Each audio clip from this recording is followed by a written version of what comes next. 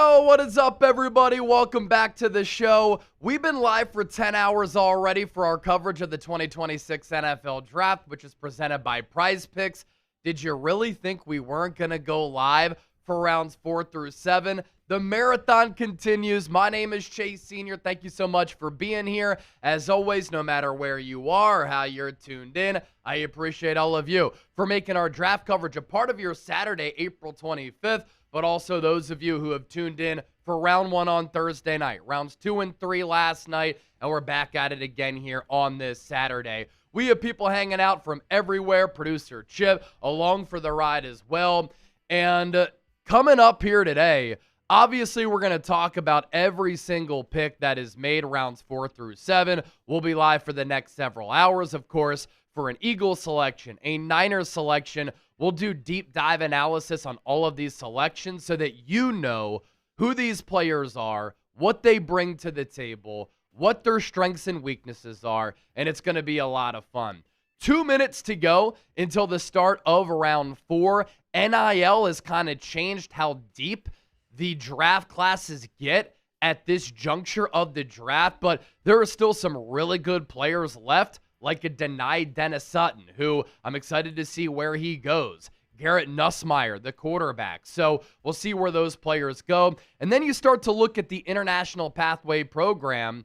Where does a guy like Uar Bernard go? Could he go to the Eagles in the late rounds? And could they follow that model of what they did several years ago with Jordan Mailata?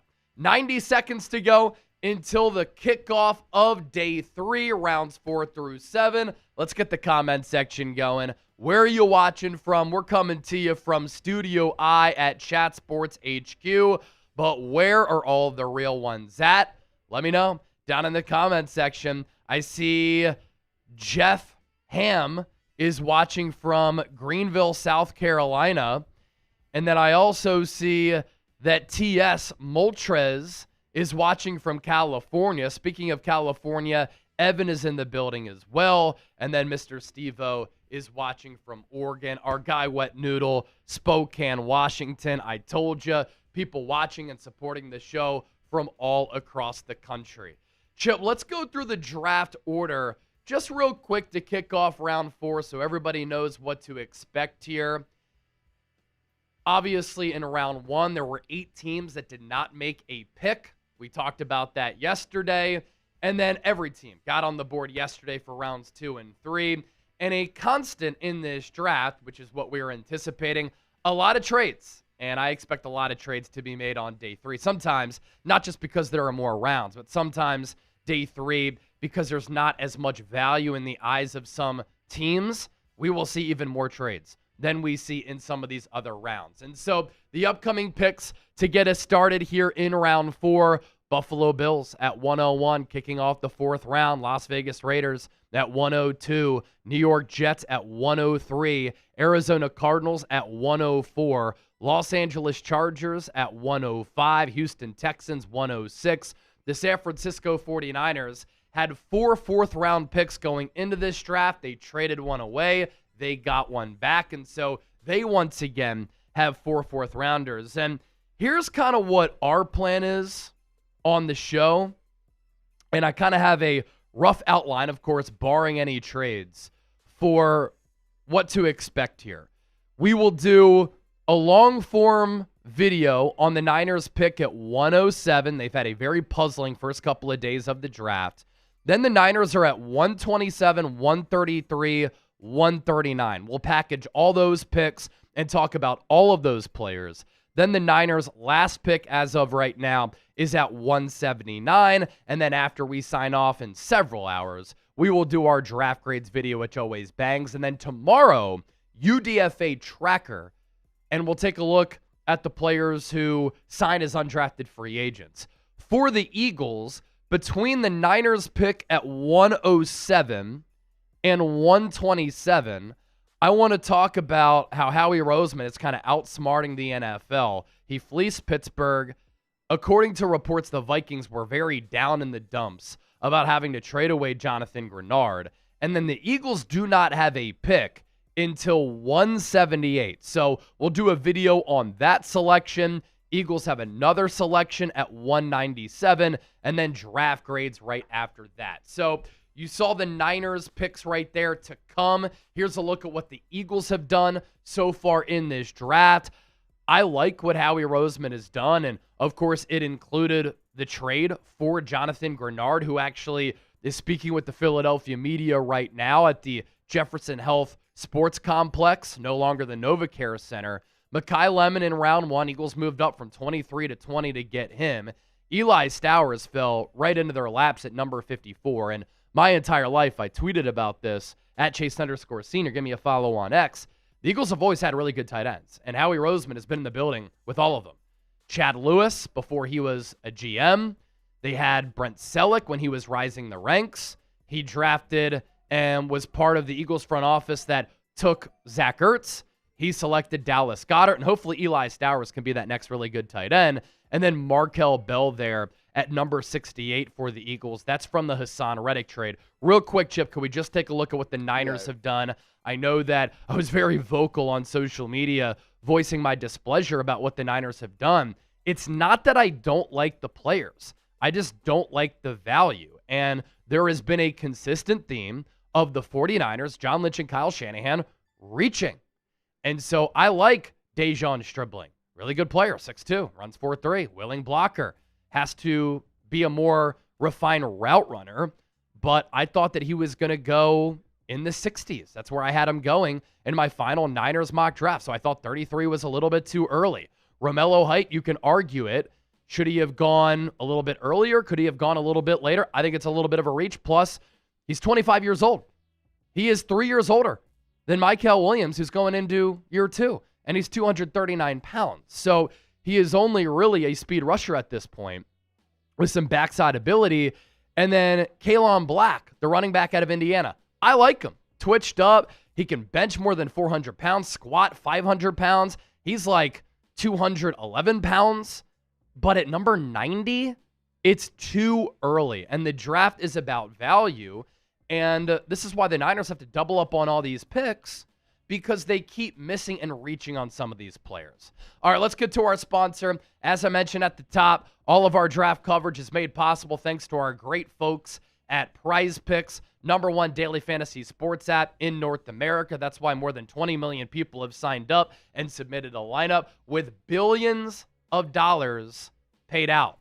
And right now, when you use our code HMA and you use our download link down below and you play your first $5 lineup, you get $50 instantly in lineups.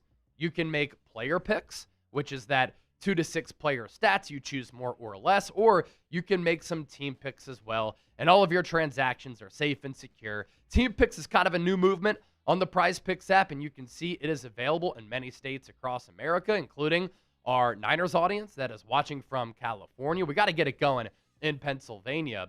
As far as a PrizePicks lineup, $20 to win $115. We're looking at some basketball action here. Paolo Banchero, less than 34.5 points, rebounds, and assists. Magic, Pistons, locked up at 1. That series shifting to Orlando. Desmond Bane, more than 3.5 free throws made.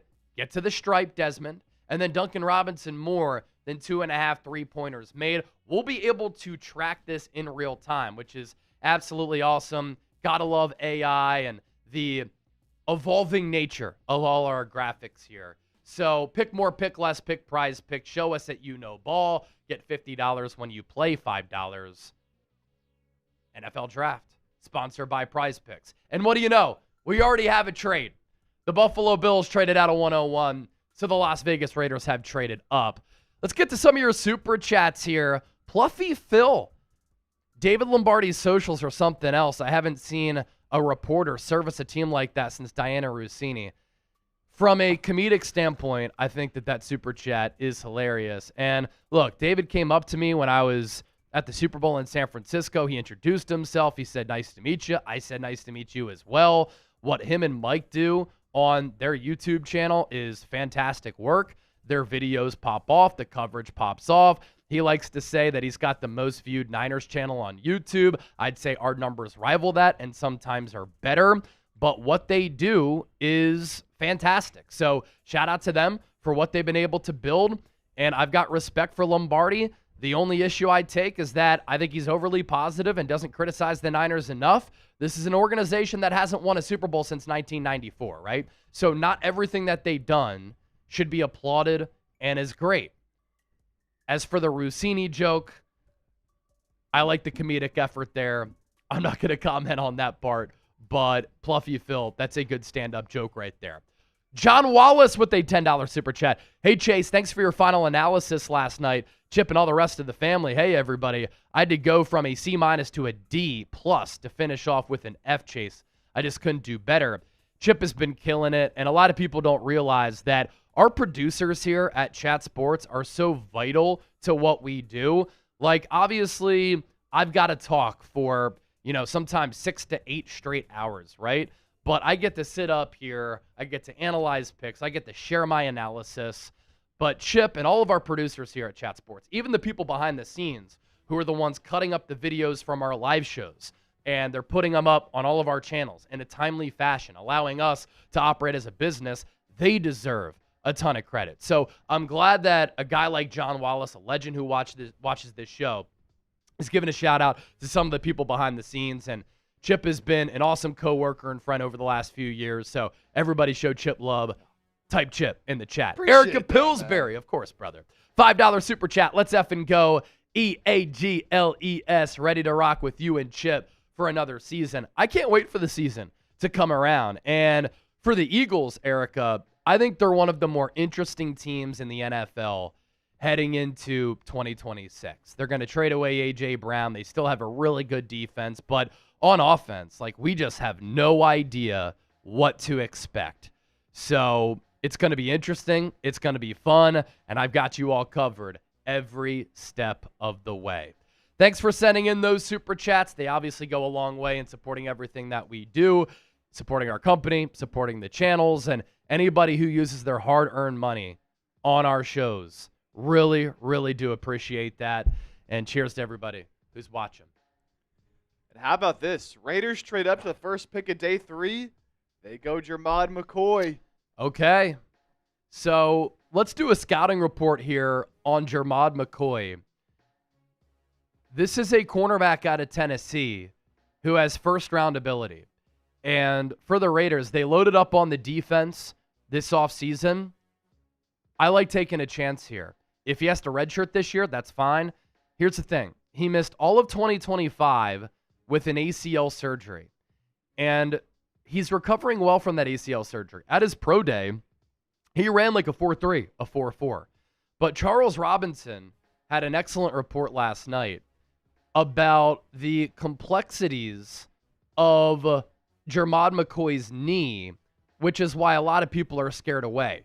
There was this bone plug in that knee, and some teams fear, that there has to be another surgery with that bone plug, which is when you take a piece from the knee and you insert it because of some degeneration there. And if he has to get another surgery, there is fear that that'll be it for his NFL career.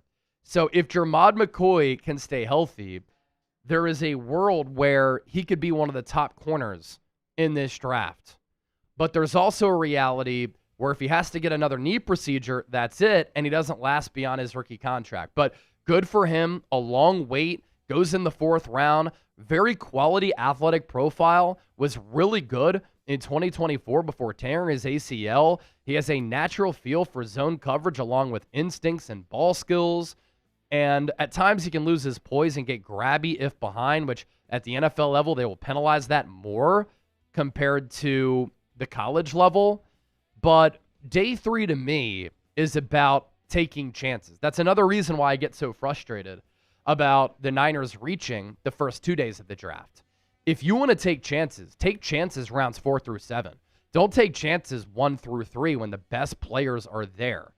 And the Niners don't do a good job of projecting where these players can be in a couple of years. And that's what happens when your head coach has too much personnel say. He's trying to win right now. So he's drafting players who might be tapped out and they don't have as much upside. And that's one of the issues that I have with head coach Kyle Shanahan. But Jermod McCoy to the Raiders there to kick off round 4 at 101. 75 Dignan. You guys took undeserving heat yesterday. Hope we never see that drippy dude again. CNC Niner Factor. Let's make it count. Faithful. Bang, bang. Yeah, Chip and I were talking about that after the show, and I honestly didn't see some of it. And I guess when the Eagles made a pick, like I was doing what we do for every single Niners pick, right? And it's the nature of my job. I know a lot of people don't like that I'm live on Eagles, live on Niners, but I'm living out a dream talking about the NFL. I've got 2 massive YouTube channels. I've got to cater to both. I also have a new NFL college football show where I get to talk about the league as a whole. And I understand that fans get fired up and we're not always talking about their team when we're live on that channel. But for people to like take personal shots at me, it is what it is. But here's the thing. Internet voices and social media voices are always the loudest.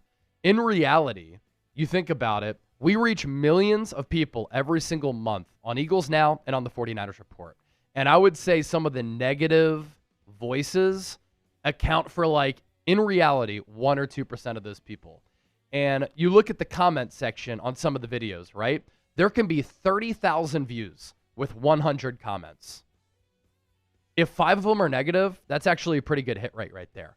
Sometimes I do look at those comments and I respond because, yeah, I'll fire back. If you're going to talk shit, I'm competitive. I'm going to talk shit as well, and I'm going to have some fun with some people, and a lot of it will come across as sarcastic, but you take shots at me, yeah, you better be able to take the heat if you're going to give the heat. But we got a job to do. We got a business to run. I'm the VP of Content Strategy here as well, so I'm not just doing content. This is how I make a living, man, and we put a lot of work and a lot of passion to all this, so the real ones know. 75! Appreciate that $20 super chat. All right, at 102, the Buffalo Bills took Jude Bowery, the offensive tackle out of Boston College. Let's go scouting report here as well, Chip, because this is another one of those players that I would have loved for the Niners to take as a future Trent Williams replacement and a developmental offensive tackle. Bowery is an experienced player from Boston College who is 6'5". He's 314 pounds. Didn't give up a sack last year at BC playing in the ACC. Did give up 14 pressures. Didn't grade all that well according to Pro Football Focus. But my thought for a team like the Niners and taking a player like this, invest in the offensive line. I mean, how often do you hear that line? Games are won and lost in the trenches. But the Niners will prioritize the defensive line. They never prioritize the offensive line. And the thing with the player like Jude Bowery is there's no rush to play him. But how about developing him behind Trent Williams? Get ahead of replacing him. Very nice athlete, flashes of power, which I think will give him a good ceiling. Might fit best in his own blocking scheme. Sometimes he has issues dealing with power and hand usage. He can let guys get to his chest a little bit too much. But Jude Bowery, good player to Buffalo, and a developmental offensive tackle who can learn behind one of the best in the game, Deion Dawkins. Shout out to Temple University. All right, here's our super chat menu. 75 Dignan sent in that $20 super chat. So he is in the raffle to win a 49ers Report shirt. If you send in 20 or more, you get a raffle to either win a 49ers Report shirt or an Eagles Now shirt. You send in a $50 super chat, I'll give you a beer cheers. If we get the 500 total, we've been ripping shots of mezcal all throughout the weekend, which I've absolutely loved. You take shots at tequila, you take shots of whiskey, and it'll really impact you the following day. And for me, I track my sleep like pretty heavily. And you drink alcohol, you know, a couple hours before bed, your heart rate always spikes. You have stress levels that are very high. You don't recover as well. Drinking this mezcal, I've actually been able to bounce back pretty well. Now, last night I only slept 5 hours, but it wasn't alcohol related. I was just juiced up, ready to get into work for rounds 4 through 7, coming off a great day 2. Let's also do this. I saw a couple people send in a $5 super chat. For the next 5 minutes here until 12:21 Eastern, anybody who sends in a $5 super chat on either channel, I'm going to give you 5 raffle tickets to win either an Eagles Now shirt or a 49ers Report shirt. Boom. $5 gets you 5 tickets if you send in a $5 super chat to be a part of our channel shirt raffle. So that starts right now, 5 minutes on the clock. Niners coming up. Yep. Got a few picks. All right, at 103, the New York Jets taking Darrell Jackson Jr., a defensive lineman out of Florida State. The Cardinals pick is also in, and we can rip a little scouting report on Darrell Jackson Jr. as well. Let's get to your super chats real quick, though. Plus Ultra Adrian, he's been here all 3 days of the draft. What a legend. Chase and Chip, you guys are the only ones I want covering the Niners. We're lucky enough to have you two here. F the haters. Again, salute. And the haters are very few. But they're always loud. So keep that in mind if you ever get discouraged when you're on social media and people are talking some smack. Bump 88, $2 super chat. And Ultra, we're giving you 5 raffle tickets for that as well. That included the super chats that came in right before I announced that. Bump 88, $2 super chat. Thank you so much. What is 88 for? Is that for Jake Tonches? Sneaky good tight end. Brian Seitz, a $5 super chat. Getting that raffle, baby. Bunch coming in. Raffle tickets there for you as well. 5 for 5. 3 minutes left on that deal.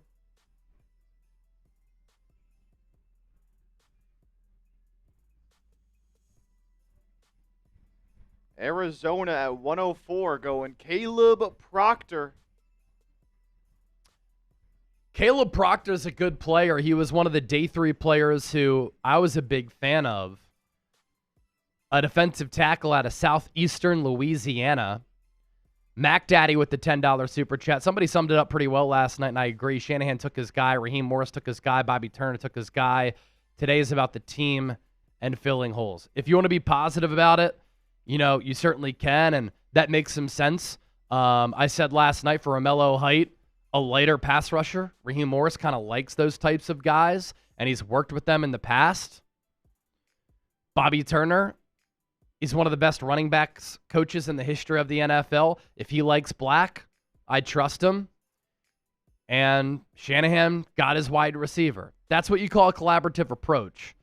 But I just think that the Niners' draft strategy and their scouting has kind of been ass backwards because some people have said, let the experts do their thing, right? But according to the consensus boards, there always reaches.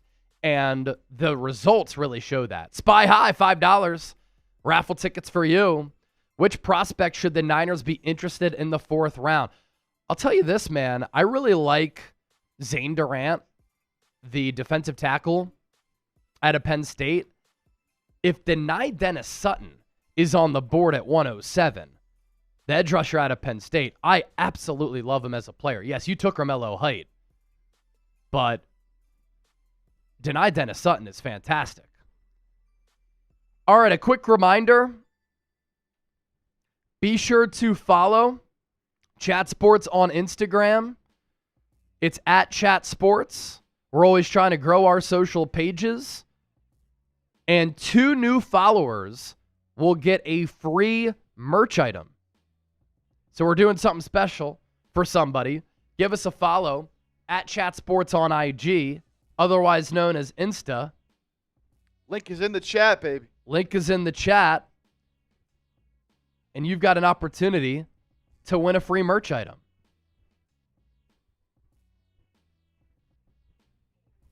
Link is in the chat.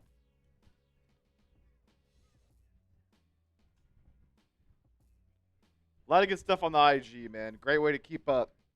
A lot of short form content on there from a lot of our great people here.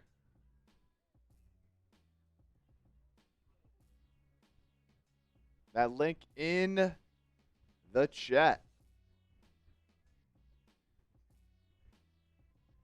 And let us know in the chat once you do hit that follow button. Who knows? Maybe you'll end up getting that free merch item. We got Jacked Solomon Angel.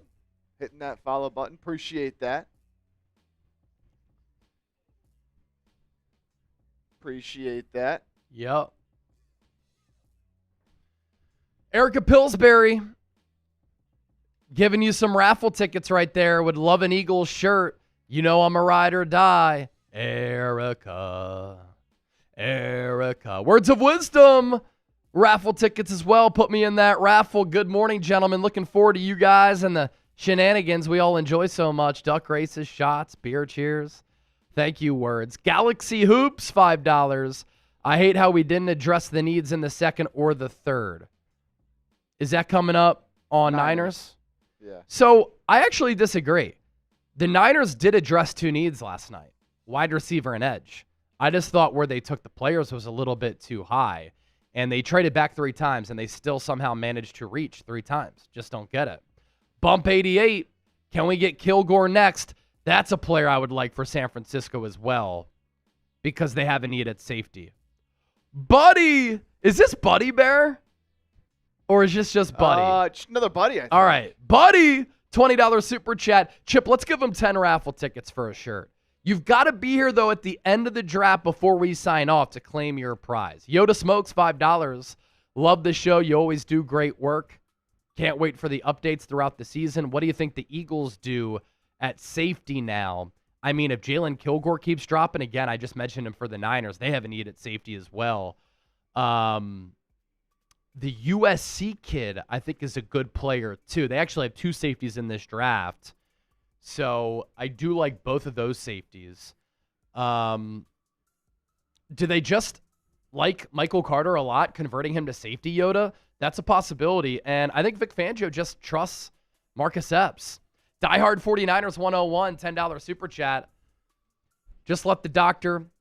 I feel as good as this terrible draft. Oh, damn. Well, I hope your health is okay, and I hope you start to feel better.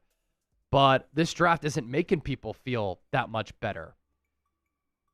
All right, let's recap the picks so far because the Niners are coming up at 107 if they stand pat.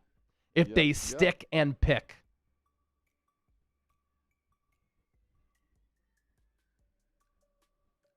And Chip, with 107, since we're trying to do that Eagles cut, I think we just hop like right in. Yeah. So the picks so far to begin round 4. Jermod McCoy, first-round talent, injury concerns to the Raiders. Cornerback out of Tennessee there at 101. The Raiders moved up to take him. Jude Bowery, the Boston College offensive tackle, sliding to 102. He's a good player. Didn't give up a sack last year. Needs to get a little bit stronger, better hand placement. Darrell Jackson Jr., defensive lineman out of Florida State to the New York Jets. Caleb Proctor, a player who I like as a more slender defensive tackle out of southeastern Louisiana. And then Brennan Thompson, the electric wide receiver out of Mississippi State to the Chargers at 105. Brennan Thompson is a 4.2 speedster. And he's smaller, but he is dynamite. And can we do a scouting report on Brennan Thompson and then Proctor after that? Those are 2 players that I want to talk about. And then if we could do Darrell Jackson before this Niners pick, maybe we can get to it. I can run through these very quickly. We can just go scouting reports here, Chip. Yep. For Brennan Thompson, he is smaller, 5'9", 3/8, 164 pounds. Surprisingly, he actually did a pretty good job of beating man coverage and press and avoiding jams. Needs to add another element to his game. But for Justin Herbert, he has a really electric playmaker to throw the football to. And him and Ladd McConkey are definitely not on the taller side. For Caleb Proctor, a player who we talked a little bit about in the pre-draft process here. High energy player, great pursuit in the open field, plenty of praise for his work ethic, leadership, and team-first mentality. Has the athletic traits, just needs refinement, obviously hailing from a small school, southeastern Louisiana.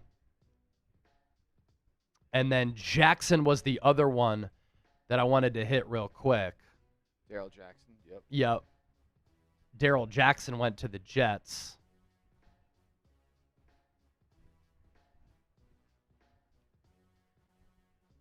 Darrell Jackson went to Florida State. Shout out Reed Barkus. Great size and frame with one of the longest wingspans ever for a defensive tackle. Traits outweigh impact right now, but his untapped ability, especially as a run stopper, no real pass rush impact outside of 2024.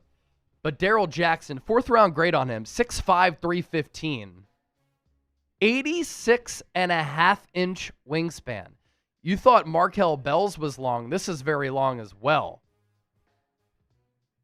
Houston Texans, they're doing what the Niners are doing. Just going all in on the offensive line. Febechi Nuwawu, the guard out of Oklahoma. A mauler. All right, Niners on the clock.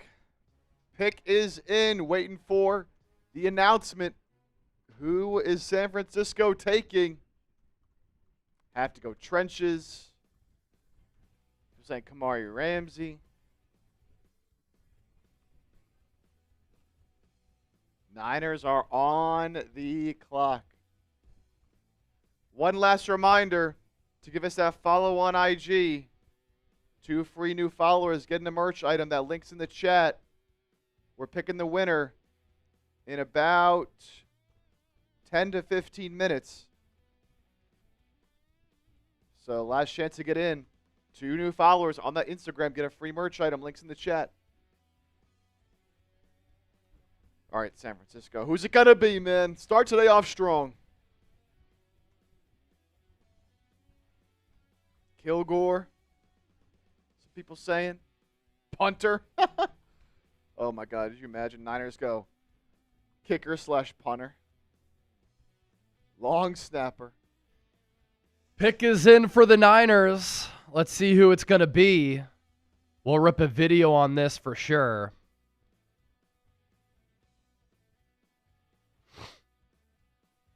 And by the way, all those $5 super chats that came in, we're giving you the 5 raffle tickets as well. I extended the deal. So on either stream, you send in a 5, you get some raffle tickets to win a channel shirt. Mac Daddy with another 5. Don't get me wrong, it's definitely backwards. You got all these guys much later. They're terrible at that, playing their favorites, terrible strategy. You know what another crazy thing is? Kaelon Black is 5 years younger than Christian McCaffrey. Romello Height is 3 years older than Michael Williams. Wild. Bryce Anderson, $2. Let's take Ramsey, Perkins, or World in this round. Isaiah World coming off that ACL, but I would take a chance on him. If I were a team, he could be a really good offensive tackle at the next level. Ned Goodwin. Are they trading Brandon Ayuk today? That's a potential late round trade that we could see. You know, I haven't really thought about that because it's just such a mess. But that is something that we could see. Could Ayuk get dealt for a late rounder? If it's post June 1, it helps them save some money. But if they get a draft pick back, that would be cool. Washington, come calling. What has Washington done so far in this draft? Could we take a look at that? Absolutely. Because they went after Romeo Doubs and Alec Pierce at wide receiver in free agency. They didn't land anybody. They did take Antonio Williams in round 3 at 71 overall. And then Sonny Styles fell into their lap. I love that pick. Dan Quinn loves him as well. Did we get to the one from Yoda? I think Yoda, one, right? Love the show. You always do great work. Can't wait for the updates throughout the season. What do you think the Eagles do at safety now? Yeah, we talked about that. Okay, There's still some solid safeties available. But the Eagles don't pick until, what, 178, right? Yeah. Yeah.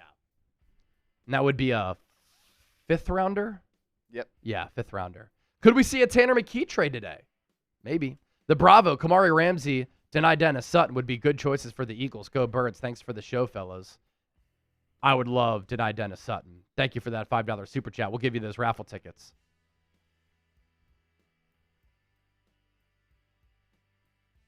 David Rosler, NFL International Fan of the Year, representing the Niner gang in Germany.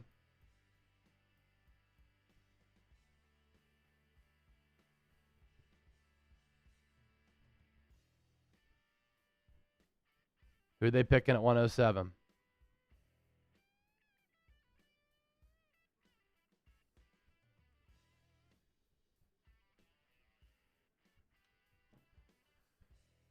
Oh my God. Grayson Horton, the defensive tackle out of Oklahoma. What? This was the guy that somebody in the Niners chat yesterday said that he coached in high school. Oh, shit. That's right. 6'2", about 293 pounds. This is a quicker defensive tackle. And if our guy is watching, who coached Grayson Horton as a young guy, let us know that you're here because that's awesome. Oh, man, who was that? I don't remember who that was, but.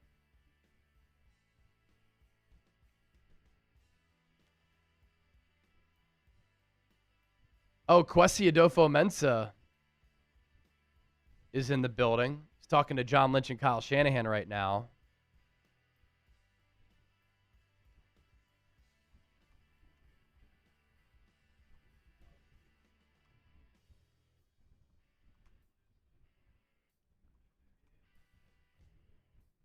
So we'll break this down in full, but Niners fans, give us your initial thoughts on the pick here.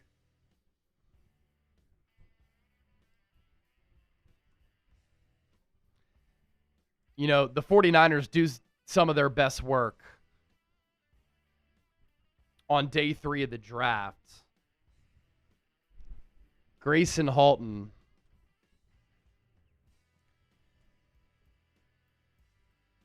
(6'3". Sorry, 6'2", 295 pounds.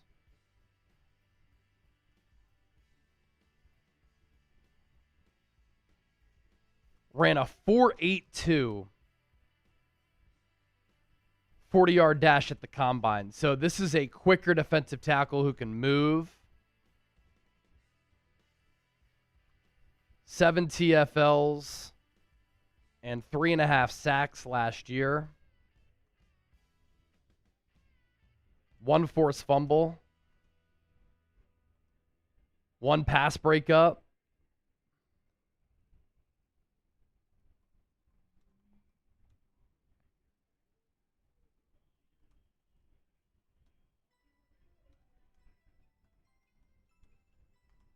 And another guy who has a great motor. And again, we'll do a deep dive into this pick.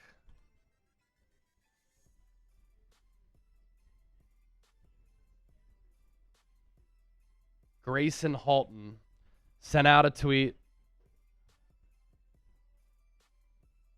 Let me put it on IG here for everybody.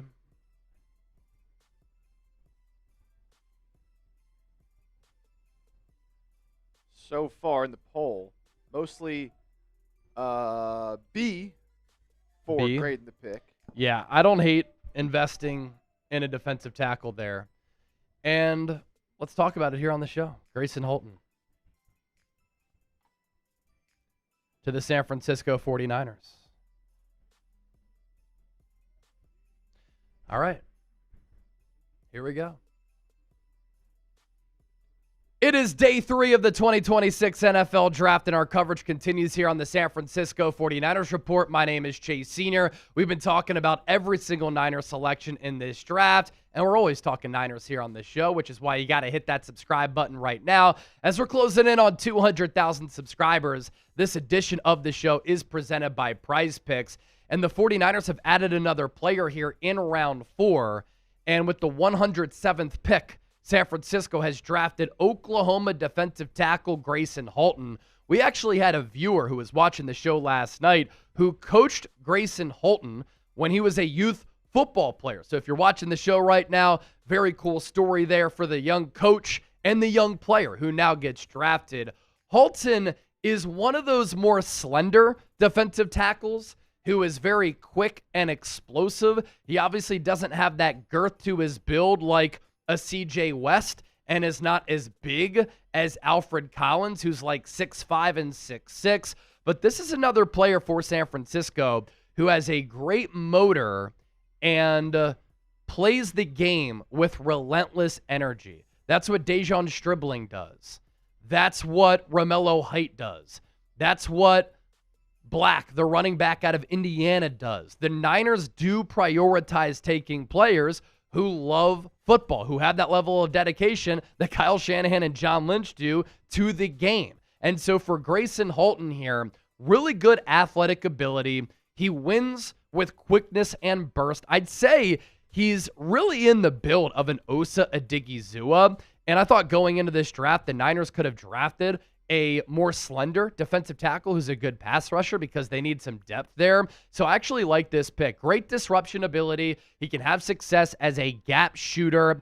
And because he does have that lack of girth and size, he can lack an anchor and fails to shed blocks too often. So his game is really being able to win with quickness, twitch, and explosiveness for a guy who is a tick under 300 pounds. Last year for Oklahoma, 33 tackles, 7.5 TFLs, 3.5 sacks with 2 passes defended, 1 forced fumble, 1 fumble recovery. Also had a really good 2024 where he had 6 TFLs, 5 sacks, and 2 forced fumbles. At the NFL Combine, he ran a 4.82 40-yard dash. So that goes to show you the speed and the elusiveness that he has at that defensive tackle position. And behind Alfred Collins, CJ West, Osa Odigizua, the Niners don't have a ton of true defensive tackles on the roster who could be potential long-term plays, but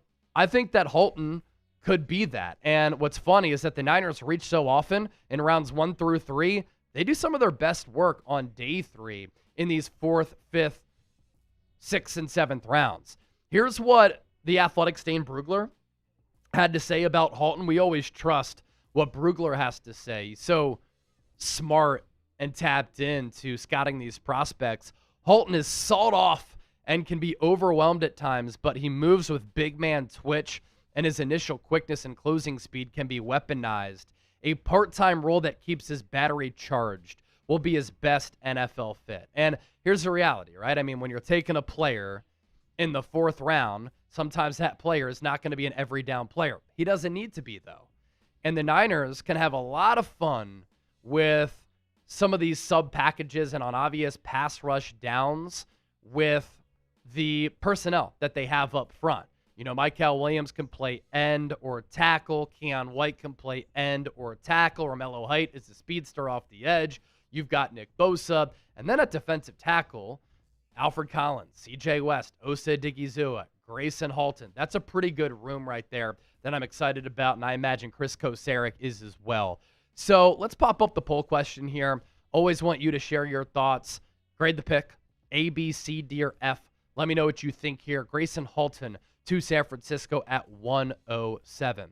The 49ers Report is made possible and sponsored by our friends at PrizePicks. This is America's #1 fantasy sports picks app. And we have a great deal for everybody out there. When you use our code HMA, and you can download the app with the link that is attached to the pinned comment and in the description of this video, and you play your first $5 lineup, you get $50 instantly in lineups, which is awesome. And this is the best place to win cash while watching sports. The app is really easy to use. Just pick more or less on a few player stats, and you can you can lock in your lineup, Also, with the new social feeds feature, you can share prize picks with your friends and copy lineups with a single click. That includes me. Give me a follow at Chase_Senior, and you can tail our picks, and you can see our lineups before they get posted. PrizePicks also now has early payouts. If your player gets off to a hot start, you now have the option to cash out of those winnings before the game even finishes. And here's a lineup for tonight. Palabancaro, less than 34.5 points, rebounds, and assists. Desmond Bain, more than 3.5 free throws made. Duncan Robinson, more than 2.5 3-pointers made. It's always good to be right with PrizePicks. Pick more, pick less, pick PrizePicks. Thanks to PrizePicks for sponsoring the show. So more on Grayson Holton here. He competes to the end of the whistle and through the whistle. He was a fan favorite at Oklahoma because of his energy, fun-loving personality. So that's good as a cultural fit for San Francisco here. Loves football, but also I think people are going to enjoy being around him. You saw it the photo that we showed you. He's got that Captain C on his chest. So very well respected within that program. He has some leadership traits, set the bar high in the weight room. And in the weight room, he can throw around a lot of weight. And I love how Dane Brugler put this. Closes like a banshee when he has a clear lane to the football. He can also use some subtle shoulder dips to wrap or slash through gaps. And think about it. When you are a smaller, more slender defensive tackle, and you got to win with quickness, you win with quickness, you win with twitch, you win with burst, you win by getting creative with your moves, like that shoulder dip to try to squeeze through some offensive linemen. Some of his weaknesses, the frame is probably maxed out. He was not a full-time player at Oklahoma. He was kept fresh by a heavy rotation, which is why you can put him in there in obvious pass rushing situations because he will struggle against the run, because he lacks some of that play strength, because he plays so amped up at times. We've seen this with guys like D. Winters. He can miss some tackles. Nick Martin is another one of those players. So here's a look at what the Niners have done. I like Dejon Stribling as a player. I've talked about that. Plenty of videos up on the channel documenting my thoughts on him. I just thought it was a little bit of a reach, but he was a fast riser. Romello height is 239 pounds, but was 7th in the country last year in pressures. So he has shown the ability to get after the quarterback. Kaelon Black is a twitched up, bulked up running back who can bench press 400 pounds, squat 500 pounds, keeps his feet churning, good contact balance, really good pass protector, good vision, and is a perfect scheme fit for this West Coast Kyle Shanahan type of offense. I just thought he was a little bit of a reach as well because you could have had him maybe in round 4, round 5. Better players available there, in my opinion. And then Grayson Halton to the Niners here at 107. As for the Niners picks coming up as of right now, barring any trades, round 4, 127, round 4, 133, round 4 at 139, and then round 5 at 179. Appreciate Chip for refreshing that graphic there because I did remember that the Niners had another pick there in the 5th at 179. That came from one of the trades that they have made. And, of course, in addition to those draft selections for San Francisco, they also traded away D. Winters for a 5th-round pick, which is 179 in this draft. Don't forget to hit that subscribe button. We're breaking down every Niners pick during the draft. Thanks so much for being here, and keep it locked here. By the time that you're watching this video, we're still live here on the show. Buddy! $50 super chat. He makes it rain. Let's go. Buddy. We'll give him 10 raffle tickets as well. That is also a beer cheers, my brother.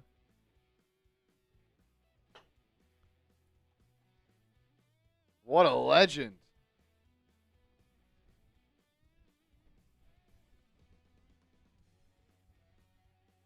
Buddy with the 50. And real quick, let's just recap some more supers that came in, but I want to get caught up on the picks since the Niners did take Grayson Halton here. Yep. So Broncos right after the Niners. They took Washington running back Jonah Coleman at 108. The Chiefs took Oregon corner Jaden Kennedy at number 109. How about this? The Jets taking my guy Cade Klubnik. Oh, I like that. At 110. That's a good landing spot for him. Their QB of has an the opportunity future. to develop and maybe get some playing time. Hopefully he's got some foundation there.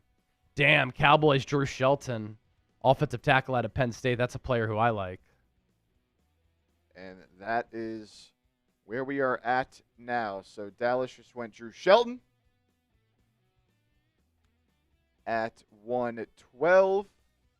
And then the Colts are up now at 113. Plenty more super chats to get to. We appreciate you guys for sending those in. So I believe we ended off with this one from Bryce Anderson with a 2 on 49ers. Yeah, we saw that one. And then we got Ned. I think you said this one verbally. I might have popped this one up. Are they trading Ayuk today? Talked about the potential there. Yep. Shane Kirshner coming in with a $10 super chat here. Not happy with the day 2 picks. Around 4 and 5 seem to be our sweet spot for picks. Hopefully, today's a good day. I think, can't be too mad about where they started off there at 107. Can't be too mad there. Did Mullet Man get drafted? Yeah, Mullet Man got drafted by the Steelers. Talking about, oh, man. I can't remember his name right now. Drew Aller? No. The lineman they took with the hair. Oh, Jennings Dunker. Yes, Jennings Dunker. He is gone. Francisco Avila back in the building. Still waiting for O-line help. Brock can't pass the football. He's running for his life. Yeah, still no O-line yet.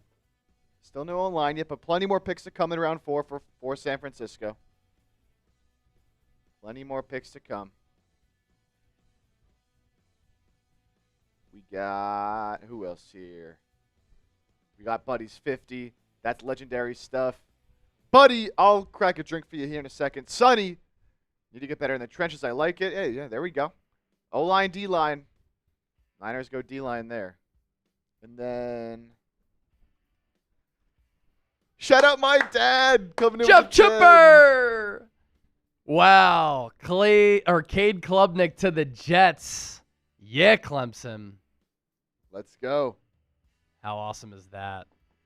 And it's so funny. Man, how about him and Garrett Nussmeier kind of jockeying back and forth to see who would go first? Guys who going into 2025, some people thought could be first rounders, both did not have great 2025s, fell a little bit, and it's Klubnik, a Texas high school legend, by the way. Oh, yeah. Some people here at Chat Sports HQ said that he's one of the best quarterbacks they've ever seen, him and Quinn Ewers, and he goes to the Jets. What were you going to say?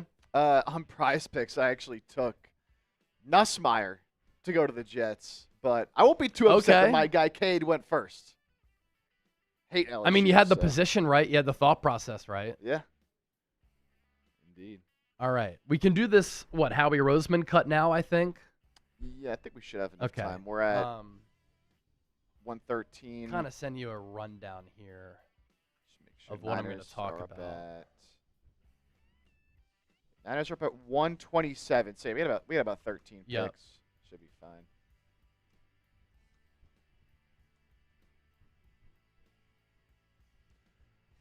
All right, so we have our winners for the IG follower merch giveaway. And again, this is across the entire company, so we want to see if those 2 winners are here. At GXNX13 on Instagram and at Quentin Sivan on Instagram. Gabriel Nova and Quentin Sivan.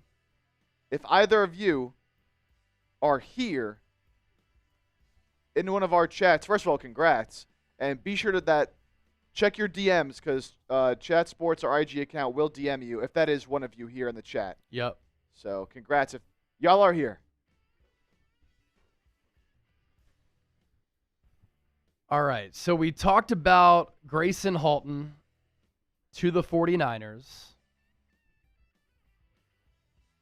We just got a flurry of picks in here. Met with the Niners in the pre-draft one time, Halton did.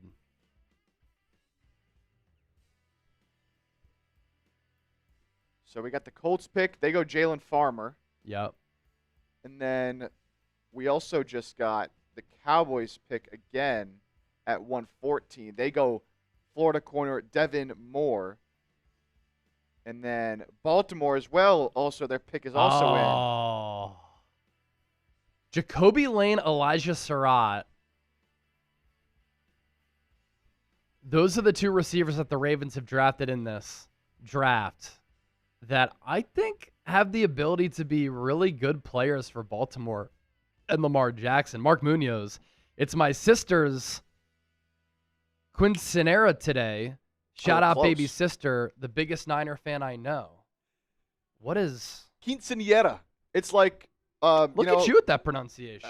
Emphasizing that N with the accent. I got a little Mexican in me. Okay. It's when you turn, I believe it's 15 years old in Hispanic culture. Oh, so it's like a bar mitzvah. Yeah, it's like a bar mitzvah, but Hispanic culture kind of thing. I believe it's 15. Okay. I think that's the right age. Happy birthday to your baby sister. Hope you guys have a fantastic day today. Enjoy. And tell her that Chase Sr., Jake Chipper from the 49ers Report said happy birthday. Quinceañera. Did I get that right? Quinceañera. I think I got that right. That's good stuff, man. Grade Chip's pronunciation, A, B, C, D, or F. It's an A. I did get it right. Mark, let's go. Jonathan goaded, who the F is Grayson Halton. We just talked about him for about 10 straight minutes.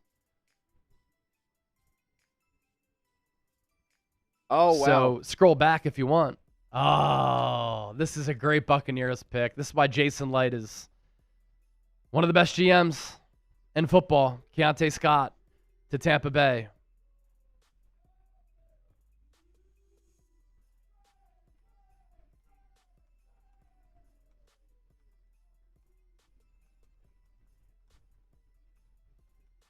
All right. So Keontae Scott going to Tampa puts the Texans on the clock at 1:17. So we got 10 picks until the Niners. I think if we start this now, we should be straight. If you want to get into it. Yep. For our Eagles audience, we're going to talk some Eagles here.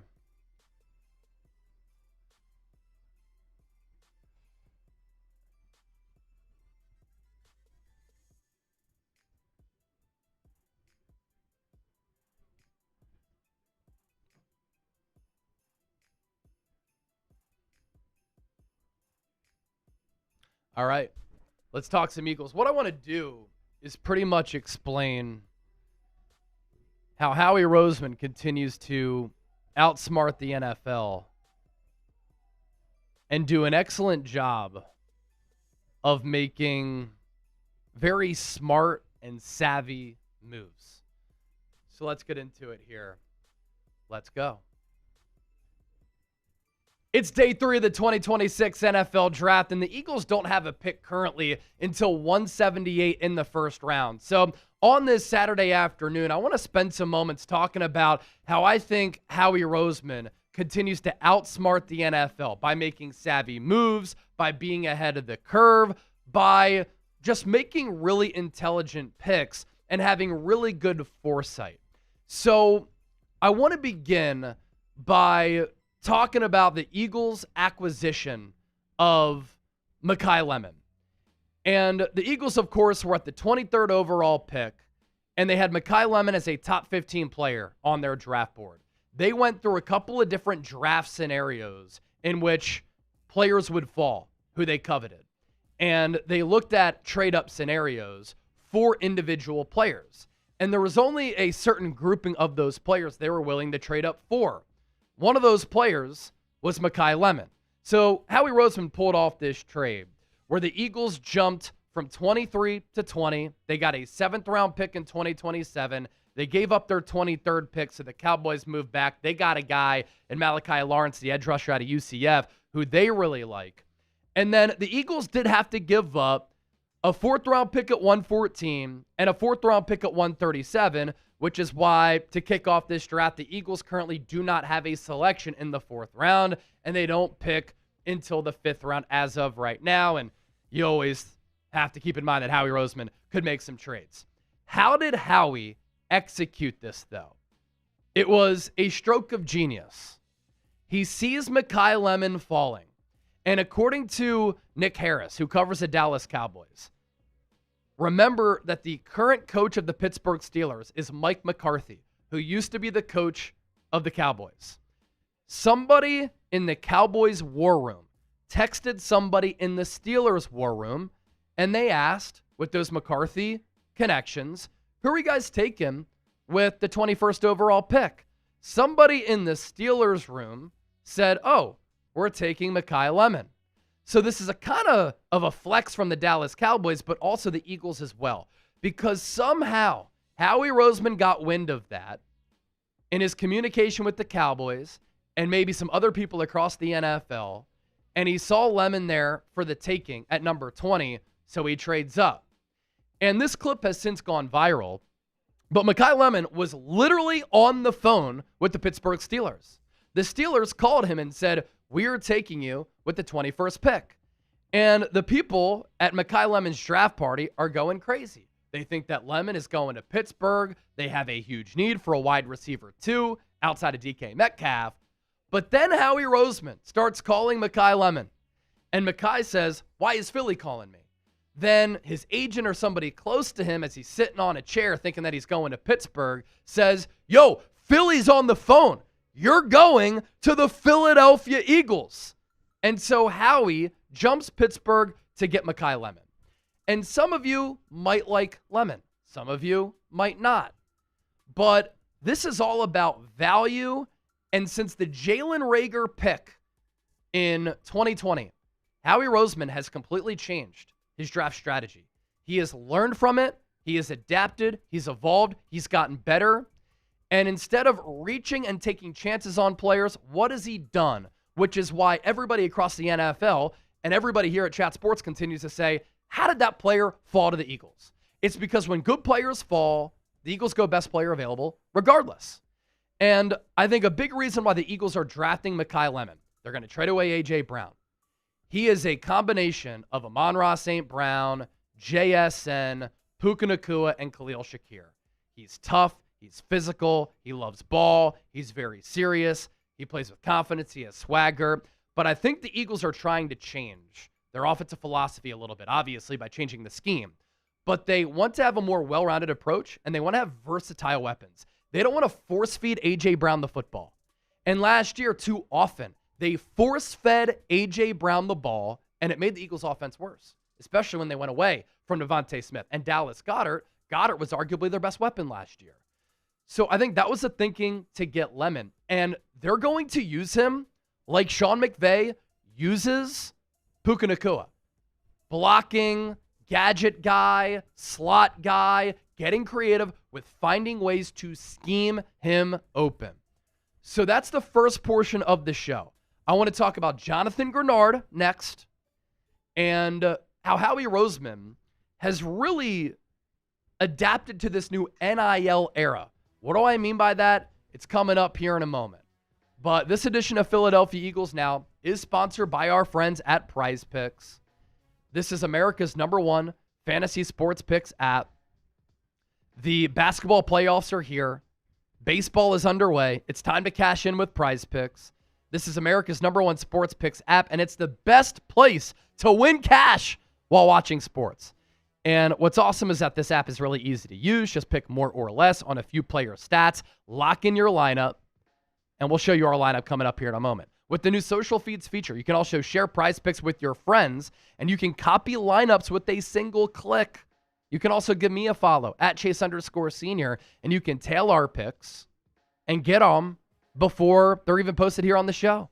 PrizePicks also now has early payouts. If your player gets off to a hot start, you now have the option to cash out of those winnings before the game even finishes. And here's our lineup for some basketball playoff action. Paolo Banchero, less than 34.5 points, rebounds, and assists combined. Desmond Bane, more than 3.5 free throws made. Duncan Robinson, more than 2.5 3-pointers made. New user offer. Download the PrizePicks app today with the link in the comments and in the description. Use our code HMA to get $50 in lineups after you play your first $5 lineup. That's code HMA to get $50 in lineups after you play your first $5 lineup. PrizePicks, it's good to be right. Now let's talk Jonathan Grenard.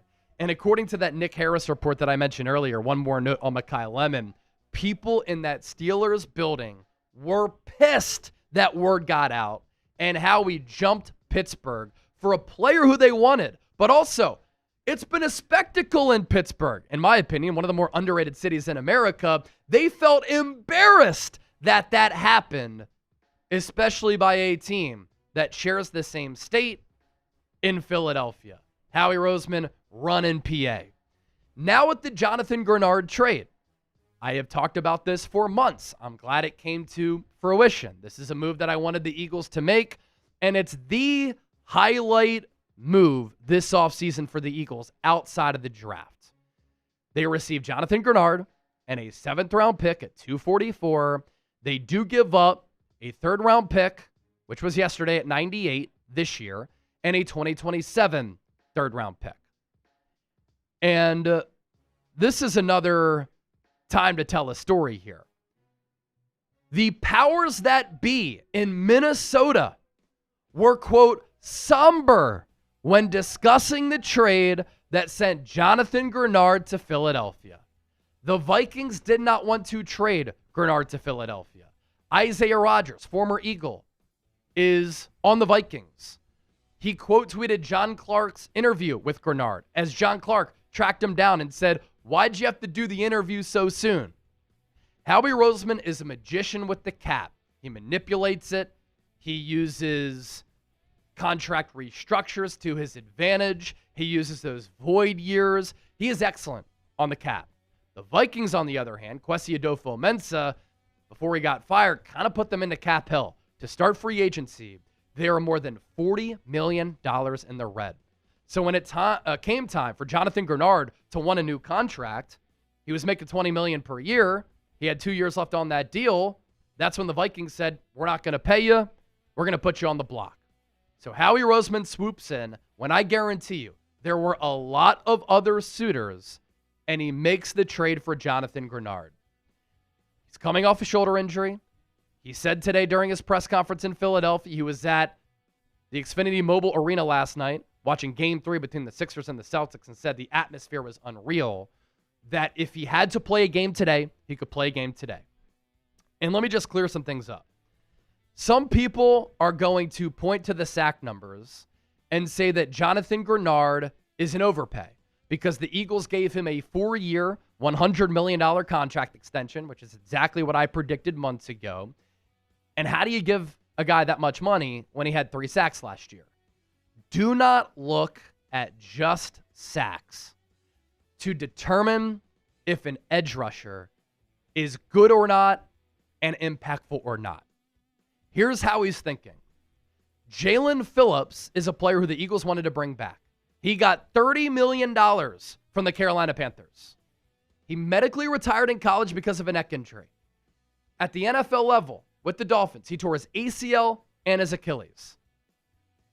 The Eagles are giving Grenard $50 million in guaranteed money. So it's pretty much a 2-year deal worth $25 million per year. Jalen Phillips is getting $30 million per season. Jonathan Grenard does not have the injury concerns that Jalen Phillips has. He's also 28. Phillips is 26. The Eagles gave Grenard $50 million in guaranteed money. The Panthers gave Phillips $80 million in guaranteed money. What made Jalen Phillips so successful with the Eagles, how good of a run defender he was, and how good and disruptive of a pass rusher he was. I would make the argument that Jonathan Grenard is a better player right now than Jalen Phillips. He's actually had better seasons than Jalen Phillips and hasn't had the injuries of Jalen Phillips. So the Eagles are saving $30 million in guaranteed money, and they're saving $5 million per year for a better player than Jalen Phillips. Well, Chase, the Eagles gave up a 3rd for Jalen Phillips. They got a 3rd-round pick back for Jalen Phillips because of the compensatory pick formula. And more comp picks could be coming with all of the Eagles free agents who left them this offseason. So I really like this trade for the Eagles. 2 third-round picks. It's obviously a decent amount. And giving him $100 million, it's a good contract. $50 million guaranteed. But last year, he was a baller against the run. He had more than 40 pressures. He had more than 30 hurries. And Jalen Phillips has never sniffed having 12.5 sacks and 12 sacks in back-to-back years.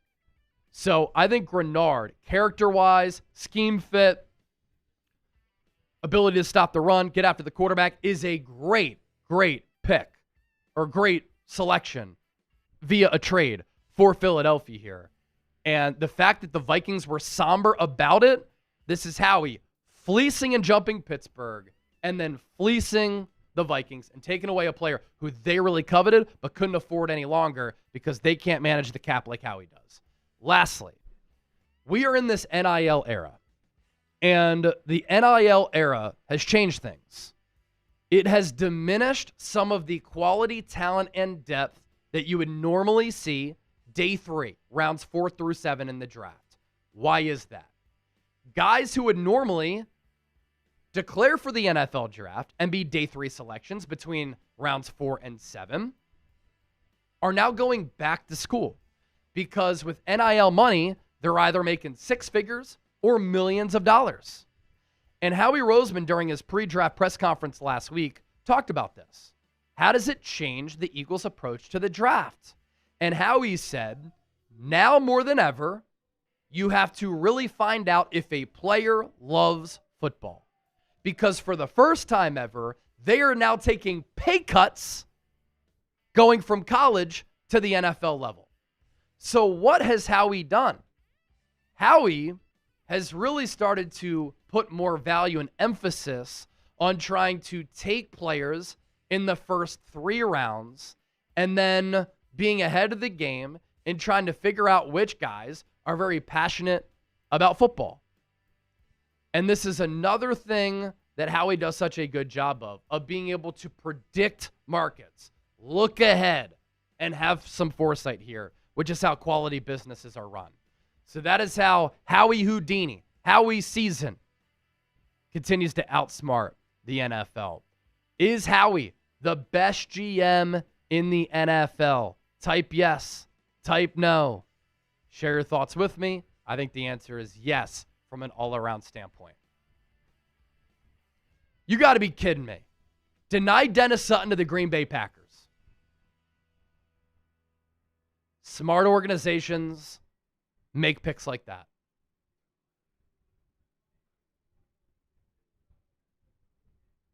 Deny Dennis Sutton lasts until 120.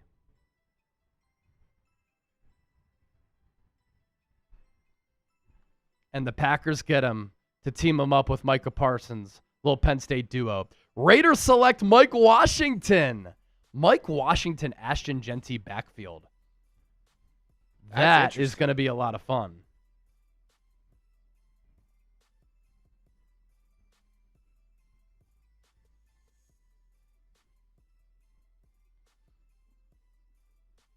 Yeah, so Atlanta was on the clock at 122 after the Steelers took Caden Wetchen. And so going back again to kind of recap the 4th round so far here. Kind of just do a quick rundown. Raiders took Jermod McCoy. A lot of concerns with the knee, degenerative cartilage issue. I also had surgery for a cartilage issue in my knee, so I know how complicated that can be. Yeah. And I can only imagine his sounded worse than mine. So I can only imagine how complicated that was. We'll see. It's a risk. He could never play in the NFL if the surgery is not successful, but they're taking a chance in the 4th round. Jude Bowery to the Bills at 102. Darrell Jackson to the Jets at 103. Caleb Proctor, not to be confused with Caden, to the Cardinals at 104. Brennan Thompson to the Chargers at 105. Fabechi Nwawu to the Texans at 106. Grayson Holton, Niners took him at 107. We broke that down on the channel. Full video was already up. Jonah Coleman, Washington running back to the Broncos at 108. Jaden Kennedy, Oregon corner to the Chiefs at 109. My guy Cade Klubnik goes in the 4th to the Jets, their future star. I'm calling it right now, all right. Cade going to New York. Cage Casey, Boise State guard to the Broncos at 111. Drew Shelton, Penn State offensive tackle to the Cowboys at 112. Jalen Farmer, Kentucky guard to the Colts at 113. Cowboys up again. They go Devin Moore, Florida corner. Elijah Surratt falling all the way to 115 to Baltimore. Keontae Scott, another guy we've talked a lot about, to Tampa Bay at 116. Memphis offensive tackle Travis Burke to the Chargers at 117. Lions go Michigan linebacker Jimmy Rolder. Then the Jags, Duke edge Wesley Williams. Chase said it. Packers go deny Dennis Sutton at 120. It's going to be a good pick for them. Caden Wetchen to the Steelers at 121. Iowa wide receiver. Raiders go Arkansas running back Mike Washington with a massive combine. And how about this? Another one of my guys, Wade Woodaz, Clemson linebacker, going to the Texans at 123. I love that for him. Learning under D'Amico Ryans. Wade Woodaz, my guy, as the Bears now up at 124. And so we're not too far away already from the Niners being back up. We got Bears, then 2 Bills selections, and then the Niners back on the clock at 127. That is where we are at. All right, we'll get to your Super Chats here. Appreciate all these coming in.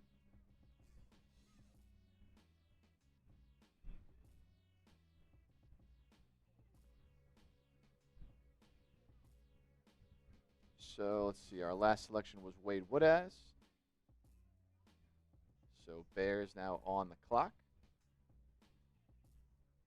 And we'll catch up on these supers. 75 Dignan, another 20. And my daughter's volleyball game while live with you guys. He says, Chase, check your email. What's up, Chip? Keep crushing CNC. 75 Dignan, thank you. Awesome, man. Thank you. Yeah, good luck to your daughter. Sorry, I'm just communicating with the team right now on some titles for some of the videos that we've been doing.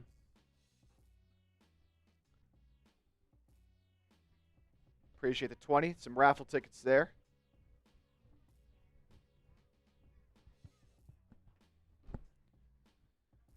And then, Erica, your YouTube notification is set for PM, not AM. I thought I fixed that earlier.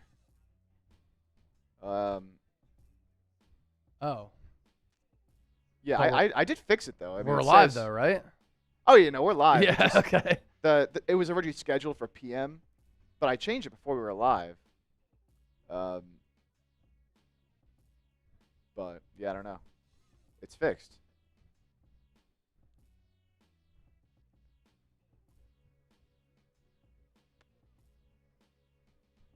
No, Nacho's doing well, Napoleon. Nacho is doing well.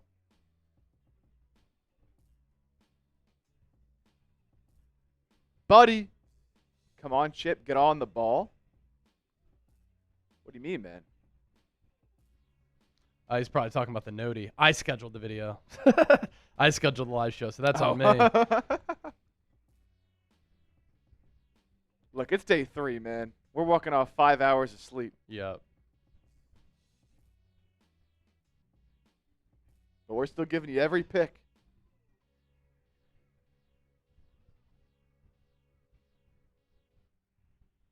James, thanks for doing day 3 coverage as well. Of course, man. Of course. Always, bro. Always, always. All right, Niners up soon. A reminder of what our Super Chat menu looks like today. $20 gets you in the channel shirt raffle. $50 beer cheers. And I never want to go back on my word. And I told our guy, I think it was Buddy, sent in the big Super Chat, I'd give you a cheer. So I'll do that in a second here. But $20 gets you in the channel shirt raffle to win an Eagles Now 49ers Report shirt. MVP gets a signed mystery jersey, largest single individual Super Chat. James says, much better than the broadcast. That's why we do it, baby. That's why we do it, baby. That's why we do it. All right. I want to record just a quick YouTube short on Kaelon Black, the running back taken by the Niners last night. I'm going to get that up before the Niners' next pick, because there's a collection of Niners picks that we're going to package together for a video. So just bear with me. We're doing all types of content here, and we'll continue to keep you in the know with all these draft picks that are happening.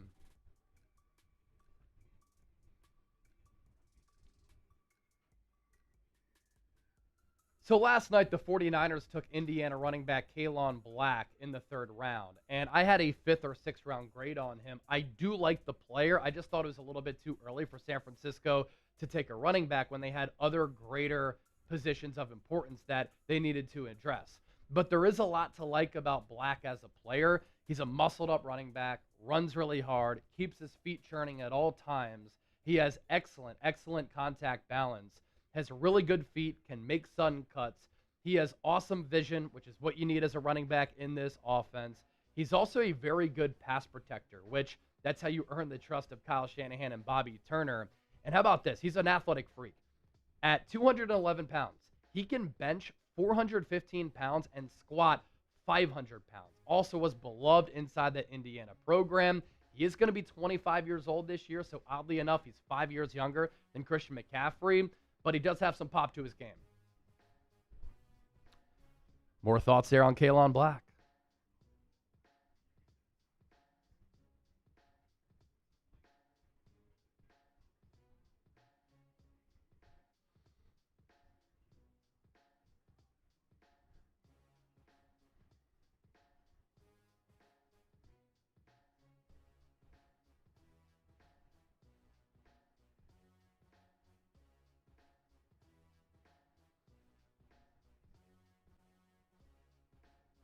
All right, let me get this YouTube short out.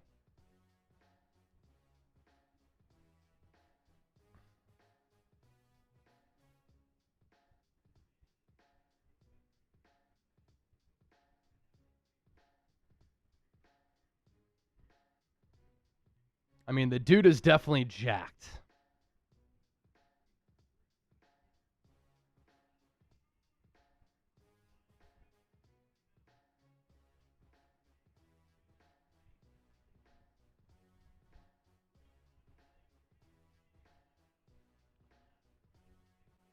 Niners coming up here soon. Bears making a pick. Buffalo, then San Francisco. So let me get this YouTube short out real quick.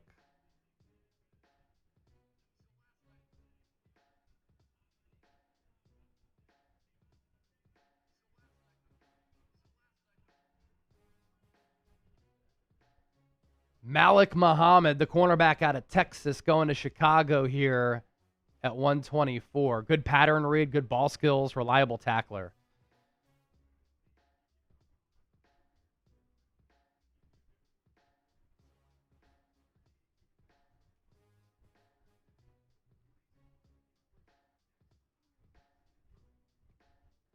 Two interceptions in 2025.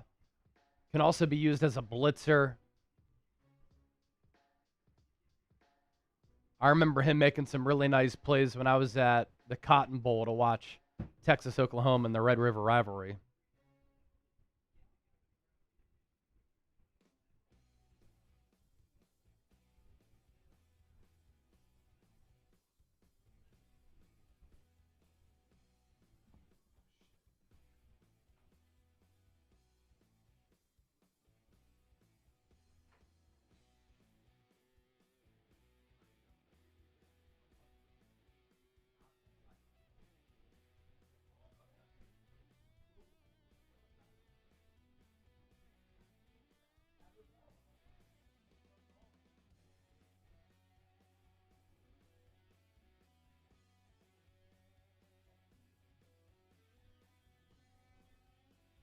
Skylar Bell is the next pick, the wide receiver out of UConn.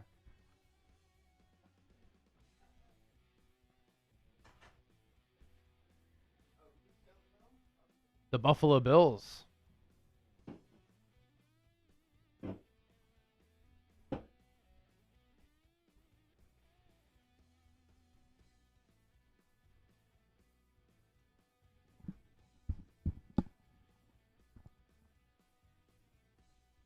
(2025) first team All-American. See that often at UConn.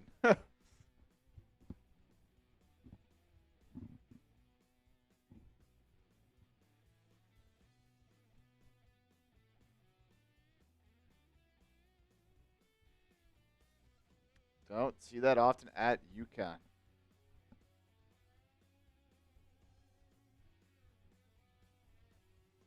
All right, Bills on the clock again at 126. Niners then up at 127. They have a bunch of picks coming up here, so I think it's a good time to take a look at the big board here. Zakee Wheatley still on the board, man. Need it safety. Zakee Wheatley, very good ball skills. I'm going to tweet that out. I think that would make a lot of sense.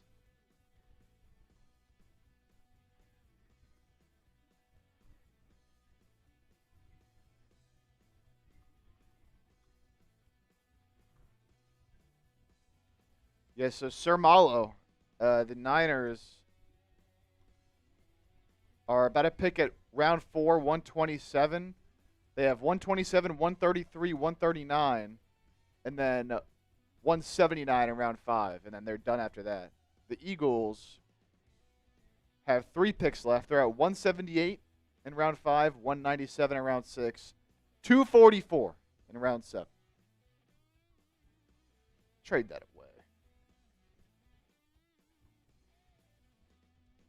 But some other names are still available. I mean, they're obviously not going Nussmeier. I mean, they could go a linebacker. Chandler Rivers. Not seen a whole lot of. Yeah, I think it's passed for a Mac Jones trade. So I don't think the Niners are going to draft a quarterback unless they hate Curtis Rourke, who they drafted last year. Jalen Kilgore also still here, so that could be an option at safety. But, I mean, again, Wheatley is still there. You got Wheatley and Kilgore here, man. Yeah, I think it's got to be one of those two. And the Bills, with their second selection in a row, there you go, Skylar Bell and then Caleb Alarms Orr. So Niners on the clock. Who should they pick here? I see a Bryce Lance shout out, but you already went receiver, man. Bryce Lance is still on the board. Genesis Smith still there as well, yep. Yeah, Bryce Lance, interesting. Still there. Hecht, yeah, the center from Kansas State is still there.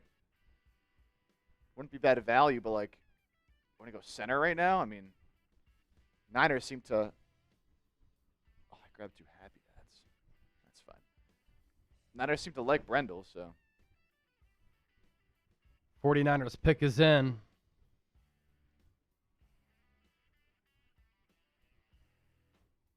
I like the DeMonte Capehart shout out, Darwin, but they're not going to go back-to-back D tackle. Yeah. But Another Clemson legend. another Clemson legend.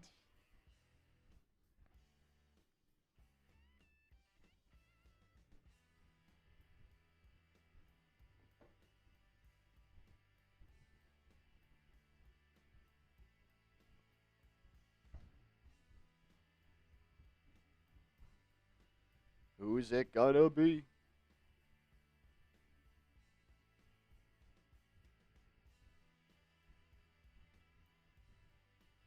Who's it gonna be? At 127. Huh. They go to commercial. Yep, commercial. All right, well, here's the beer cheers I promised for our guy. It was Buddy. Something about the name Buddy. Legends here at Chat Sports. John Wallace in the building. Seen a lot of guard. Guard or safety? Take Wheatley, man. All right, buddy. Here you go, man. Cheers.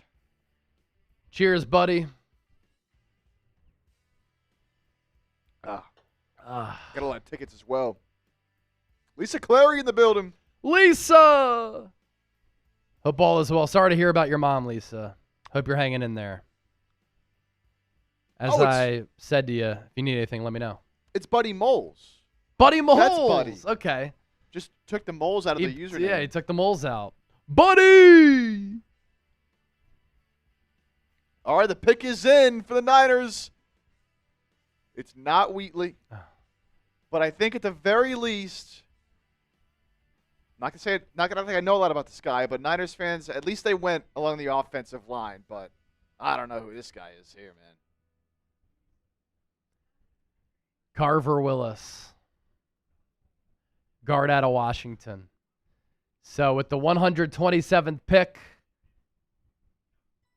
the Niners address the offensive line here in round 4. Carver Willis, another older player. Romello height. He's 25 years old. Keelan Black, 25 years old. Carver Willis, 24, 6-year senior. He is 6'5", 303, 79.9 Pro Football Focus overall grade this past year, 2 sacks, 22 pressures. Good athleticism with burst off the ball. He can finish some plays. Improved last year doing more zone blocking. This is an outside zone offense. But I do like the athletic traits and the burst off the ball in this offense. That's what you need. Likely moves inside due to length issues, so he could be a guard at the next level, but hasn't really played there. Dame Brugler on Carver Willis. He's at his best sealing and finishing in the run game, but his ability to stay on an NFL field will depend on how he protects his edges and anchors in pass pro. He protects as a backup swing lineman with the upside to be more.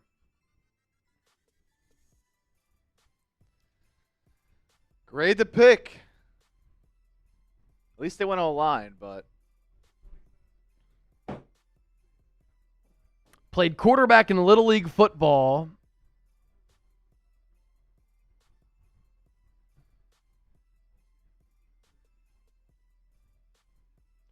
He was at Kansas State from 2020 through 2024, and then Washington this past year.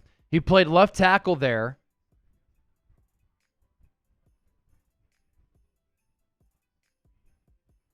Sometimes can get beat by speed on the outside.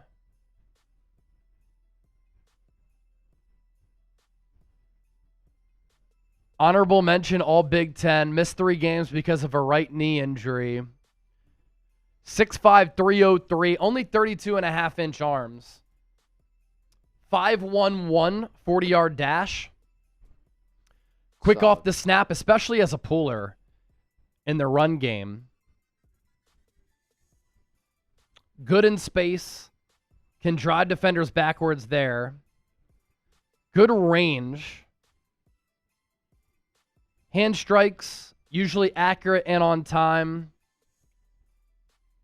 NFL scout, quote, there were mixed reviews at Kansas State. His overconfidence rubbed some people the wrong way, but the kid grew up and was considered a leader at Washington. Does have underdeveloped bulk, as evidenced by him only being 303 pounds. Lateral agility is just okay. Richard, $5 super chat. I love the super chat. I love the support. I hate the profile photo. Jason Tatum. Dagger last night against the Sixers. Chase, love you, man. Never leave the Niners channel, please. I don't plan on going anywhere. Richard, $2 super chat. Love you too, Chip. Hey, Richard. Change that profile picture, man. Thanks for the love. Yeah, change that profile picture.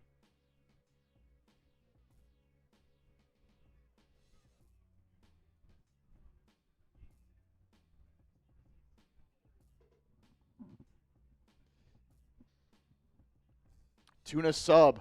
What a name. 133 is Raheem's pick. Please let it be Kilgore. Seems like one of these safeties is going to fall.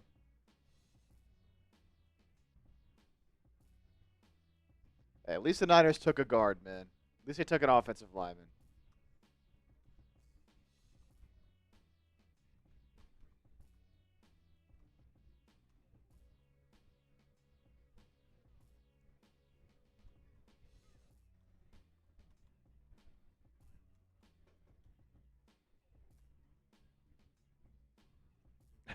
Yeah, we took the wrong guard. We'll see, Yeah, man. guard or tackle. I guess he's listed as a guard in our database, but did play tackle.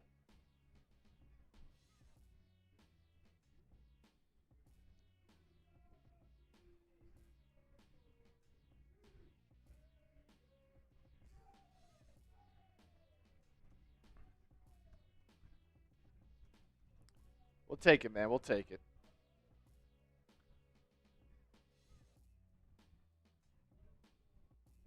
Say tuna sub backwards. I'm not gonna do that. I'm not gonna do that. I'm not gonna do that. Oh, bust a nut? That's funny.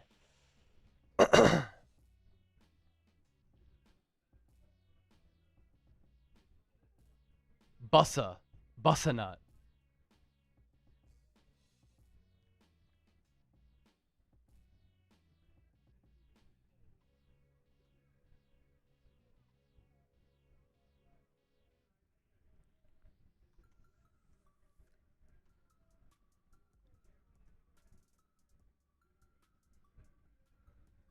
75 Dignan, another super chat coming in. Hey, be sure, while we're all hanging out in here waiting for some of these picks to come in, to hit that thumbs up icon and like the stream.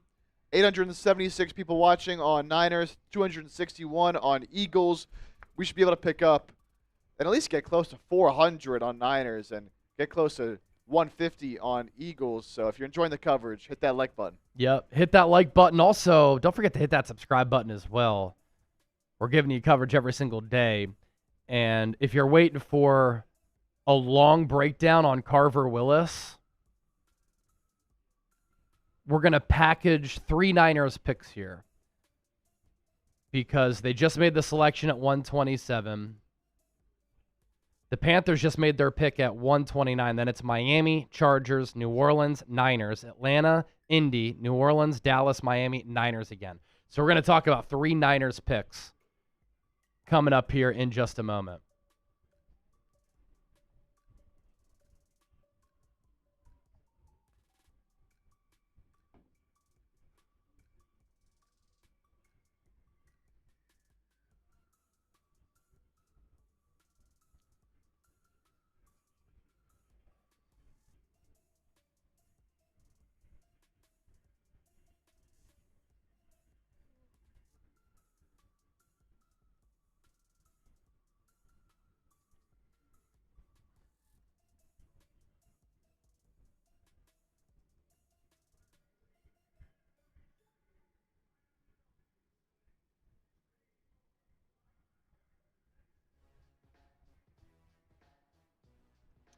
Trey Moore, edge rusher out of Texas, to Miami at 130.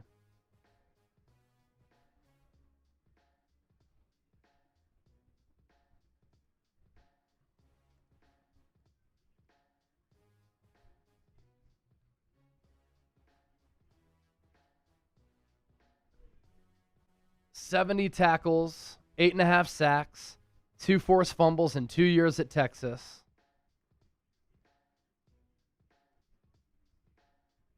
Sub packages, special teams early. Solid spin move.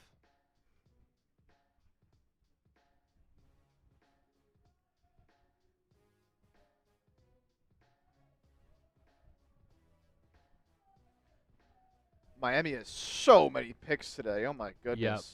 They've already – this is the first one they made today. They have another 4th, 3 5ths, and 2 7ths.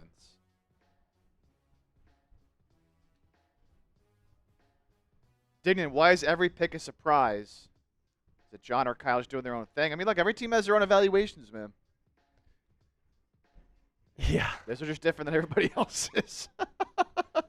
Yeah, they always have a different board than everybody else. So that makes doing some of these mock drafts pretty hard.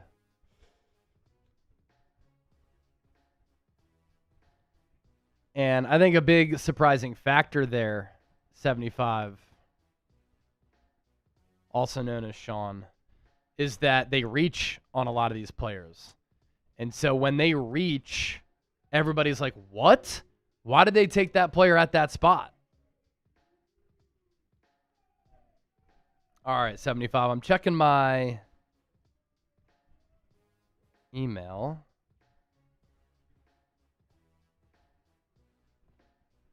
Oh, let's go. 75. Wearing the 49ers report hat with the Niner hoodie. Sick. How sweet is that, man? Thanks for supporting the show. That's good stuff. Hope you're having a day. Air Pat. Love from India. It's 11 p.m. now. We've been watching the draft all night. Bang, bang, Niner gang. Yo, how cool is that? We've got 75 rocking the 49ers report hat. And we've got Air Pat. Hopefully I pronounced that right. If not, I apologize. Tuned into the show from India. The 49ers report, as we always like to say, is worldwide. Thank you so much. Very neat. By the way, I want to check in here just periodically to see how my PrizePicks lineup is doing, because we have this now where we can check live on it every time. So let's see. I don't know how much time is left in the – it just started not too long ago. And so, yeah, it's end of the first quarter. Magic and Pistons are tied at 26. I have Paolo less than 34.5 PRAs. He's already got 10, so that's not ideal. Desmond Bain more than 3.5 free throws made. He has none. He has not been to the line yet, but that's okay. Duncan Robinson, this was a demon pick, more than 2.5 threes made. He is 1 of 1. So not too shabby there. A lot of NBA playoff action today. Chargers just took Genesis Smith, so a safety option off the board for San Francisco. All right.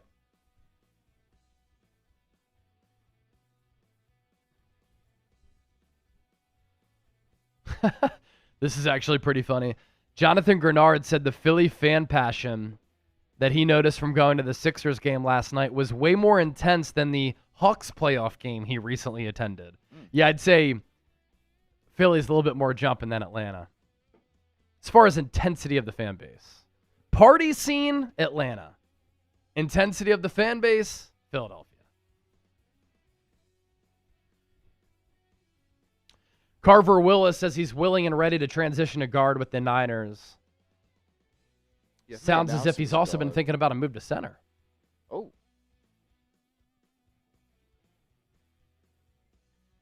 Interesting.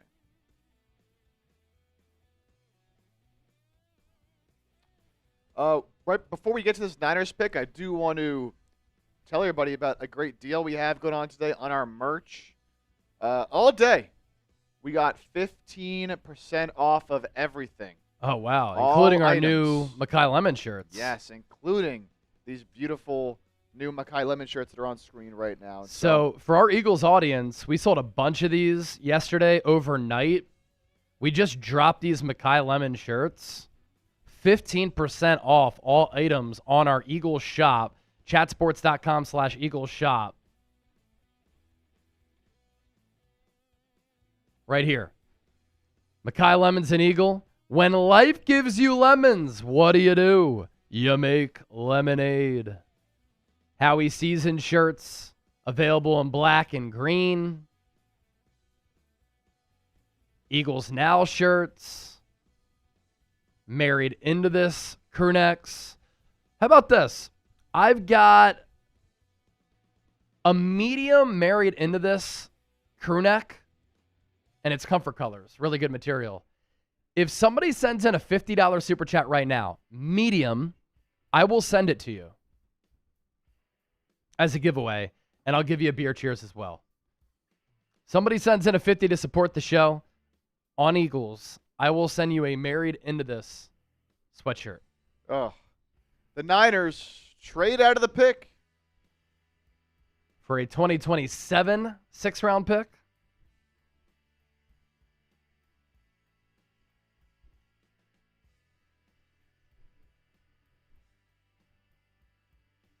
So they trade down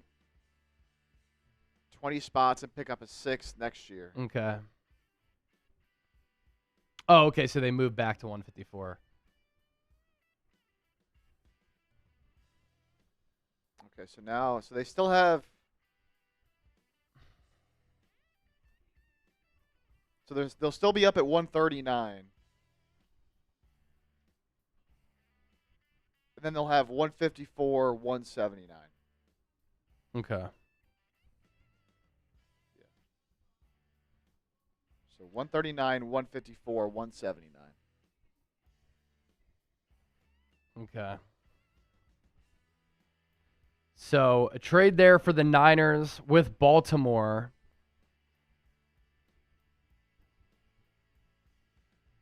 To go back from 133 to 154. We'll probably just package 154 and 179 then and do 127, 139 because the Niners are coming up at 139. It's another reason why they may have made this trade is knowing that they had 4 fourth-rounders. So trade one away, get a future 6th in 2027, knowing that they've also got 139 coming up. Big Bo What is this front office doing? They're reaching is what they're doing. They're reaching. Jeremiyah Wright, round 4, 132, the guard out of Auburn to New Orleans.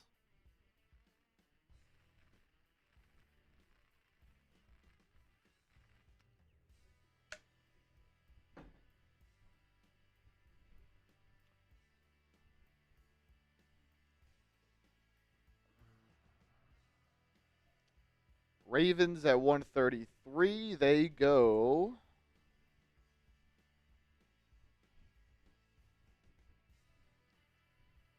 SMU tight end Matthew Hibner. Matthew Hibner, SMU tight end. Baltimore, they lost Isaiah Likely in free agency.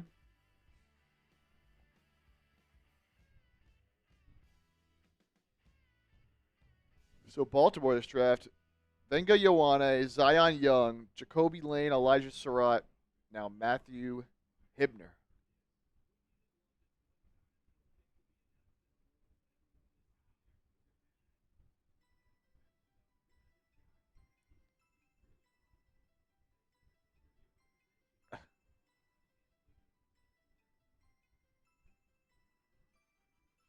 Anthony Trujillo. What gems have the Niners found in the 6th round? They want to keep trading down. They must love some of these late round guys, man, I guess. Good 6th-rounders. I mean, 5th-rounders, they've hit on a ton. George Kittle, Dre Greenlaw, Talanoa Hufanga, Diamador Lenore.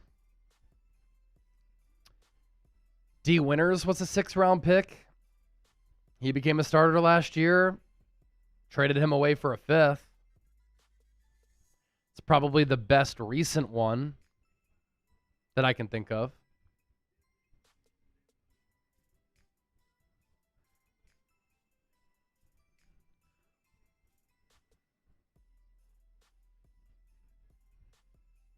Fourth round, almost done. That Niners pick at 139 is the second to last in round 4.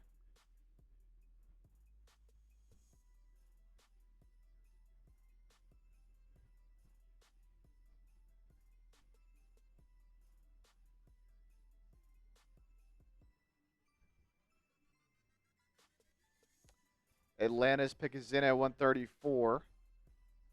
We got Oklahoma linebacker Kendall Daniels. So Zakee Wheatley is still there. Yeah, Zakee Wheatley's still there.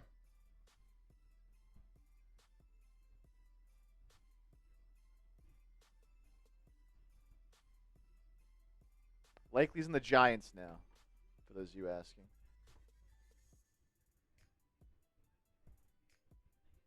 Some super chats flying in. Let's get to these here. Appreciate it. 75 Dignan with another $5. Didn't stop at the 49ers report hat. Check the email for another layer. Oh, he's got more. Rocking see. more, huh? We're rocking more swag. Love it.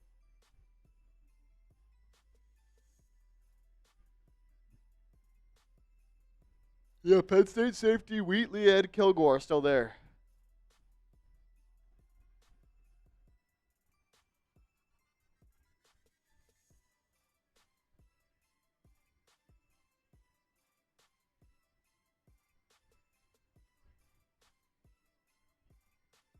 Let's see.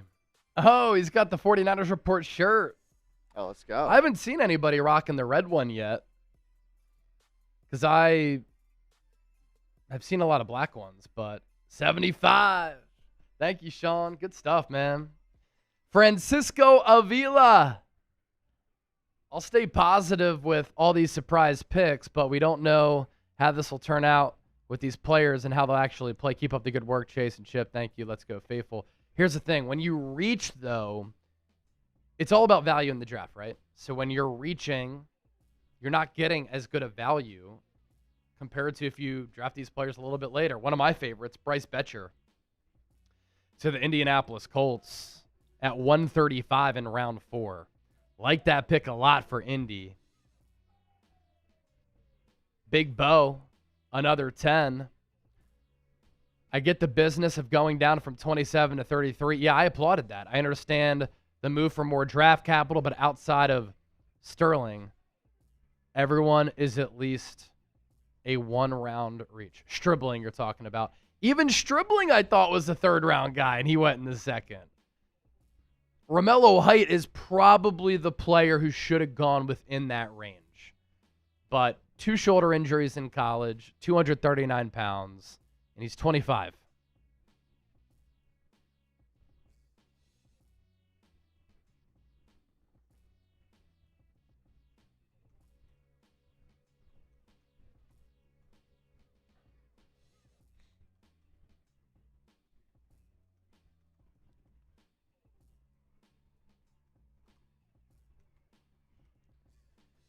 Niners only a few picks away. Saints, Dolphins, then the Niners.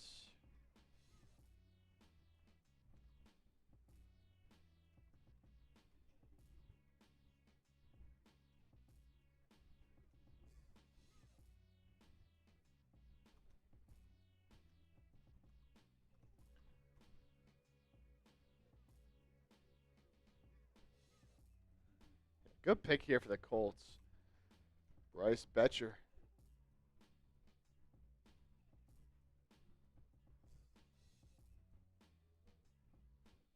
Saints on the clock. Couple more super chats.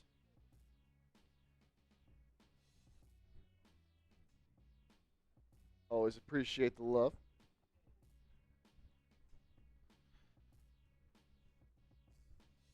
Oh.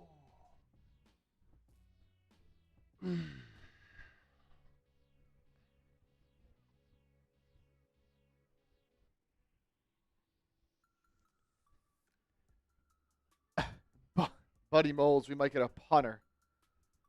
Oh, the Niners draft a punter. Oh, my gosh. They signed Corliss Waitman. Oh, here we go. First, Will Wilson. Will Wilson, $5. Hey, Siri, go draft. We're basically saying that our system and our scouting is better than 31 other teams. Yeah, I just tweeted this out. Being a scout for the 49ers must be very frustrating. You scout all year, but you have no say in rounds 1 through 3. Then you see the GM and coach reach on multiple players. Then when the Niners lean on their scouts on day 3, they crush it. It's a flawed process. Whereas Howie Roseman and the Eagles, they operate a very collaborative approach. Will says it was supposed to say ego draft. Oh, so ego draft's like Ego drafting? Same idea, though. Yeah. Yeah. Shanahan and Lynch, ego drafting.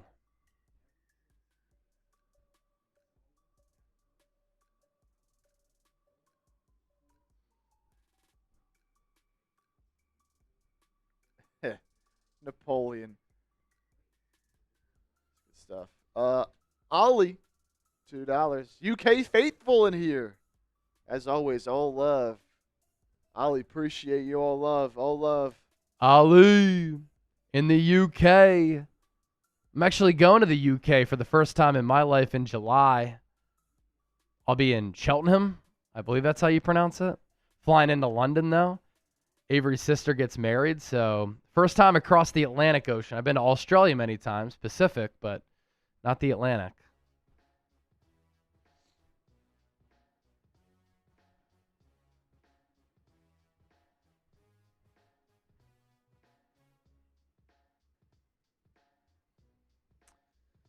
Alrighty. Saints pick is in. New Orleans Saints.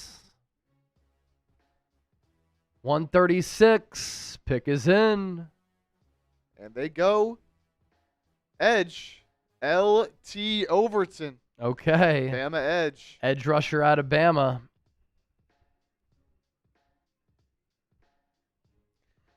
Cowboys up now with one of the picks they got from the Eagles from that trade up for our guy Lemon.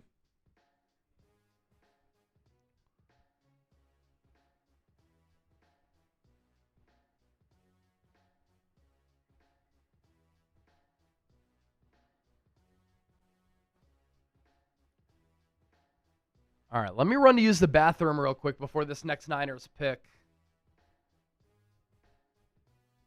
at 139. And then we'll recap both those picks. Oh, hold on. That's not the pick. What's our guy Sam doing? It's actually Bryce Lance. Oh. Sam, brutal. So, never mind. No LT Overton there. They're taking Bryce Lance, the North Dakota State receiver.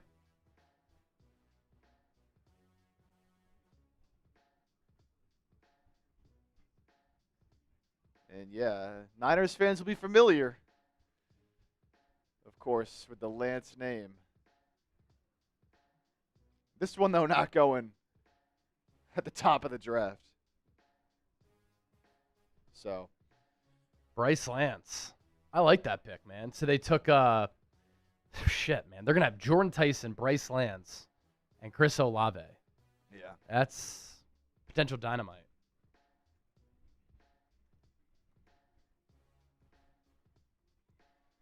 So, yeah, Overton actually went the very next pick. That's where the confusion was. Sorry about that. Overton went the next pick here to Dallas. So, LT Overton is a Cowboy at 137. Dolphins on the clock. Niners up right after.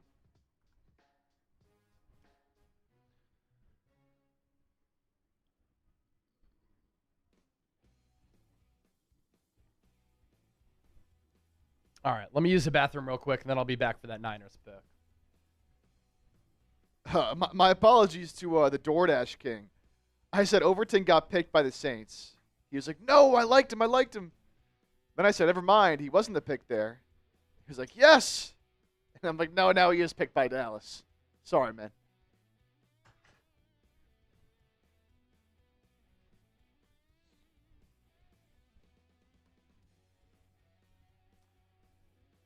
So Miami on the clock.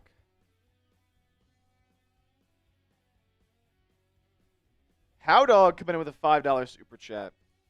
You think they have free agents they may go after that are ready now to play with the cap space they have been opening up? I mean, look, a lot of the options out there are, obviously out there for a reason. Older options who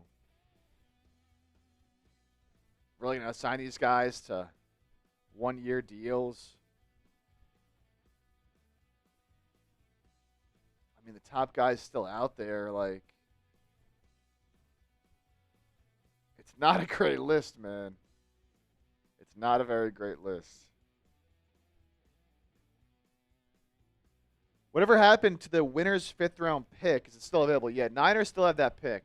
So Niners, again, San Francisco will pick here at 139. They'll pick at 154 and then 179. So they have 2 fifths. The Eagles, for our Eagles audience out there, still waiting. They pick at 178 in the 5th round, then 197 in the 6th round, and then 244 in the 7th.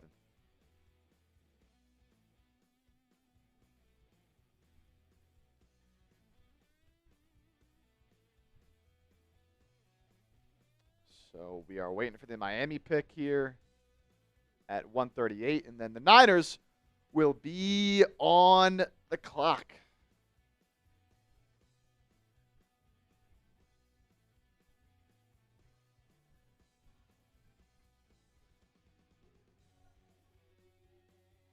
And that pick is in for Miami.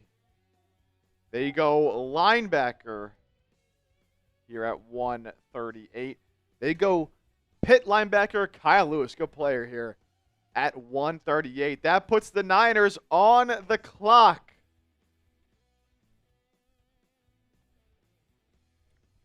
And so top guys left just overall here. I mean, is Zakee Wheatley still there? I feel like it's got to be him or Kilgore. Yeah, I mean, that's got to be one of those guys. Maybe they like Kamari Ramsey, but I think the selection should be pretty clear. John Wallace coming in with a 5. I can't call it, man. We pay Trent. Get us the left guard. Dog. That solidifies the line. We had great players in front of us, even around 2, and missed. Yeah, some missed opportunities for sure early there in round 1 and 2, but at least they went O-line recently, man. At least they went O-line recently. We'll see what they do here.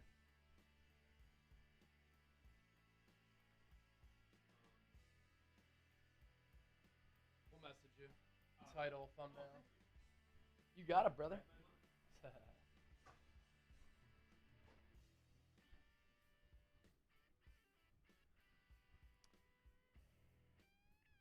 They might double up at D tackle. I'd be shocked.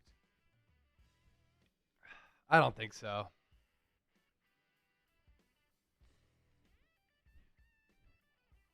I mean, John, I'm seeing your super chat now. Lynch said last night Connor Colby, Robert Jones are going to compete for the left guard spot. And then they did just draft Carver Willis, who only played tackle in college, but might be better suited to play guard at the next level. So that's something to kind of keep in mind there.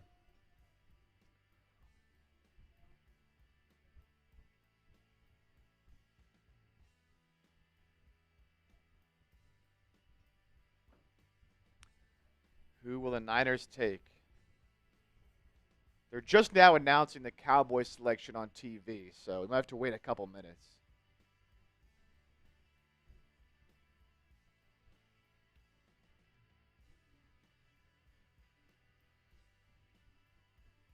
Okay, now LT Overton goes. Yeah, he went to the Cowboys. We just had Is that who we had going to the Saints? Yeah, we had him going to the Saints. It was a pick early. Okay.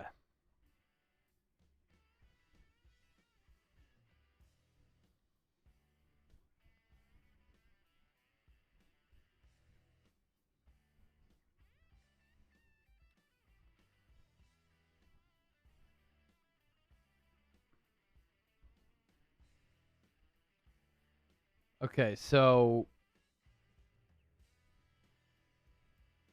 the 2 fourth-rounders the Eagles traded in the Mekhi Lemon trade. The Cowboys took Florida cornerback Devin Moore and then Alabama edge rusher LT Overton. So the Eagles had given up those 2 fourths to move up for Mekhi Lemon from 23 to 20, and that's who the Cowboys took with those selections.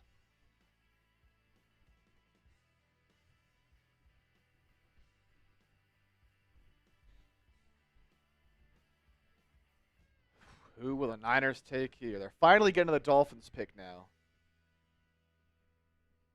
Yeah, we'll talk Carver Willis and then this next pick at 139 for the Niners.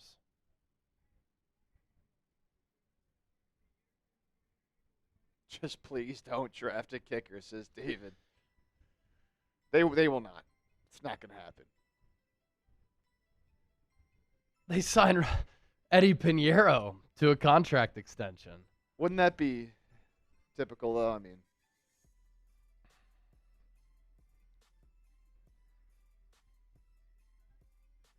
so the Niners will have this pick at 139, 154, and 179 coming up. Eagles aren't on the clock until 178. DoorDash King. Will Myles Garrett be an Eagle in 2026? If not, who are we getting for AJ? So Garrett's not happening now that the Eagles traded for Jonathan Grenard. I do wonder, could the Eagles trade Nolan Smith? I'd probably give him one more year. But since the Eagles traded for Grenard, they're not going to trade for Garrett as well.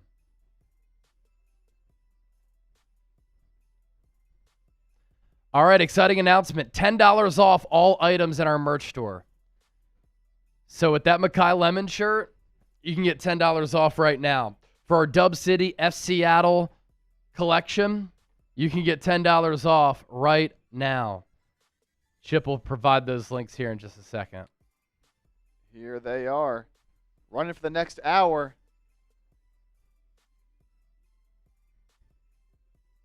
Running for the next hour. Putting those links in the chat. Chatsports.com/Eagles shop and chatsports.com/49ers shop. Those links are in the chat. Check it out. Lots of good stuff in there, man. Lots of good stuff. $10 off.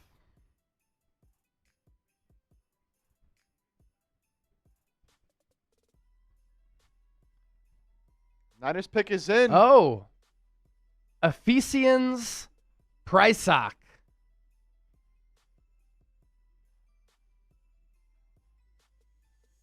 I like this pick. He's 6'3" and runs 4.45.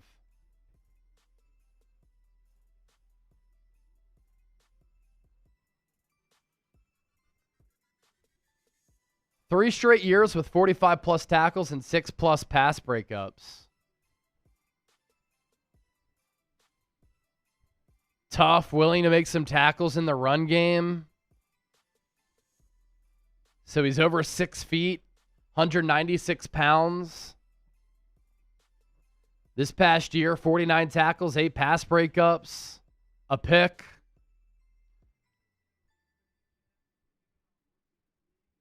.9 overall Pro Football Focus grade. Elite combo of height, length, and speed.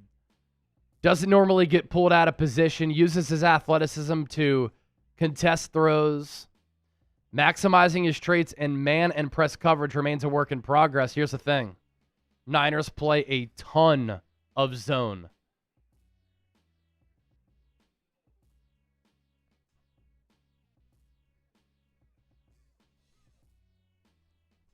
This is a good pick here.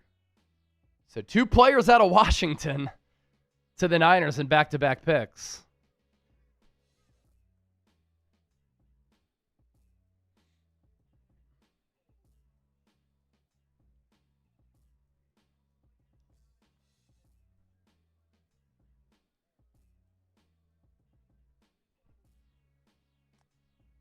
Grade the selection. We're going to break this one down and the selection of Carver Willis here in a moment. In depth on both of them coming up. But let us know your thoughts on the pick.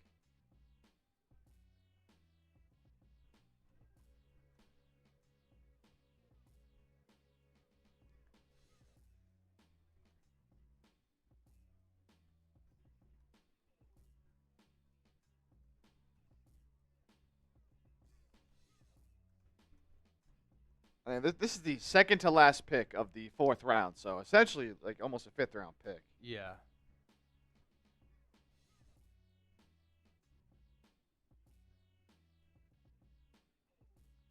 .6'3", ran a 4.45.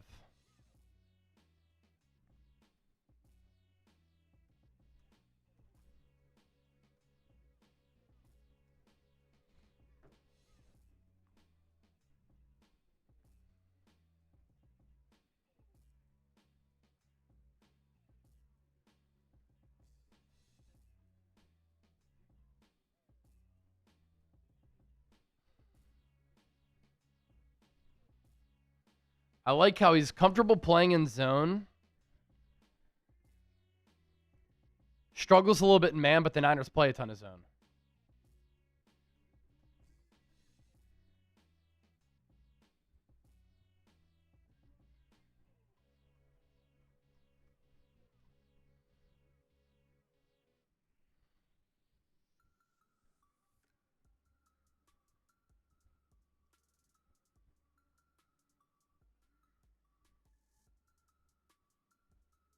This guy, right?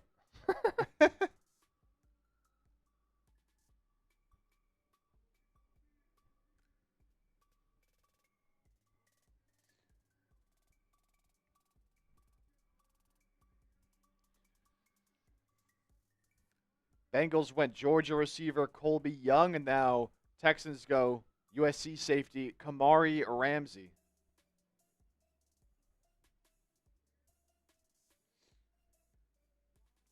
Yeah, I think a fine pick by the Niners. Look, you know, you obviously have your 3 starters at corner, but need to replenish the youth there. Lenore's not getting any younger, and Renardo Green, you don't really know what he is. Yeah. So.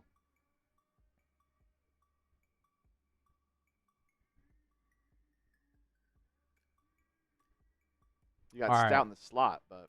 Let's get into these Niners picks.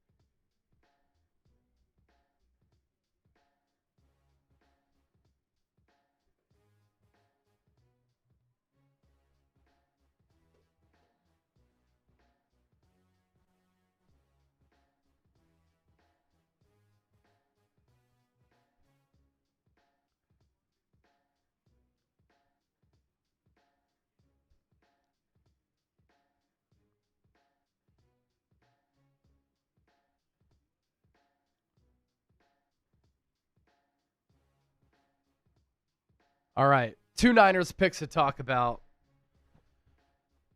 Let's dive right in. Thanks for all of your patience. There's so much that we have to do on top of talking football here. So, I will say this Niner safety room right now is like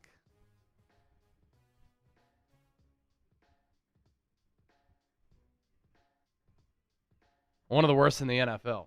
All right, here we go.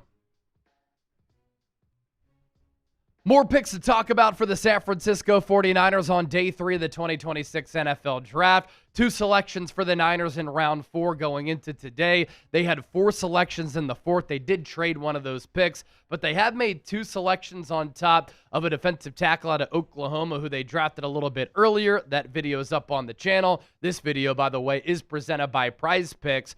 The Niners did draft an offensive lineman. I repeat, breaking news. It's a shocker. The 49ers did indeed draft an offensive lineman. Carver Willis taken at 127 in the 4th round. He's an offensive tackle, maybe a guard at the next level out of Washington. And then the 49ers doubled up on another Washington Husky, and they took cornerback Ephesians Prysock, who has a lot of speed and length in round 4 at 139, 12 picks after that.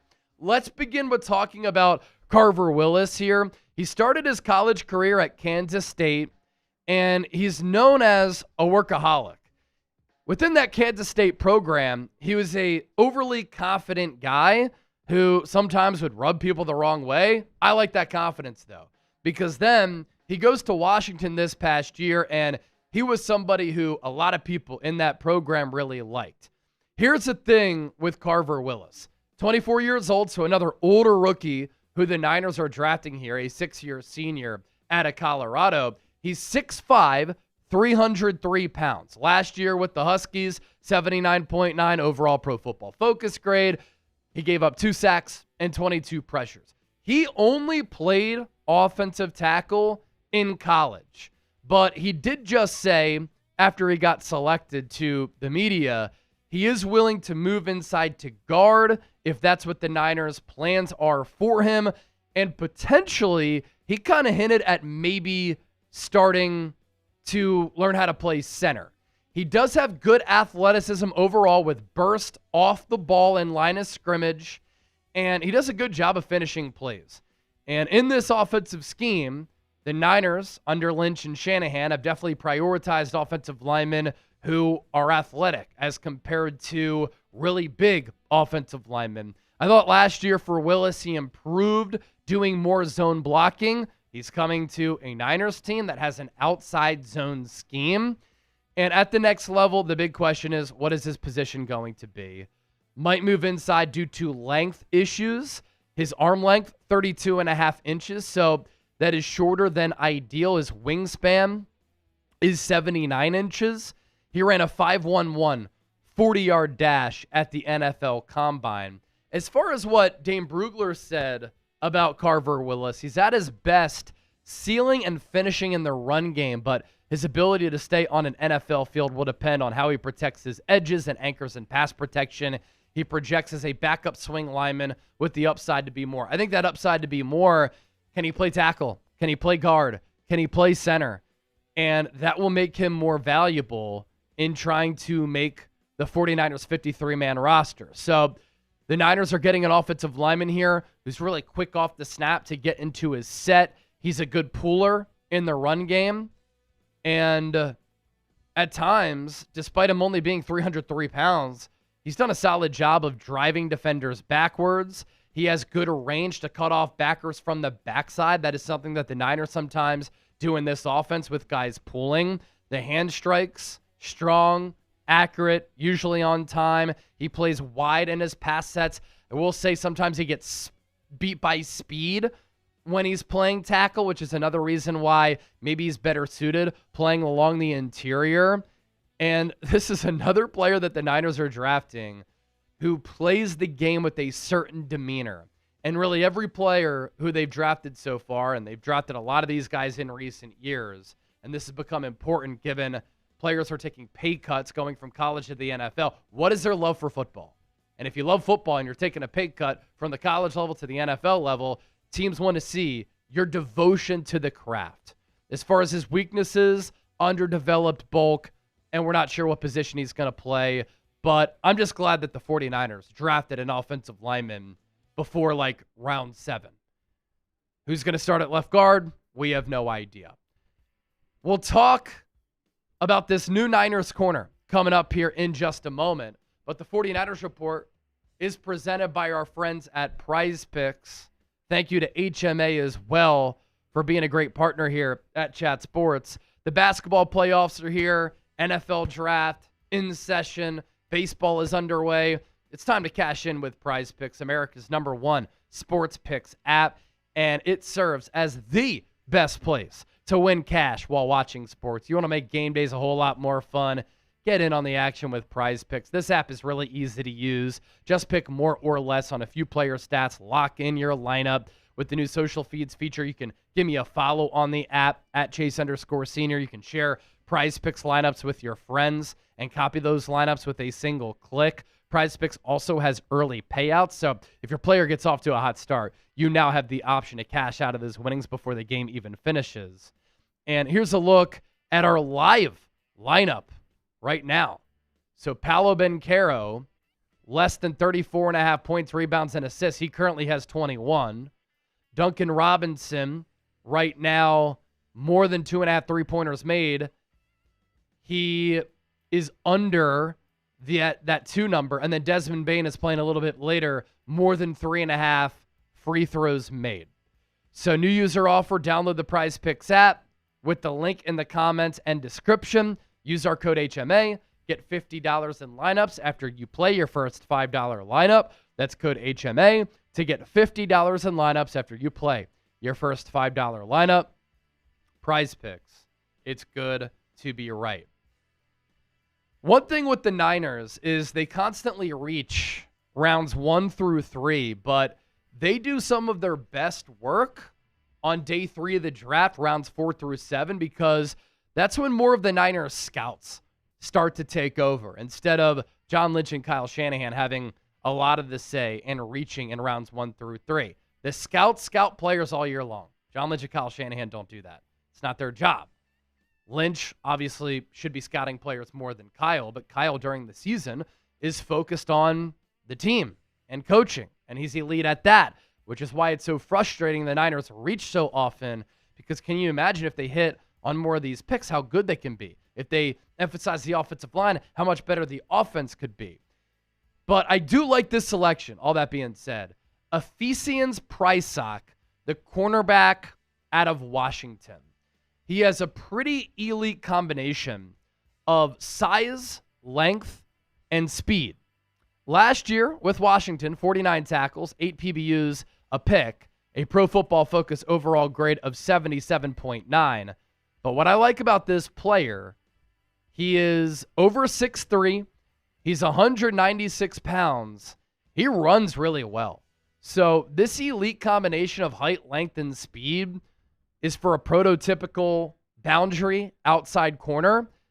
This is somebody who could potentially push Renardo Green to be a starter, or at least motivate Renardo Green to play a little bit more consistent. Doesn't normally get pulled out of position. I think he uses his athleticism to contest throws really well with some of that length. The thing with PrizePicks, at times, he can look uncomfortable in man and press coverage. That is a work in progress for him. But the good news is for San Francisco is they play man very little and they play zone a ton.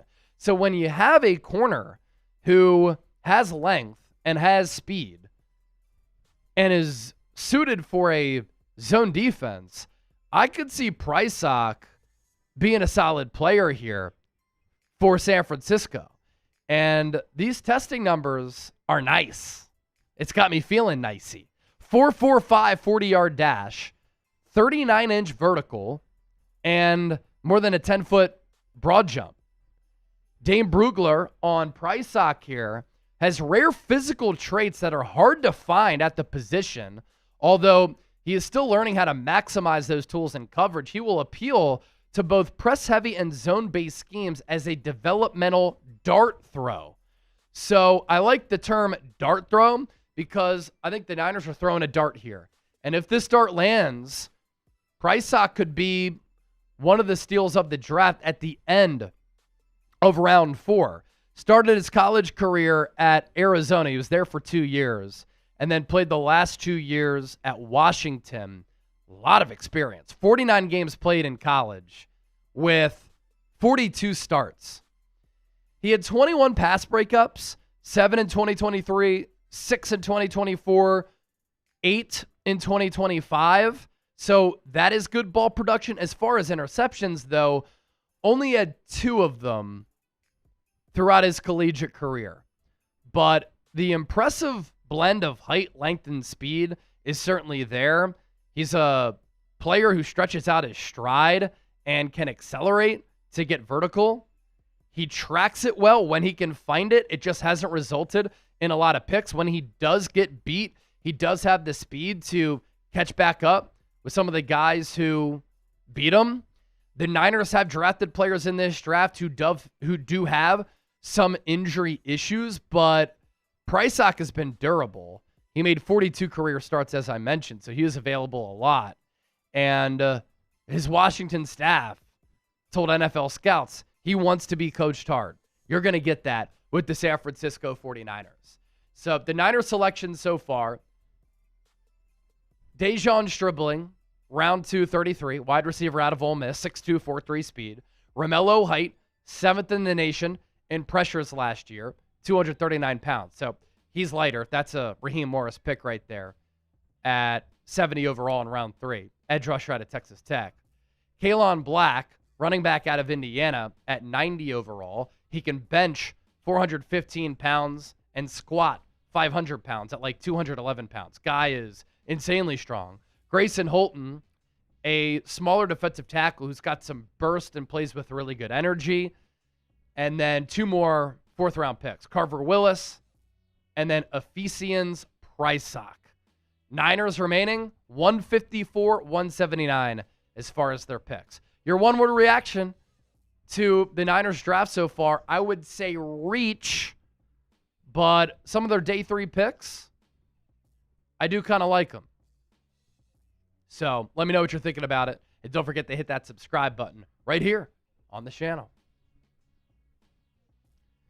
Mad Datter. Is this a Key and Peele bit? Some people looking at that draft last night might say it. It was a Key and Peele bit. That's how surprising it was. G-Code Krug's losing it. He says the Niners have 11 corners, won't make the team. Yeah, I mean, they added Nate Hobbs. Not a lock to make the team. Added Jack Jones. Not a lock to make the team. I would say that Darrell Luter Jr. is the player that might be on the hot seat. He's really been nothing more than a special teams player and then filling in from time to time. Fesian's PrizePicks a solid addition because it's very rare to find corners who are 6'3" and run 4.4. Justin Jones, Chase, which position do you think is the biggest need coming into day 3 for the Birds? Safety, guard, another position. So, address wide receiver, addressed tight end, addressed edge with the Jonathan Grenard trade. Markel Bell could play tackle or guard. I would say safety for sure. I think stands out much more than anything else. Let's get you caught up on some of these picks. In the lead up to that Niner selection at 139, LT Overton, Kyle Lewis, good linebacker out of Pittsburgh. Ephesians PrizePicks to the Niners. Colby Young to the Bengals. Kamari Ramsey, safety out of USC. That was the safety I was talking about earlier with good ball production. So, good player there for D'Amico Ryans as round 5 is underway. Fernando Carmona, guard out of Arkansas to the Titans. Reggie Virgil, wide receiver Texas Tech to the Cardinals. Sam Hett, center out of Kansas State to the Panthers. Nick Barrett, defensive line South Carolina to the Chargers. And then a center prospect who had a lot of experience at Alabama. Needs to get a little bit stronger, though. Parker Brailsford, the Alabama center, goes to the Browns there at 146. Washington's pick at 147 is in, and we will see who they go with here in a moment. Did just have a decently notable trade go down involving a player here. The Raiders trading away a former top pick, Tyree Wilson, to the New Orleans Saints.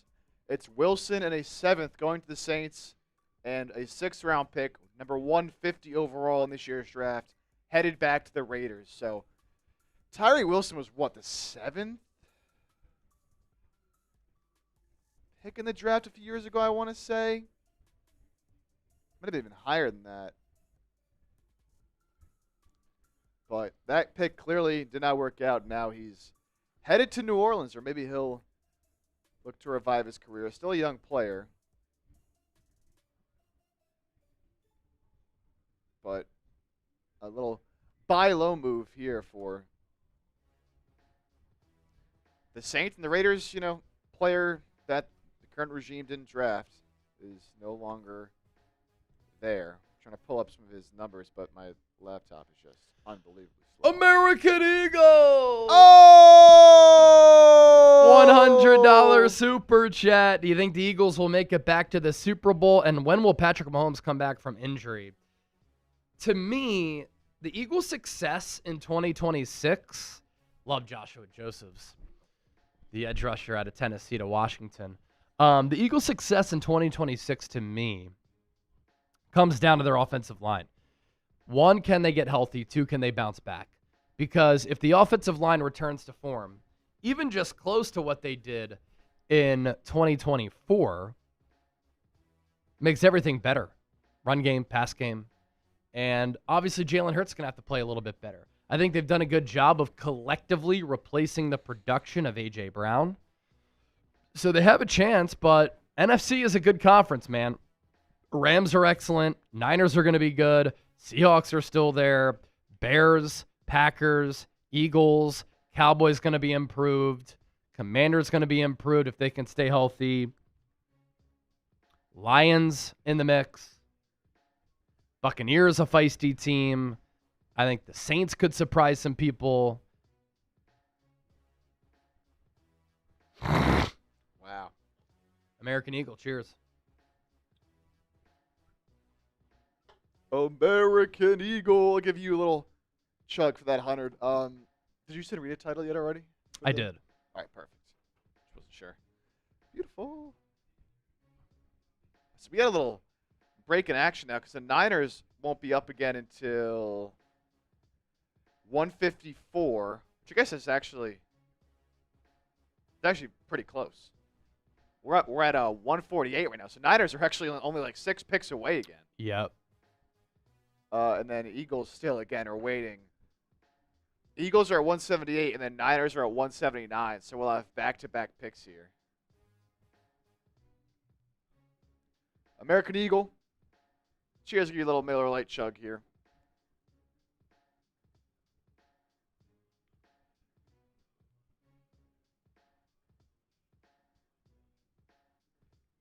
Ooh. Man, day 3 of the draft, the chugging's gotten slower and slower. I'll tell you that.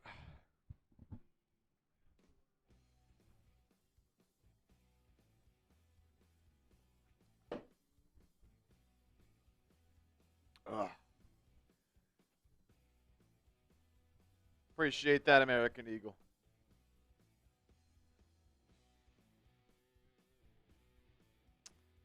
Appreciate that. DoorDash King, are the Giants a 10-plus win team now? Nah, man. They're still the Giants, dude. I don't care. I don't care who they add, what they do. Until they show me. They're still the New York Giants. Oh, Miller Latte Millie. Yep. John Wallace. Did John Lynch... Didn't they just get a renewed contract, Lynch and Shanahan? That was going into 2024 after the Super Bowl season. DoorDash King, do you think the Giants are a 10-plus win team now? I don't. I don't think they have enough depth on defense. I think their starters are solid, but not good to great on defense. I think their offense is very intriguing.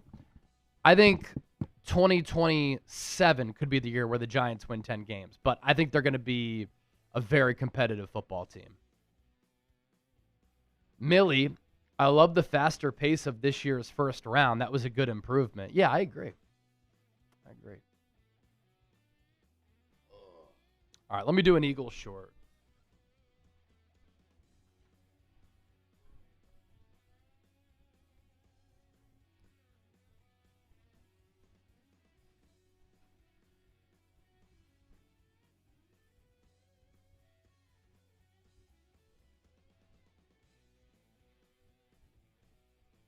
So I'm live for day 3 of the NFL draft, and the Eagles don't make a pick until 178. But I wanted to talk about how Howie Roseman continues to fleece the NFL, and he continues to prove why he's the best general manager in football. First, with the Mekhi Lemon selection. Word got out that the Pittsburgh Steelers were going to take him. What did Howie do? Jumped the Steelers, made that trade with the Cowboys, moved up to 20 to get a player who was a top 15 player on their board, who I think can make an immediate impact for this Eagles offense and be a really good compliment to Devontae Smith. Then with the Jonathan Grenard trade, traded away 2 third-rounders, gave him a 4-year, $100 million contract.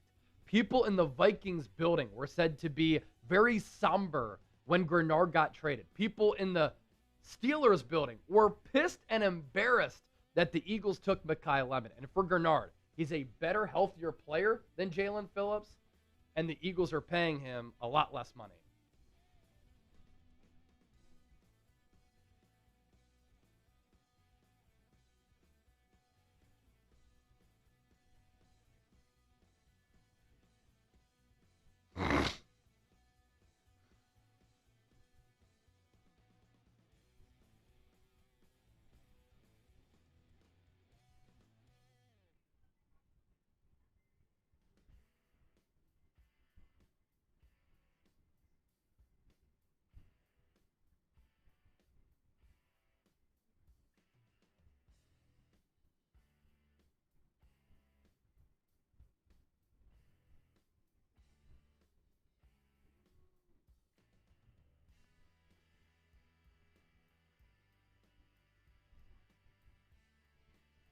All right, got a commercial break here.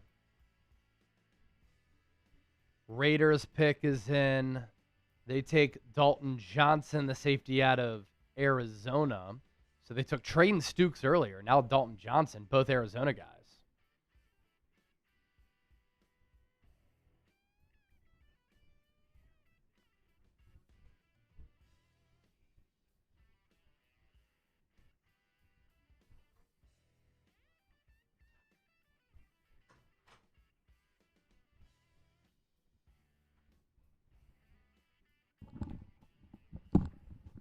All right. Get myself caught up on these picks. So Yep. So the Josh Seahawks. Joseph's there at 147, the edge rusher out of Tennessee to Washington.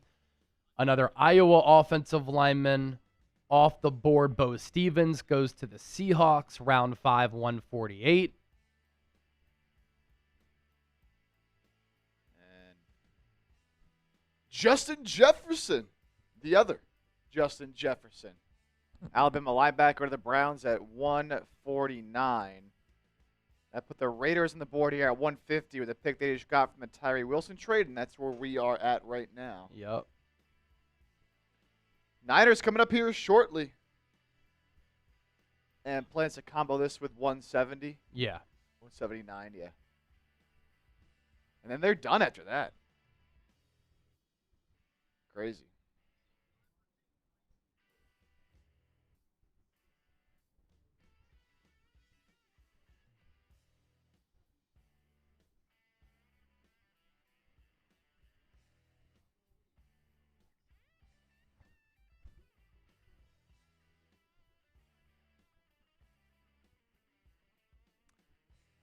Okay.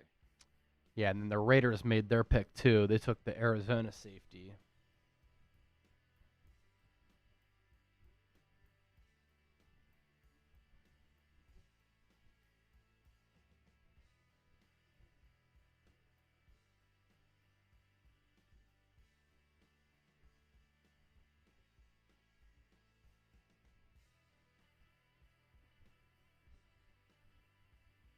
Yep, so Dalton Johnson, Arizona safety, just went to the Raiders at 150.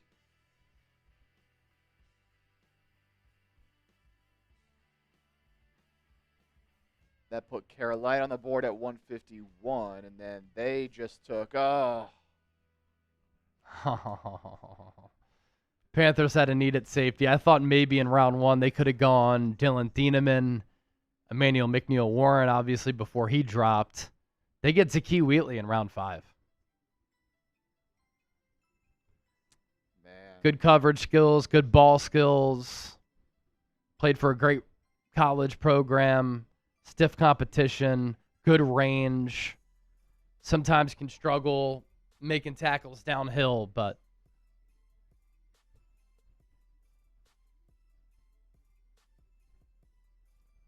I like Zakee Wheatley as a player.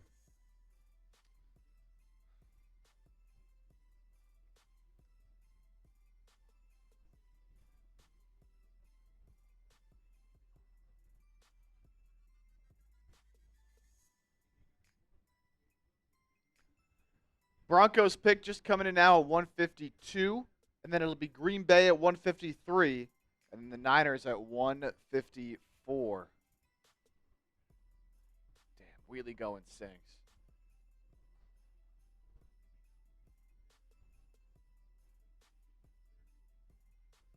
So Denver at 152 just took NC State tight end Justin Jolly. Packers pick is also in as well.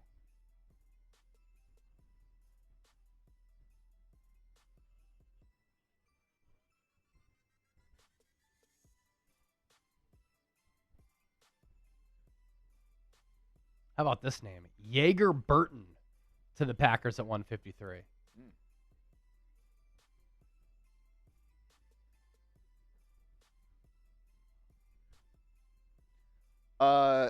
Scrap Skrilla. The Eagles have not yet made a pick today. 178 is where they're at. Up. End of round 5.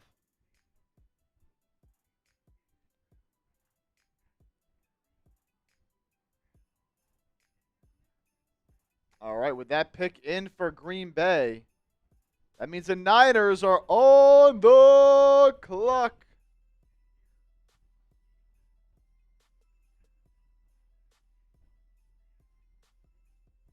Niners are on the clock at 1:54.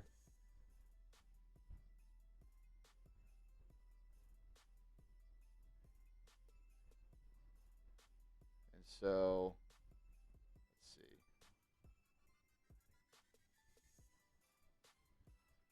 With this pick of Yeager Burton, center out of Kentucky, that leaves who as some of our top guys here? Keith Abney. They're obviously not taking Nussmeier. Wonder if the Eagles take Nussmeier at 178. Kilgore's still there. Kilgore's still there. Want a safety? I mean, Harold Perkins, VJ Payne. Man, Harold Perkins. I think it's a little bit too early for the Niners to take him. But he's a dog. Jack Endry's good tight end. Some interesting options. Diego Pounds, an offensive tackle. Deion Burks, fun wideout. Nicholas Singleton. Has Katron Allen gone off the board? He hasn't, right? No, he's still So on the both board. the Penn State running backs are still there. Singleton, Allen.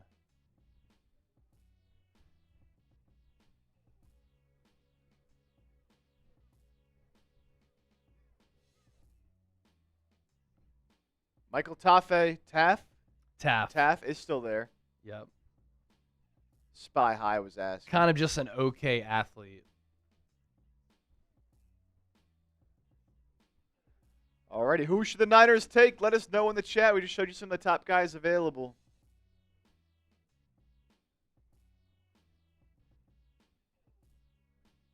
Get your thoughts down there in the comments. Zane Durant, Kilgore, Perkins. This is not the Niners' last pick. They still have, after 154, they have 179, and then that is their last pick at 179. So 2 more, including this one. Pick is in. Pick is in for the Niners. It's a linebacker. It's not Harold Perkins, though. It's a small school player. Interesting. Jaden Duggar.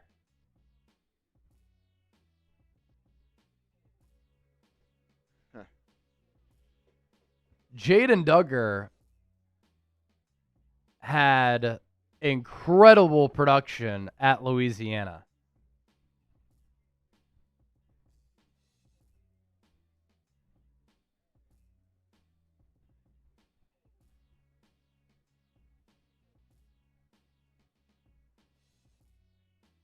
They go linebacker. I mean, you just traded D Winters, so put another depth piece. That's true. You trade away D Winters, and now you've got 9 linebackers again on the team. 6'4", 3/4, 242 pounds. For Louisiana last year, 125 tackles, 13 TFLs, 4 PBUs, a pick, a forced fumble. Great size. Crazy long wingspan, potential in coverage against tight ends, flies to the ball once he sees it, but the instincts are really lacking right now. Has upside, but got picked on in coverage. So coverage upside, but does struggle a little bit there.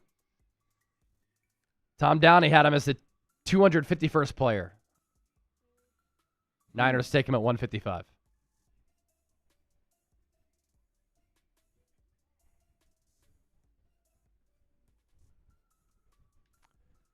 Great to pick. I'm sure a lot of people probably haven't heard of this guy. I'm not going to lie, I haven't heard of this guy. He was looked at as a 7th rounder. Began his college career at Georgetown. Of course, classic Niners. He played safety. They love converted safeties who make the switch to linebacker. He was at Georgia, second-team All-Patriot League player, playing safety. Transferred to Louisiana, played Sam and Jack linebacker, and then was first-team All-Sun Belt, led the team in tackles, moved to inside linebacker, went to the East-West Shrine Bowl. Grew up in Pittsburgh.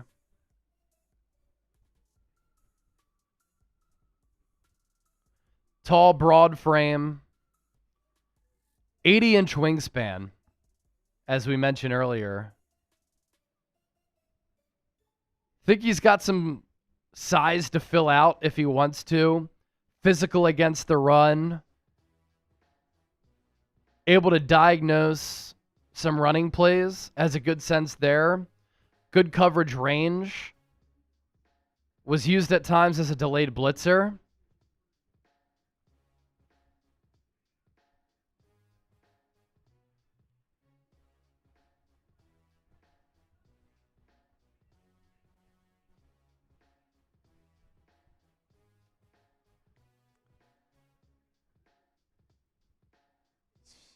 Interesting draft. So they traded away D Winters and they draft a linebacker. And I kind of joke, right? Like, the Niners had 9 linebackers going into the draft. They traded D, went back to 8. Now they're back to 9. I mean, Garrett Wallow might not make the team, right? Tatum Bethune might not make the team. If you're going to compare athleticism, Jaden Duggar has so much more athleticism than Tatum Bethune, who I think Bethune, good against the run, very smart, coach's son, might be more of a special teamer, which is fine, but not a lock to make the 53. Duggar's not a lock to make the 53, of course. Do you think Black kind of resembles Jordan Mason? I would say they are much different players. Mason was a lot bigger than Black. Black is more of like a Bucky Irving, I would say. Now, Mason, Black, and Irving run really hard, so the running style and their demeanor is very similar. But they're different backs because Mason is really big, and Black is like 211 pounds. Francisco Avila. Yeah, I'm done with the draft. Great coverage once again, Chase and Chip. Thanks, man. Thanks for tuning in. Thanks for the super chats.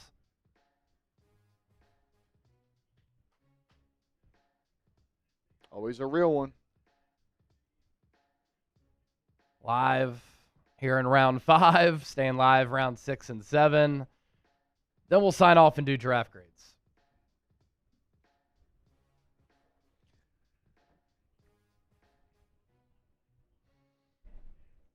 All right, let's fire off a tweet about Jaden Duggar. The Bear of War, serious question. Why are the Niners so off the consensus? Is that what they value? Things that other people don't, or they're just way off? Yeah, my theory is that, Kyle Shanahan has a lot of personnel say.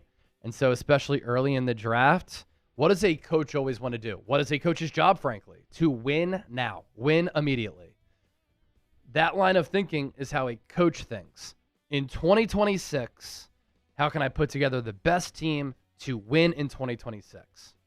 A general manager thinks a little bit differently, as they should. The GM thinks about 2026, but also where are we going to be 2, 3, 4, 5 years from now? And so GMs will sometimes draft players based on projections, not what they can become in year 1. What are they going to be in year 2, 3, 4? Coaches don't think that way. That's why Sean McVay hated the Ty Simpson pick.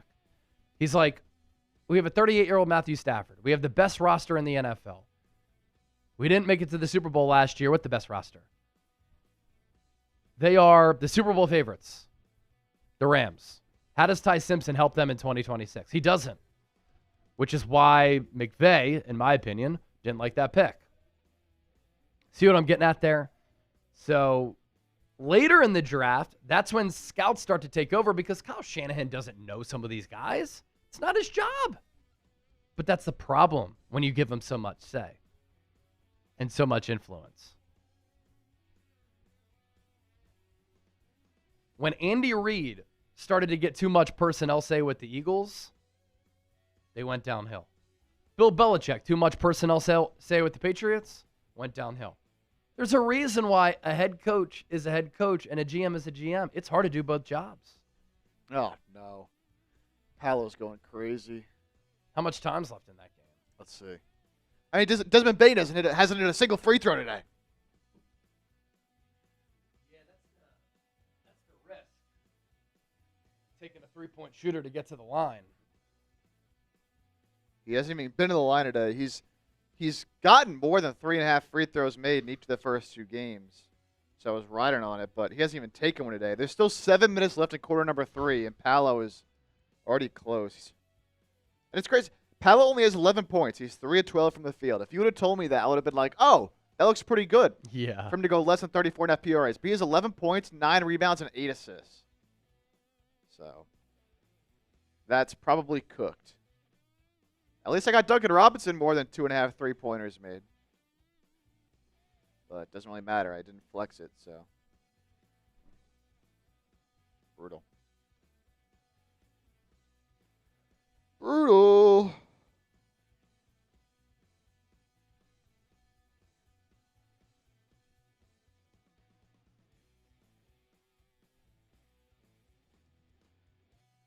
It's all right. It happens. Can't win them all. Though I haven't won in a while.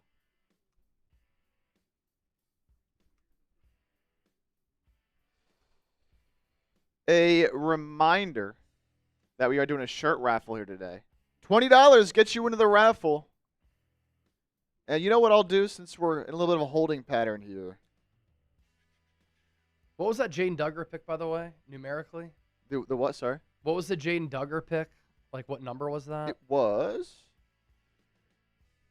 number, where is that at?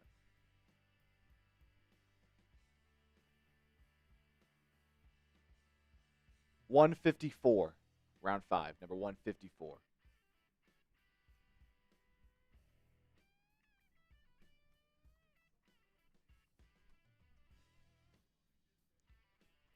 So normally $20 to get into the raffle. We're going to make another flash deal here. I'm going to start a countdown clock for the next 5 minutes. Any super chats of $5 or more get into the raffle, and I'll give you a beer cheers as well. The next 5 minutes, instead of $20 to get into the shirt raffle to win either an Eagles Now shirt, 49ers support shirt, it's now just $5, and I'll give you a beer cheers as well. The next 5 minutes, timer starts now.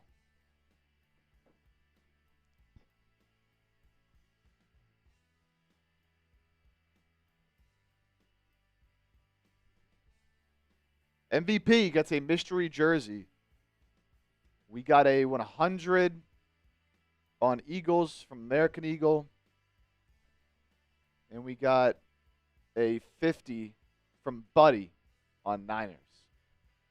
Those are our highest numbers today. There we go, getting started.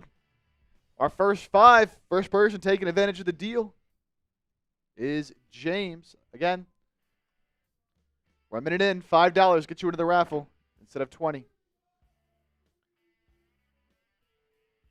Let's see, pull that piece up. Oh, look at this. We got our first fullback of the day. Oh, let's go. The Vikings. Going with Max Bredesen, Michigan fullback here.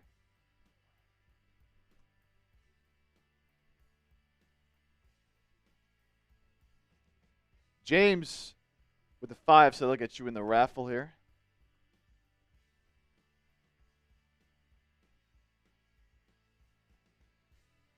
And a beer cheers for that.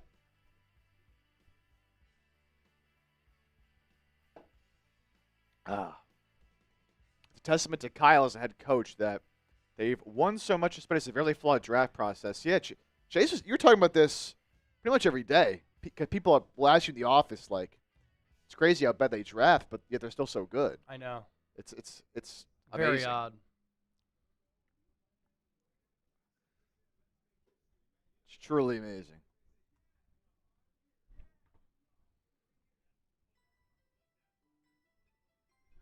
All right. Jaden Duggar tweet has been fired off. Tampa Bay goes Notre Dame guard Billy Schrauth. That put Kansas City in the clock, and then they just took Nebraska running back Emmett Johnson. Yeah, I know people were asking about Michael Taff earlier. He just went to Miami. Yep.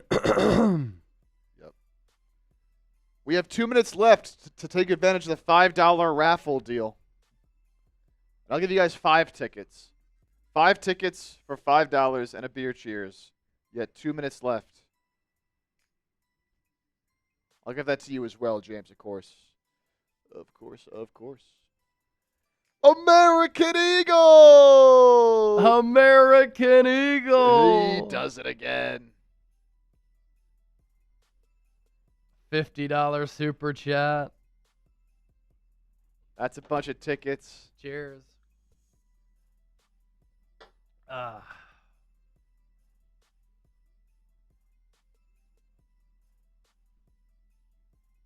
Making it rain. Give you those tickets, man. Give you a bunch here for the 50. Cheer. B-Doc. Oh, man. 1 minute left on the deal. Drink that beer. Fly, Eagles, fly. I'll kill this Miller for you, American Eagle. Cheers. As we chug along here in round 5. Shout out to all the draft sickos hanging out. 600 people on Niners, nearly 300 on Eagles. Cheers, everybody. LFG. Down the drain. Shout out to American Eagle. Couple 5s coming in on the 49ers report as well. Best player the Niners have drafted so far. I mean, it's probably Stribling. Yeah, I'd say Stribling. The most intriguing player, I think, is Ephesians Prysock. Yeah. 6'3" corner with 4.4 speed. I think he's a good zone fit. 5 raffle tickets there. Cash, can someone call Mr. Purdy and have him pick some O-line help? They took a guard earlier. Took a guard earlier.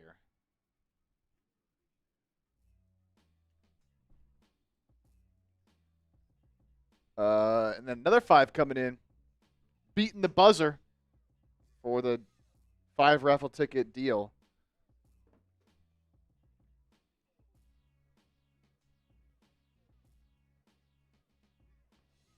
Let's see. Who did Baltimore take at 162? Still not quite in yet.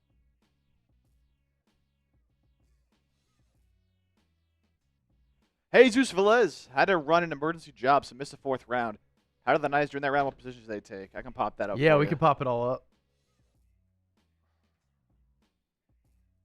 So, Grayson Halton there at 107. Yep. Grayson Holton, defensive tackle out of Oklahoma. He's like 293 pounds. Plays with a lot of fire, energy, explosion, and speed. Carver Willis, an offensive tackle, maybe an interior offensive lineman at the NFL level out of Washington at 127. Ephesians Prysock, the cornerback out of Washington.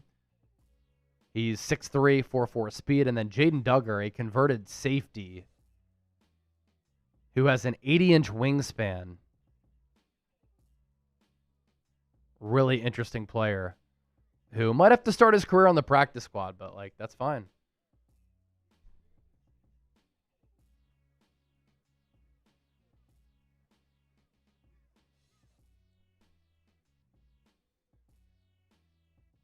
Okay.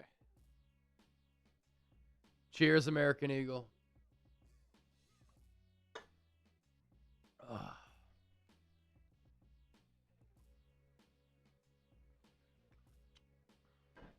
I'm going to Go get another Miller to give you all the beer cheers here.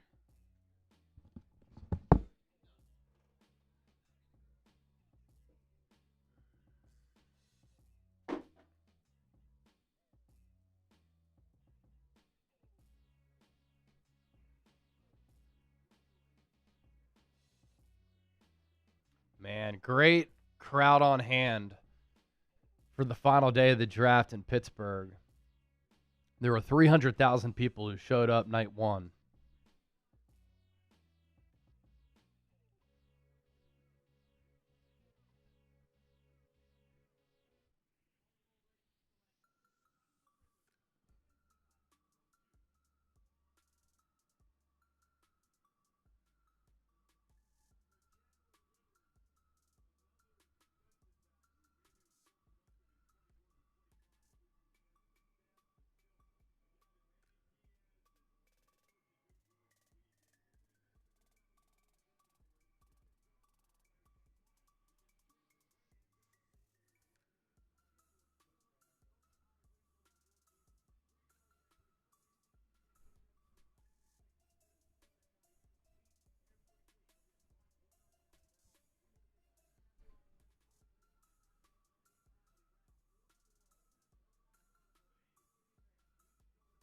Yeah, Chandler Rivers, the corner out of Duke to the Ravens. 45 starts in his career. Really good vertical, so explosive player there at the corner spot.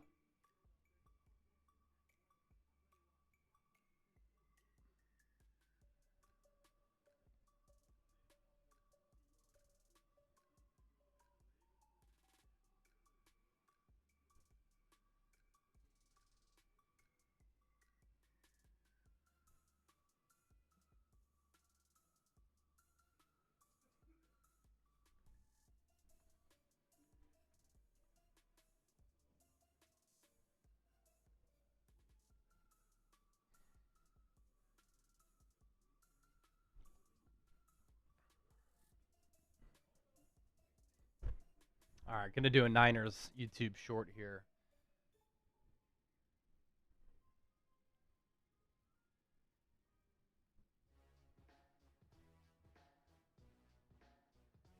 Let's recap what the San Francisco 49ers have done so far on day 3 of the draft. At 107 in the 4th round, the Niners took Oklahoma defensive tackle Grayson Halton. Plays the game with a lot of fire and energy. 6'2", 295, ran a 4.82 40-yard dash. Good pass rusher. At times he can struggle against the run because of that lack of size. Another pick for San Francisco, they addressed the offensive line with Carver Willis at 127. Offensive tackle and guard out of Washington. Prior to that, he was at Kansas State. His arm length is a little bit short, can get beat by quickness at times. Maybe he's an interior offensive lineman at the next level. I really like this pick for San Francisco. Ephesians Pricesock in round 4 at 139. It is very rare to find a corner who is 6'3" and runs 4.4, but that's what Pricesock can do. And then linebacker Jaden Duggar at 154 in the 5th round. Safety background, 80-inch wingspan, developmental piece.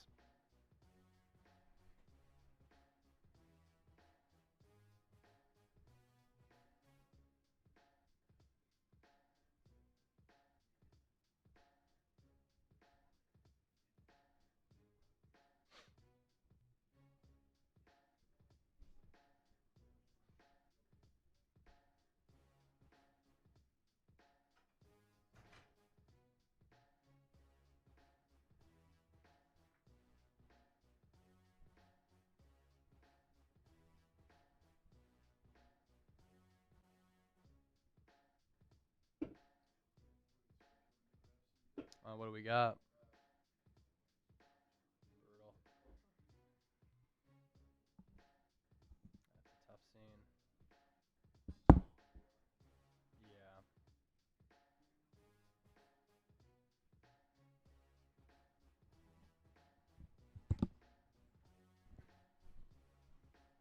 All right, let's see. Let's get caught up here.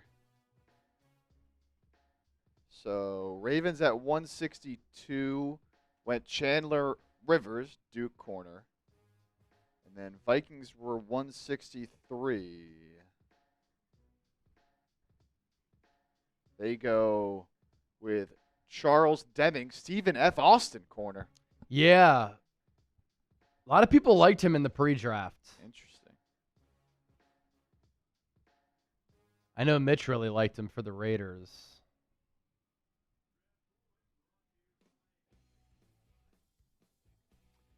And then it was Jags at 164, which is the pick that we are waiting for here. And we got it. It's Houston tight end Tanner Koziel. Okay. Was expected to be a late round pick at tight end.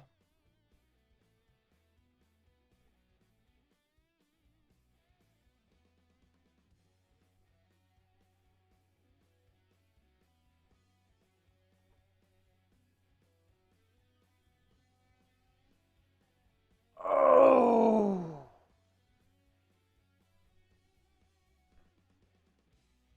Yeah, transferred to Houston from Ball State, Koziel.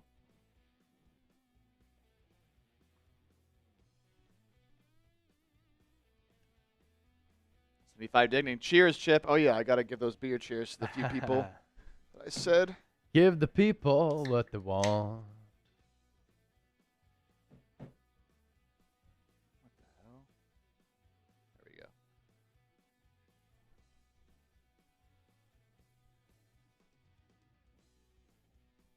So, Tennessee on the clock. Oh, Chase, you're going to like this one. Nicholas Singleton, running back out of Penn State. Definitely was higher on him after the 2024 season than the 2025 season. He really has everything that you want except for patience and vision, which is obviously what you need. But sometimes he'll hit the right hole. Other times he won't, which is very frustrating. But good ability, round 5. This is where the Niners should have drafted a running back probably if they wanted to draft it back. All right, for 75 Dignam, and there was a few other 5s that had come in. Jesus, Cash, and Bruce. Some cheers for y'all. Fresh Miller on deck.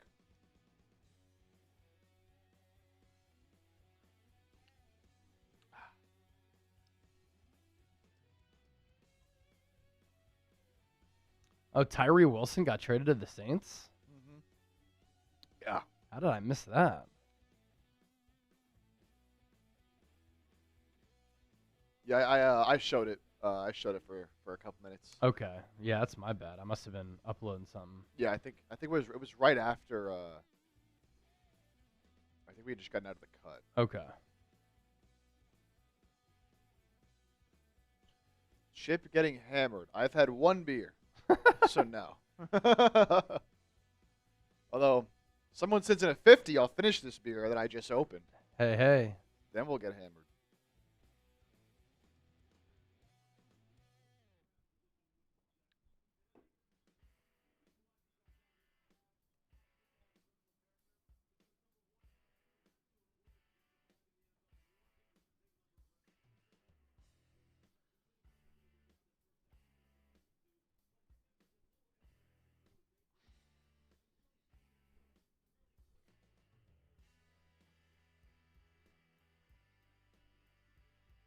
D-line vids. D-line vids. Should the Niners look at tight end power slot type? You know, Jake Tonches was a restricted free agent. They signed him for 2 more years. I really like Tonches as a player. I think that he's underrated. Pretty good developmental piece and story for the Niners. But, you know, none of us know when George Kittle is going to come back. And outside of Tonches, they added Luke Farrell going into 2025 in free agency. He stinks. Supposed to be a good blocker, not that good of a blocker, not really much of a pass catcher. So a flyer on like Michael Trigg D-line vids out of Baylor he can't really block, but he is an absolutely dynamic pass catcher. And if you go look at Michael Trigg's highlights on YouTube, he's like a skinnier Antonio Gates, in my opinion. Really intriguing player. I would think about taking him because I don't believe he's been taken. Yeah, still on the board.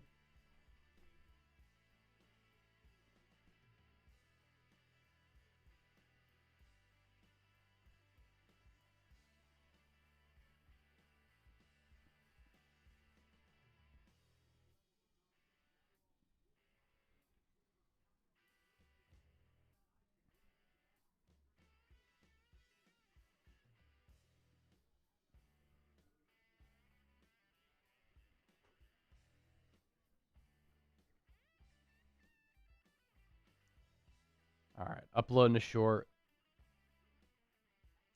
Maybe someday Chip and I will have somebody in here with us who can just handle all this, but I'm handling it myself because we're content daddies. Keyshawn Elliott, linebacker out of Arizona State, to the Bears at 166. Eagles creeping up at 178.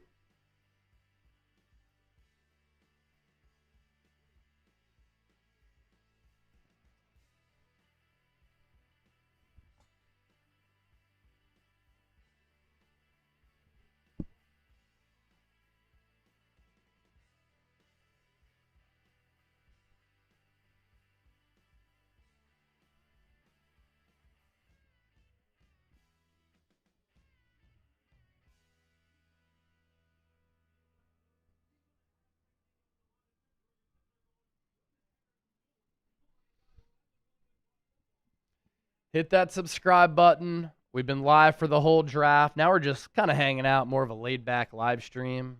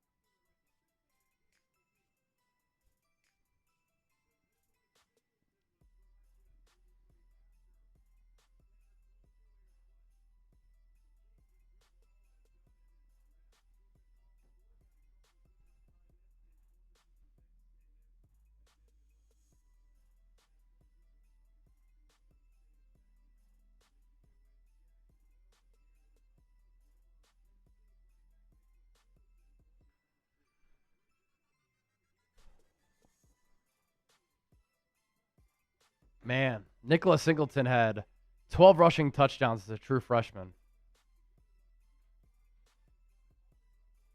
Has a 100-yard kickoff return on his resume.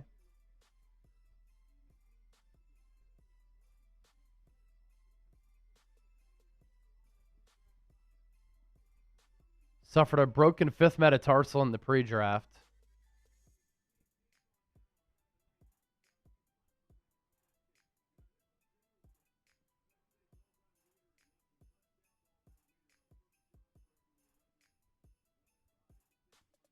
Wow.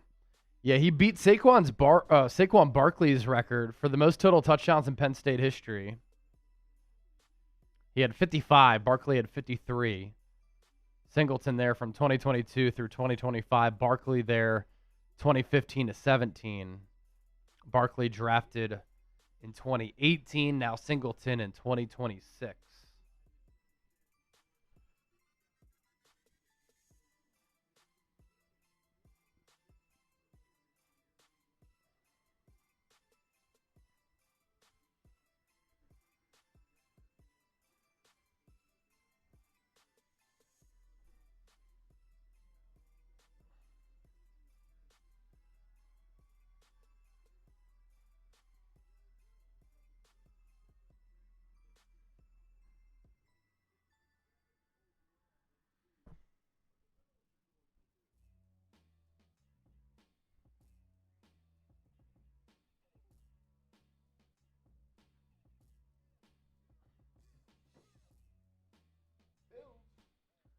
Buffalo Bills, pick us in.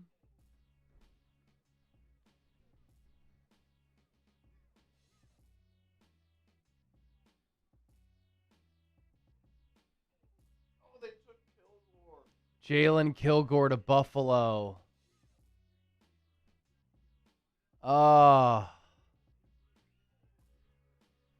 He goes in round 5, pick 167.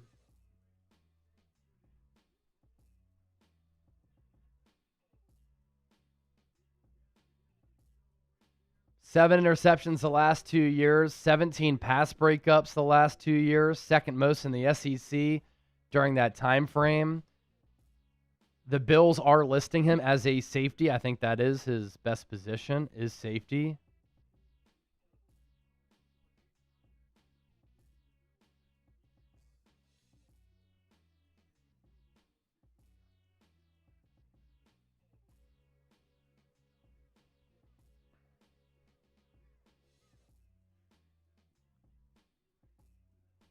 Ten broad, really good 40.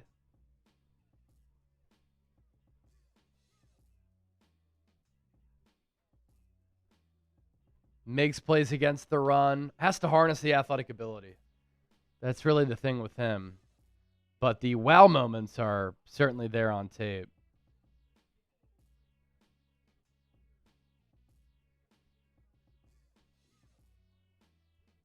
Kendrick Law, the Kentucky wide receiver, to the Lions at 168. Furious, the hip-hop sommelier. Feels brutal knowing we won't get real value on a safety in this draft, or am I wrong? Who do we like today? Deshaun Singleton, Genesis Smith, legitimate options. One of the players who I wanted was Kilgore. And all these safeties, or at least a lot of them, have remained on the draft board. Now they're starting to go, though. And Kilgore is a player who, I know some people compared him to Nicky Mansoor. He's not. But with how versatile he is and how he made plays at all three levels of the defense, the pass breakups, the picks, the athleticism, that's why he got some of those comps. So the Bills, TJ Parker, Davison Egbenason, Jude Bowery, first 3 picks.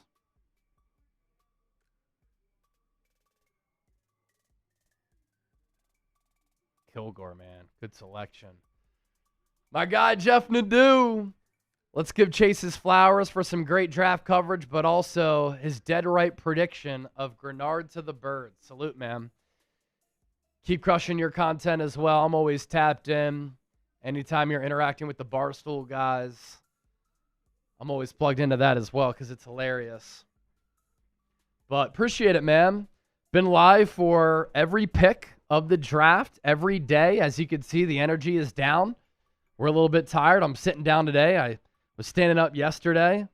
But, yeah, I was talking about the Grenard thing for a long time. You know, as soon as Jalen Phillips signed with the Panthers on that Monday of free agency, I said, Howie, get on the phone with Minnesota. They've made Jonathan Grenard available. Get him. And some people think that Grenard's an overpay, 2/3, giving him $25 million. Here's my thoughts on that. He's 2 years older than Phillips, but doesn't have the injury history of Phillips. Phillips came to the Eagles and played the best ball of his career, and it's no accident that he also played well for Vic Fangio with the Dolphins. But what made him so good, he was excellent against the run. He had 40 pressures in 9 games with the Eagles. But I think he got elevated by the other guys along that defensive line. I think that Jalen Carter, Jordan Davis, Nolan Smith, Jalix Hunt, they help out Jonathan Grenard tremendously. He's great against the run, just like Jalen Phillips. And he has a skill set where he can get after the quarterback. Jalen Phillips has never had the sack production that Grenard has had. Jalen Phillips got $100 million in guaranteed money. Jonathan Grenard got $50 million in guaranteed money. So they're similar players. They'll fulfill identical roles, and it's $5 million less in average annual value. So that's why I was a fan of the Grenard thing. And I'm glad that Howie made the move yesterday. Appreciate it, Jeff. I'm going to be in Lancaster. What is it? Toward the end of June. My Australian cousins are going to be in town. So this time I'm actually going to have some time to be hanging out in Lancaster. I'll probably be there from like Thursday to Monday. I think we're going to go to a Phillies game on Monday. So I'll hit you up, man. My Aussie cousins love to party, so maybe we can hit one of the Lancaster bars or clubs or something on the weekend. If not, we'll link up for a drink or something. That'd be dope. I'll hit you up. The DoorDash King. Are we trading AJ for a safety now? No. AJ's going to get traded for a first-round pick. And then shout out to Nadu. You know, he threw something interesting out there the other night. The Patriots drafted Caleb Lomu, the Utah offensive tackle, moving up from 31 to 28 to take him. Could Howie ask for Caleb Lomu? Now, I think the Patriots want to move Will Campbell to inside and then have Lomu there on the outside. But I think it's a first-round pick and maybe a third for A.J. Brown. I don't know if players get involved. Nadu, some of you people in here are nutcases. They've had a terrific draft. Safety can still be addressed here or in free agency. Get a grip. What, does Andrew Nathan not like it? Here, let's do this. Let's start a new poll question. Grade the Eagles draft. I'm with Jeff. I like what the Eagles have done. I'm actually surprised that more Eagles fans don't like the Mekhi Lemon selection. If you could put together a player designed in a lab who has the mentality that fits perfectly in Philadelphia, it would spit out Mekhi Lemon. Eli Stowers is the second best athlete at tight end in this draft behind Kenyon Sadiq. Watch him play. Converted quarterback. Great 40. More than a 40-inch vertical. It's a freak of nature. Markel Bell is 6'9", 350 pounds. Didn't give up a sack last year. Watch some of the pancakes he handed out while with Miami last year. He was the left tackle. Not Francis Mauigoa, who went 10 overall, by the way, to the Giants. And then, yeah, those are the three Eagles picks. And then they traded for Jonathan Grenard. Howie's killed it. Now, I did like what Howie did last year. He took 10 players. Only 2 of them played 10% of the snaps. That's not ideal, but I thought they kind of got away from some of the things that they were doing in years prior, where they were meeting with some prospects pre-draft and drafting a lot of those guys. Last year, they didn't do that. This year, they did a lot of work on some of the players who they ended up drafting. But let me... Oh, yeah, grade the Eagles draft so far, 63% A. And Nadu makes a good point, too. Remember the Eagles, and I talked about this plenty, but he's just bringing it up, obviously. Cam Williams, the Eagles drafted in the 6th round last year. If he returned to Texas this year, I thought if he slimmed down a little bit, limited the penalties, would have had an opportunity to be a first-round pick maybe. Drew Kendall, Eagles really like him. He could be the future center if Cam Jurgens doesn't work out. And then Miles Hinton, I thought he played a little bit soft at Stanford and Michigan, but he was impressing a lot of people. So the Eagles drafted those 3 linemen last year, and they took Markel Bell this year. So those are the young developmental pieces. I also like how the Eagles are sticking to what they've always done along the offensive line. Pick up maulers. Whereas the Niners, they try to get these tweeners and these smaller guys who are athletic and fit the scheme, and they try to scheme around it. The Eagles are like, we just want to beat you up at the line of scrimmage. And that formula works.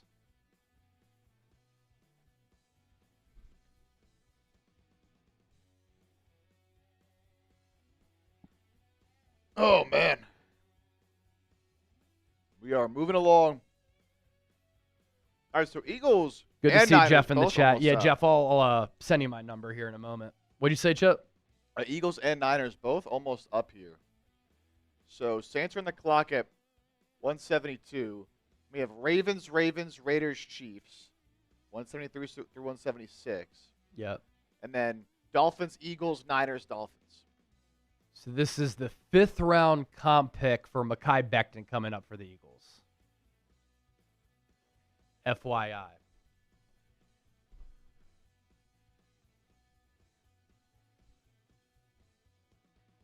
Uh-oh. Uh-oh. Trade? No. Whoever the Saints just took at 170, or no, 171.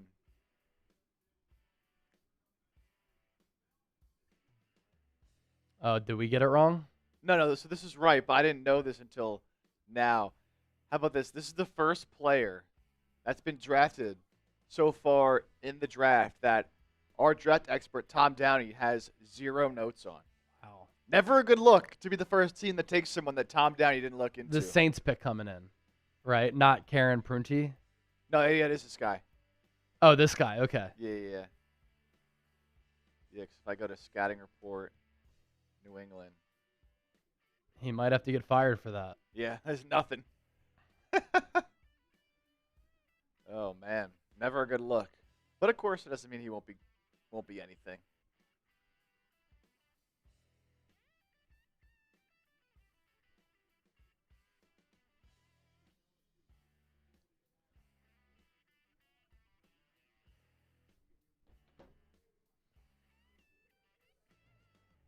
What's the final pick around 5?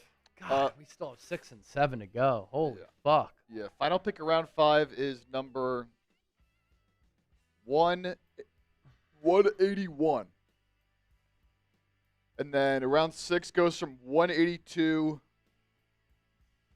through 216. And then round 7 goes from 217 through 257. And the Niners are done after this upcoming pick. Eagles, though, still have a 6th and a 7th. All right, less than 100 picks to go. Yes. Lorenzo Styles Jr. Sonny Styles' brother goes to the Saints here.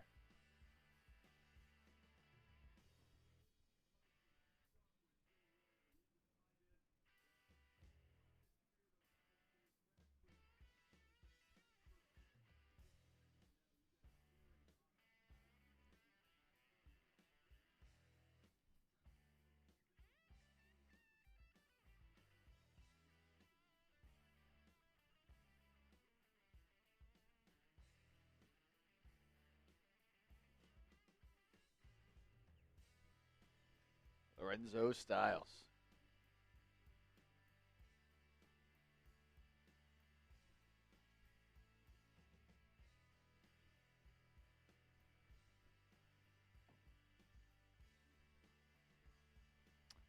My lineup's officially cooked. Paolo went more than 34.5 PRAs. Shame. Early game on a Saturday. Yeah, they're treating it like a Sunday. That's a classic Pistons Magic tip. Yeah. That game still has 5.5 minutes to go. Magic are up 101-91. Looking to take a 2-1 lead over the 1-seeded Pistons. We got Thunder Suns getting going in about 5 minutes. Then Hawks Knicks at 5. Then Timberwolves Nuggets at 7:30. PrizePicks lineup is cooked. Take care, PP. I got more in the chamber, though. Don't worry. I got more in the chamber.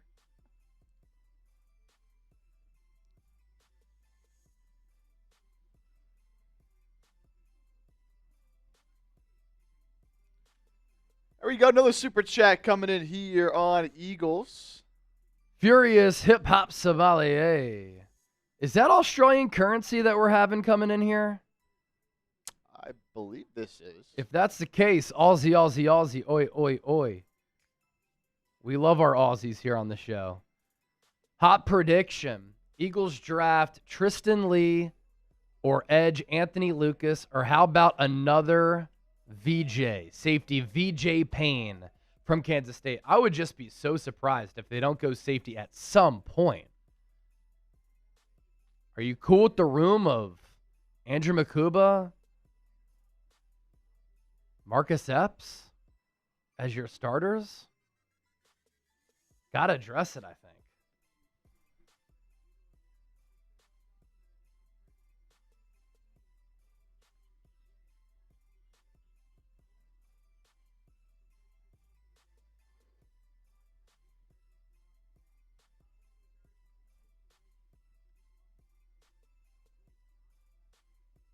Mike Vrabel not in the Patriots draft room. I don't understand. How can Therapy not wait until Monday? They have 8 picks today, or at least had 8 picks going into today, and their head coach isn't there? That's very odd.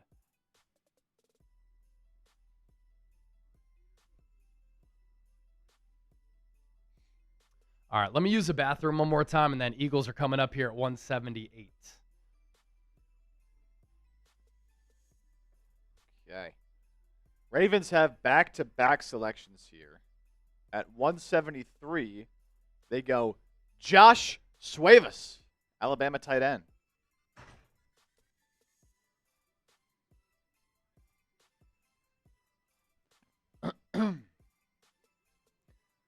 Shout out to everybody who's been hanging out here with us on this day 3 of the draft. All the real draft sickos and the true diehard fans are the ones that are here watching on day 3. And as always, we are always battling between the two streams. We're live on the 49ers report, and we're live on Philadelphia Eagles now as well. And we always like to have some nice friendly competition between the two channels. And so taking a look at our Super Chat battle here. Eagles now at 258, 49ers report at 316. So it's a close battle here today. Someone gonna swing the tides. Put a big shakeup into the battle right now. When you send in a Super Chat, we do have a Super Chat menu here today. All Super Chats get a shout out. $20 gets you into the channel shirt raffle. So each stream will have a winner who wins either an Eagles Now or a 49ers Report t-shirt. Someone sends in a 50 right now. I got pretty much this whole beer left. I've had like a couple sips. I'll chug the rest of this beer for a 50, and I'll give you 10 raffle tickets as well. If either of the streams get to $500 total, Chase has some mezcal. He'll take down some shots of mezcal. And our MVP, whoever sends in the largest individual super chat, again, not cumulative, largest individual super chat on each stream, gets a signed mystery jersey. Number to beat on Eagles is $100 from American Eagle. Then on the 49ers report, that's 50 that came in from Buddy. Chase needs a coffee, not a shot. A little espresso martini action, maybe.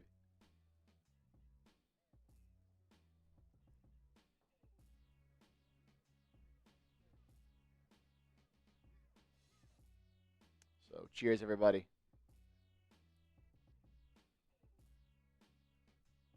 Also, if you're in the channel shirt raffle, make sure you're here when we end the stream, because we're gonna spin a wheel at the end of the stream to see who wins for each channel. And if you're not here, we don't have a way of contacting you, unfortunately, on YouTube. So if you're in and you want to have a chance to win, got to make sure you're still hanging out by the end of the stream. So if you win, we can just have you email Chase.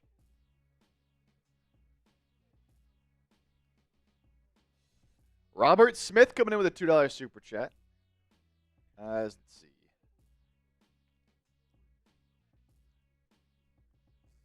So with the Ravens up at 173, they're up again at 174. Wait for that pick to come in.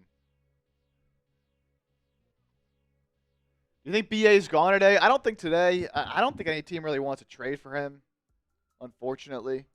Maybe you can get a team in the 6th or the 7th to take a flyer, but I don't think he'll be traded today. The number 1 quarterback in the class of 2027, Elijah Haven, just committed to Alabama. Yeah, this pick coming up for the Niners at 179 is their last pick. So it's Eagles at 178. They'll still have picks after that. And then Niners at 179. That'll be their last selection, barring a potential trade.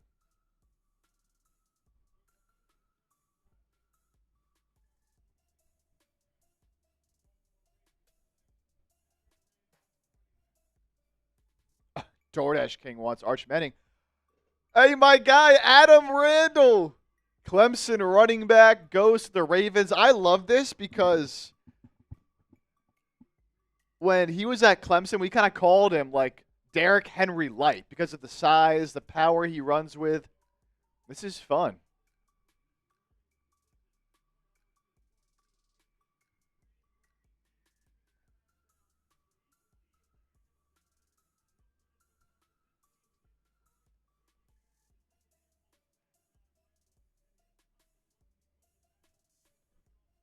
Like that pick there for the Ravens.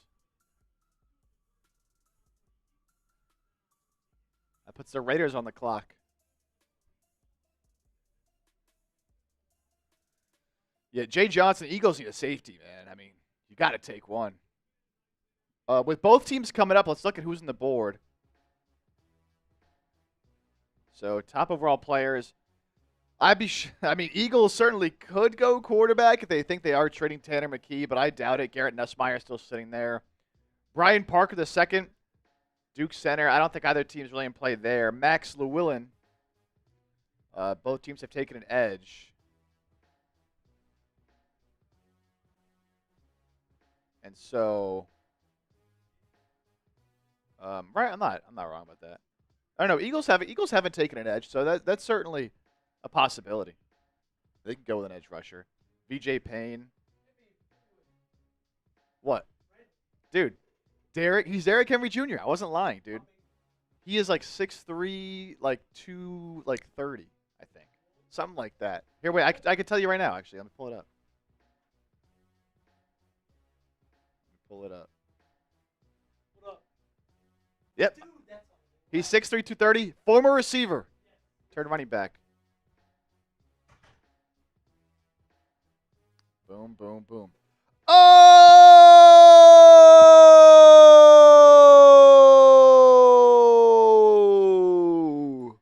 Furious! Coming in with a monster super chat. Are you kidding me? Oh my goodness. Let me pop this bad boy up. Because Furious sending in a $160 super chat. What a legend. Show some love in the chat to Furious. It's 3:30 a.m. here in Australia. I want the Eagles to draft Alabama guard Jaden Roberts before the day is done. Well, with a couple more picks, they still have this one coming up in a few selections in round 5. They have a 6th-round pick. They have a 7th-round pick. They have some options there.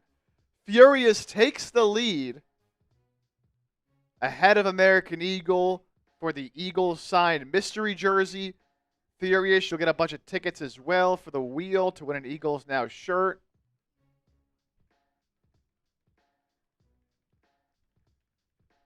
Makes it rain on the channel.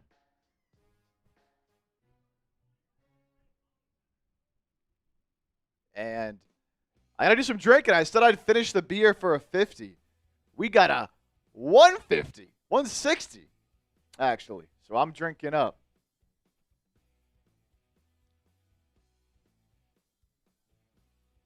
I'm drinking up. Chase is taking a little food break. We've been live for almost 4 hours today and has not eaten yet, so. Got to get some grub. I just ate, so I'm chilling. Raiders on the clock at 175, then Chiefs, Dolphins, Eagles, Niners.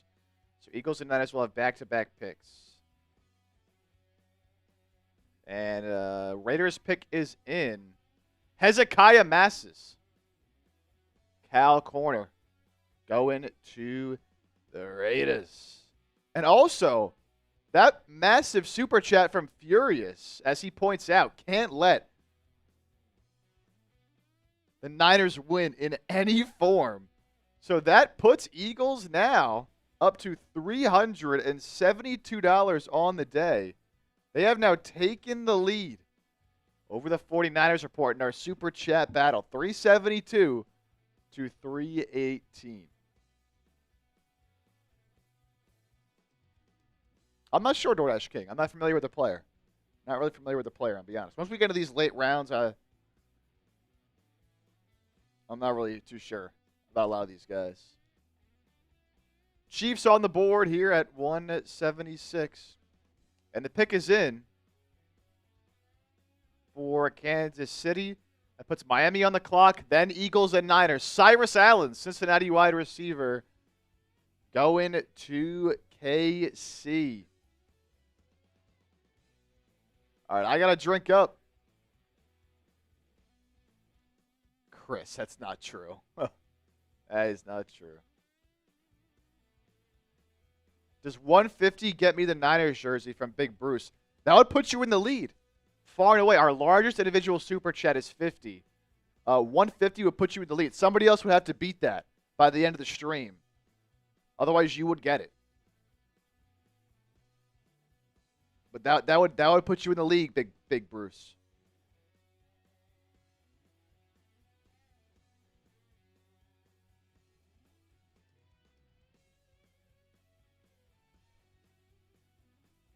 All right. I gotta chug this Miller. I wish I had a beer bong. It makes it so much easier, but we'll take it down. Again, this is our third day in a row streaming, so third day in a row live. So slow down a little bit. I'm actually going to see if there's one out there. It makes it so much easier.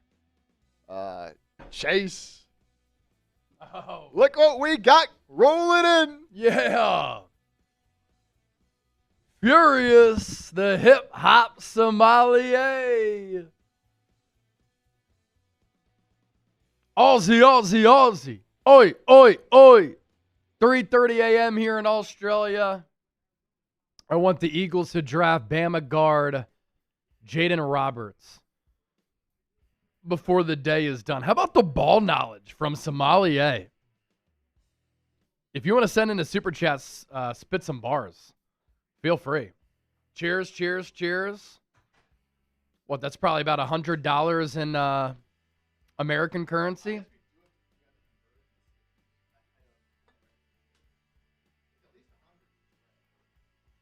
True.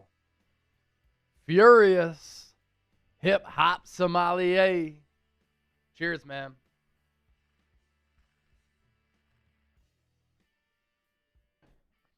Eagles pick is coming up. They're at 178. Dolphins are at 177. All right.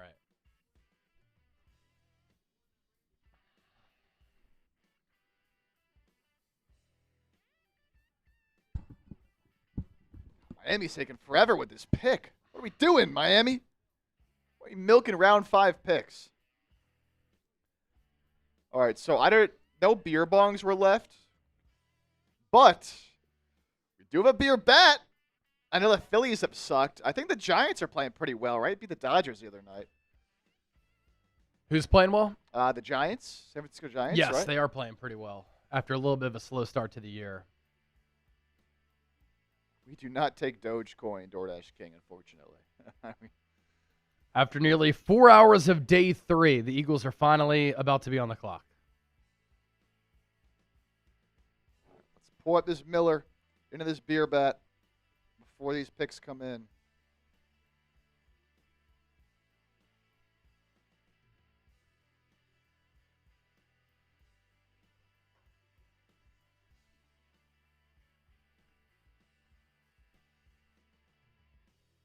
B-Doc says, it's time you put a ring on Allie. Don't let her see that message. Don't let her see that message. She wants it, huh? Yeah, she's asked for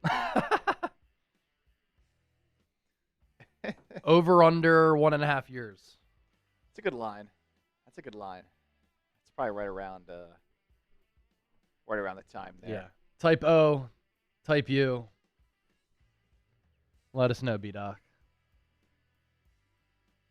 All right, Dolphins pick is in at 177. This will put the Eagles on the clock, followed by the Niners. Back to back. Yep.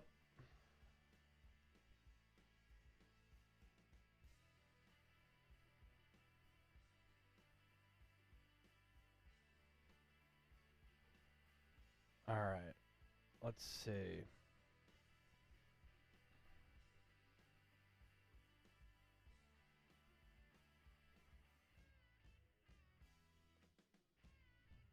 We're Okay. actually still waiting on this pick. It's not quite in just yet. Yeah, Eagles have 178. Then they have 197. And then they have 244. Oh, they have 244 as well. Yeah, in the 7th round. Oh, yeah, that's right. And then the Niners have... This is it. This is it for them. That's it. Eagles on the clock. Kevin Coleman goes to the Dolphins here. Who does? Oh, yeah, the Eagles 179. take? Yeah, 179 is it.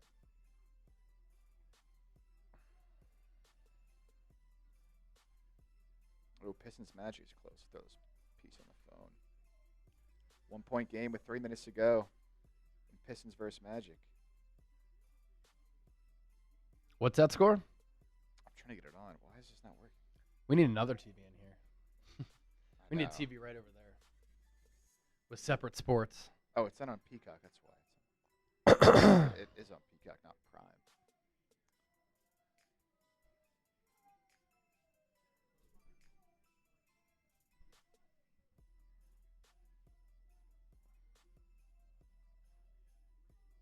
Yeah, so Eagles at 178.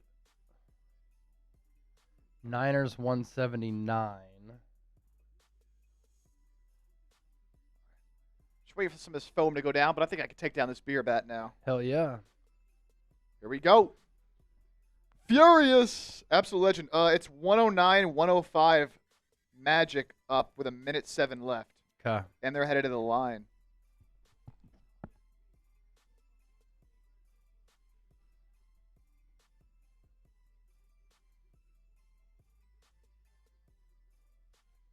Eagles pick is in. We're waiting.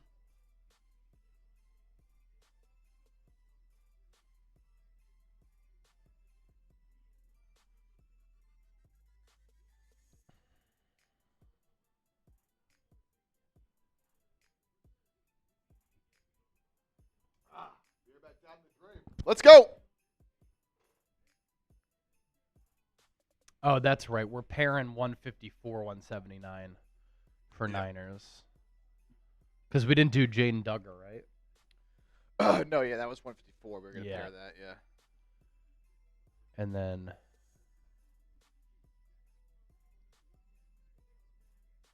This was going to be a standalone Eagles. yeah, standalone Eagles here at 178. They are up again at 197 if we wanted to pair those. Yeah. Let's see who they take here. Because if it's Garrett Nussmeier, Oh. that'll be a standalone.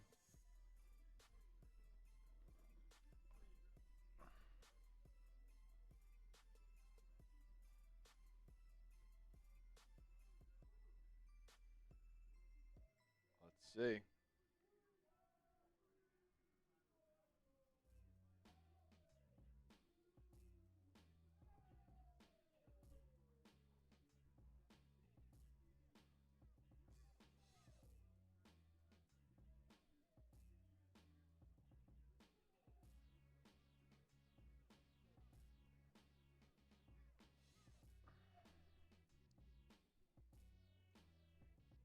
Oh, it's a quarterback.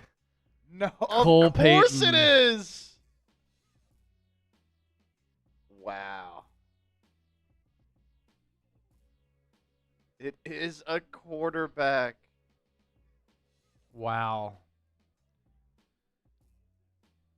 Philadelphia Eagles have taken a quarterback, and I'm pretty sure I threw out this name as a possibility. Cole Payton to the Eagles. It's one of those players where you think, okay, kind of looks like Tim Tebow. He's just going to be a runner. Then you start turning on the tape and you're like, this guy's pretty good. So the Eagles take the quarterback out of North Dakota State at 178. Could be the first Eagles quarterback who is a lefty to make the team since Michael Vick, because Tim Tebow did not. And Chip, I had told you, maybe we could package the pick later, or maybe this will be a standalone if they draft a quarterback. The Eagles take North Dakota State quarterback Cole Payton. Crazy. We'll do a big video on this coming up. Good little audience spike here. Nearly 700 people watching live.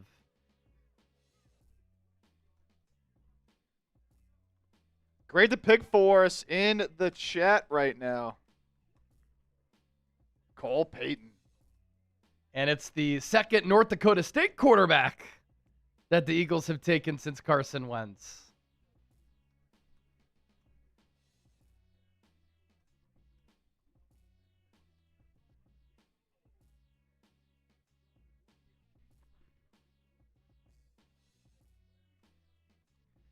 One-year starter.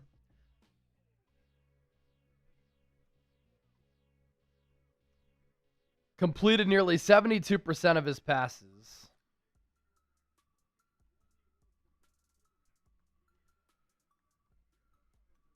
16 touchdowns, 4 interceptions, 136 carries, 777 yards, with 13 touchdowns on the ground.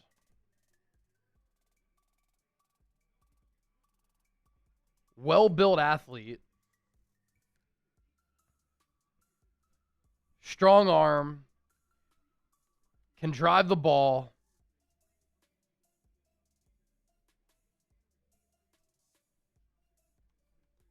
And what's so impressive, he could drive the ball to the opposite hash at times.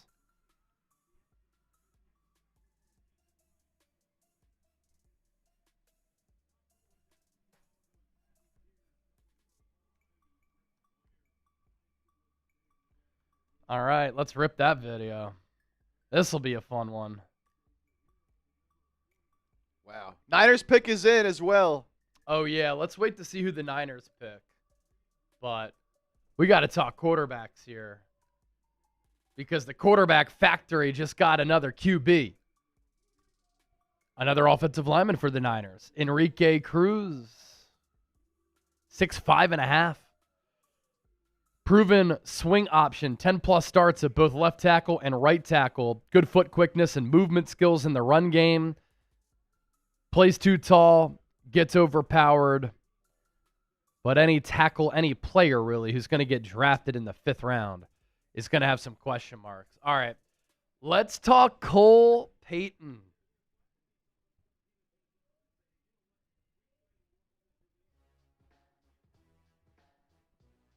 (6'2", 232, 4.56, 40-yard dash, 40-inch vert, 10-foot broad jump, 10.25-inch hands. This dude is massive as a quarterback.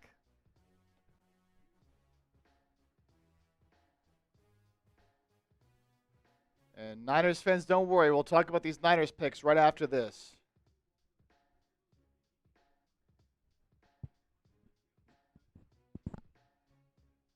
So we'll go back to back. Did Delane Green get picked? Or are they just talking about it on the broadcast? Talking about him.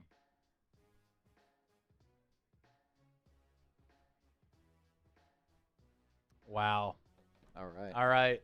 Let's talk Cole Payton to the Eagles. The first pick for the Eagles today, as we've been live for 4 hours with no selection to talk about.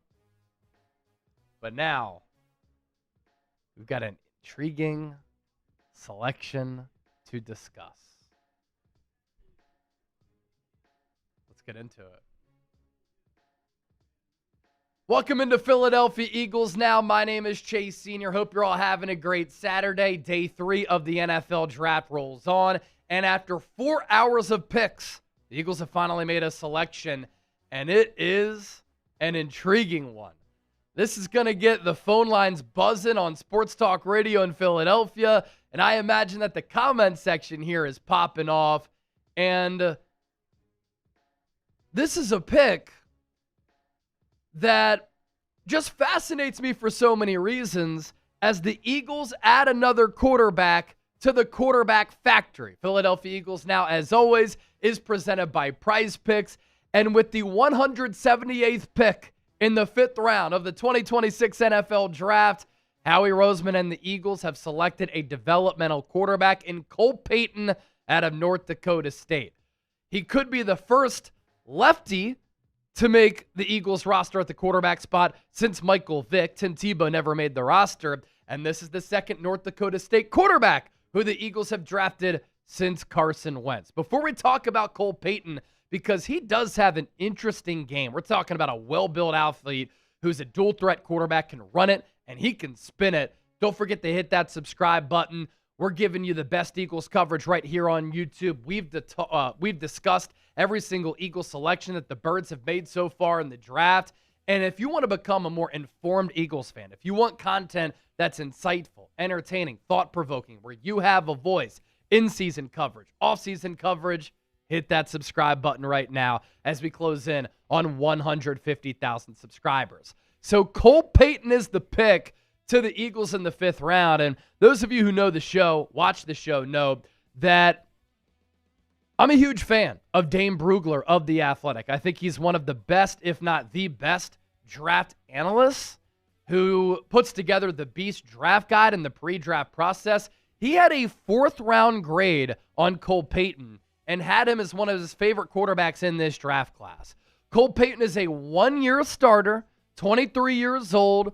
His hometown, he hails from Omaha, Nebraska, and he has tremendous size at the quarterback position. He is over 6'2". He is 232 pounds, and he is a great athlete with a thick build, and he has dynamic qualities as a runner. He is bringing to Philadelphia a lot of upside for a dual-threat quarterback with mobility, but he's got sneaky good arm strength. And don't look at him and say, oh, he has a thick frame. He's well-built. He's a left-handed quarterback. He likes to run. He's Tim Tebow. No. There were times when you turn on the North Dakota State Tate where the pocket is muddied up. He shows a good pocket feel, good pocket mobility, and he has the ability to drive throws to the opposite hash.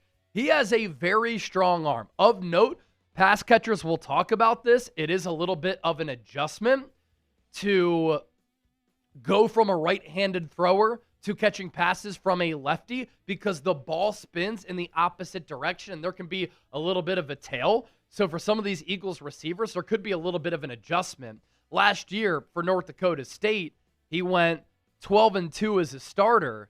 He completed 72% of his passes, so he's pretty accurate. 2,700 yards, 12.1 yards per attempt, 16 passing touchdowns to 4 interceptions. But on the ground, they'll run some RPOs, some quarterback power, read options, 777 rushing yards with 13 rushing touchdowns. So Cole Payton last year combined for 29 touchdowns and 4 interceptions. When Jalen Hurts was coming out of Alabama and, of course, Oklahoma, everybody loved the dual threat ability. And I would say that Cole Payton is a similar athlete. Jalen Hurts is a broader framed, thicker player who runs with power. Cole Payton is that as well, but Cole Payton actually can probably spin it a little bit better than Jalen Hurts and has a little bit more whip on his throws as compared to Jalen. I'm not saying that he's unseating Jalen to be this team's starting quarterback, but Tanner McKee is entering the final year of his contract. The Eagles traded for Andy Dalton, who's really old.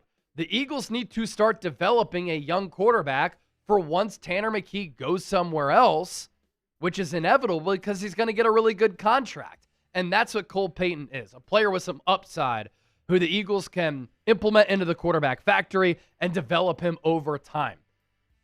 I can't wait to see what people say about this. Grade the pick of Cole Payton, A, B, C, D, or F. I'm going to go B+, A- because as a developmental player at the most important position in sports, to take a player in the 5th round who had value higher, I like it. Plus, it's important to really work with the young quarterback to see what he can become over the next few years. Philadelphia Eagles now, scouting report coming up, is made possible thanks to our friends at PrizePicks. Appreciate them for being our presenting sponsor of all of our NFL draft coverage. Basketball playoffs are here. Baseball is underway. The Phillies are sucking, but it's time to cash in with PrizePicks. PrizePicks is America's #1 sports picks app, and it is the best place to win cash while watching sports. The app is really easy to use. Just pick more or less on a few player stats. Lock in your lineup. We'll show you our lineup here in a moment. You can also make team picks where you can pick winners, spreads, and totals. Check out their new social feeds feature. You can share prize picks with your friends. You can copy lineups as well with a single click. And give me a follow at Chase_Senior so that you can see my lineups before we talk about them right here on this show. Prize picks, it's always good to be right. Here was Chip's lineup for today. Paolo Banchero went off. Less than 34.5 points, rebounds, assists, 46. Big performance for Orlando. We'll see about Desmond Bane. Oh, no, he was playing in that same game. Never got to the free throw line. And then Duncan Robinson, more than 2.5 3-pointers made. That's how easy it is to play Prize Picks. And when you play your first $5 lineup, you get $50 instantly in lineups when you use our exclusive code HMA. So download the PrizePicks app today with the link in the comments and in the description of today's Philadelphia Eagles now. All right, more on Cole Payton here as we give you a great scouting profile on the Eagles' newest quarterback. Really good muscle mass. He's built up top. He's built in his lower body. That allows him to pick up yards after contact. He is hard to bring down. He's got a strong arm where he can drive the ball without much help from his lower body. And what I mean with that is that Cole Payton, I kind of referenced it a little bit earlier. If the pocket's muddied and he's got to make some off-platform throws, he could just kind of spin it with the flick of the wrist. Not quite Michael Vick flick of the wrist, but it's not like he has to gather and step into throws in order to get velocity behind the football. Throws with touch and can layer some throws. Has a good wide base. I think the mechanics are pretty good. He's a very impressive athlete with his size, and he can create chunk plays on the ground. He's not only explosive, but he's also fast. His testing numbers at the NFL Combine were stupid. 6'2", 232. His hands, 10 1/4. Those are some mitts. A wingspan of 78 3/4. A 4.56 40-yard dash. A 40-inch vertical for a quarterback. And his broad jump was 10 feet, 10 inches. That is a ridiculous testing line for a quarterback. He's got drive. He's got toughness. He has an outstanding work ethic. People within that North Dakota State program would say football is his only priority. Looked at as a very good leader. And his record as a starter, I said 12-2 earlier. It was 12-1. Eagles are going to have to develop him a little bit just as an overall passer and quarterback because he played at the FCS level. He wasn't playing in the Big Ten or the SEC. At times, he can get a little bit frazzled under pressure, so that'll lead to dropped eyes and something that Jalen Hurts did a lot early in his career, kind of bailing out of the pocket because he doesn't want to take any sacks. Sometimes his mechanics can get a little bit wonky with the lower half, and he can get a little bit sloppy. Broke a thumb on his throwing hand, attempting to recover a fumble during the FCS playoffs in December. That knocked him out of the game. North Dakota State lost. He had surgery the following day. But then he started throwing after 6 weeks, and he did play in the Senior Bowl. Here's what the aforementioned Dane Brugler said about Cole Payton. Payton is green and will require patience, but he's a dynamic dual-threat quarterback. His physical tools and competitive makeup are promising qualities for a developmental prospect. And you go back with recollection, and you think of left-handed quarterbacks who have been really good athletes. Steve Young comes to mind. Excellent runner. And he could spin it. I would say that Payton is maybe thicker as far as the build. Mark Brunell was actually a pretty good athlete for the Jaguars and then Washington toward the end of his career. He was a lefty, I would say, with an okay arm. And then Michael Vick. Michael Vick is one of the most unique athletes to play the quarterback position that we have ever seen, where with the flick of the wrist, he could unload it 70 yards downfield to Deshaun Jackson on a Monday night against Washington and make Mike Tirico and John Gruden say, wow, what are we seeing? Michael Vick was a smaller player, not that tall, 6 foot on a good day, but one of the fastest quarterbacks that we've ever seen. So Cole Payton is different from all those guys. I'm not comparing them. I'm just talking about left-handed quarterbacks here who have been dual-threat quarterbacks. Tua Tagovailoa is not that, weak arm, and he can't move. So how about the Eagles selections here? Not a lot of picks that I had envisioned, some that I did. Eli Stowers, had him going to the Eagles in one of my mocks. Talked about Markel Bell being a developmental offensive tackle. But I didn't envision Mekhi Lemon falling to 20 and then the Eagles trading up for him. Although I talked about him as a trade-up candidate if he did fall. And then Cole Payton, the quarterback out of North Dakota State to Philadelphia here. Round 5, 178. Eagles do have 2 more selections remaining as of this recording. You never know if Howie Roseman's going to make another trade. Round 6, 197. End of round 7, 244. Hit that subscribe button, everybody. It's been a blast hanging out with all of you, talking Eagles throughout this draft weekend, and draft grades and a draft recap will be coming up a little bit later today.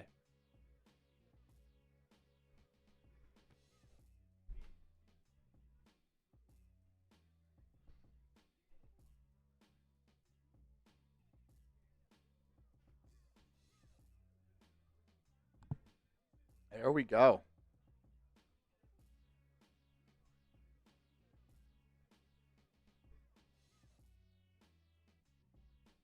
All right, so Cardinals run the clock at 183. We'll catch up on the recent picks.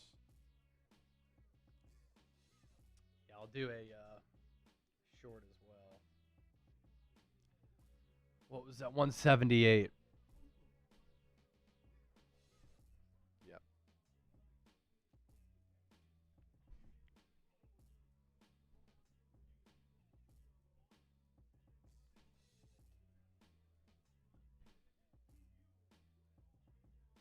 At pick number 178 in the 5th round, the Philadelphia Eagles have finally made a pick after 4 hours of not making a pick on day 3, and they are adding to the quarterback factory. And they are adding a very fascinating quarterback in North Dakota State quarterback Cole Payton, and he is entering the Eagles quarterback factory here. Cole Payton was a 1-year starter at North Dakota State. He completed nearly 72% of his... I'm just going to start over. Can't always do it in one take.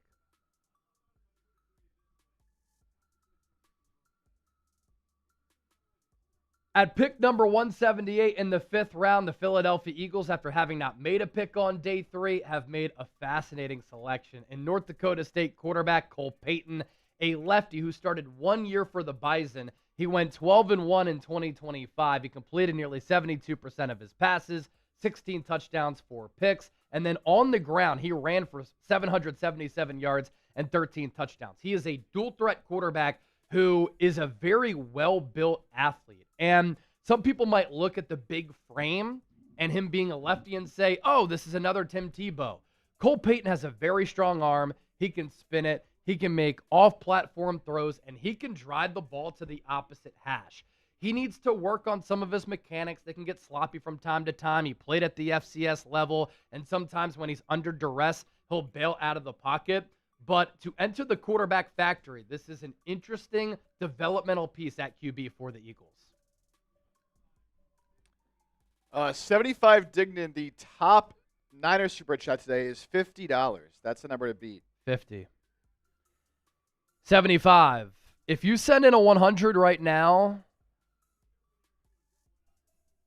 we'll just send you the surprise jersey. And we'll send you that and the jersey that you got from free agency. Because we still got to get those together.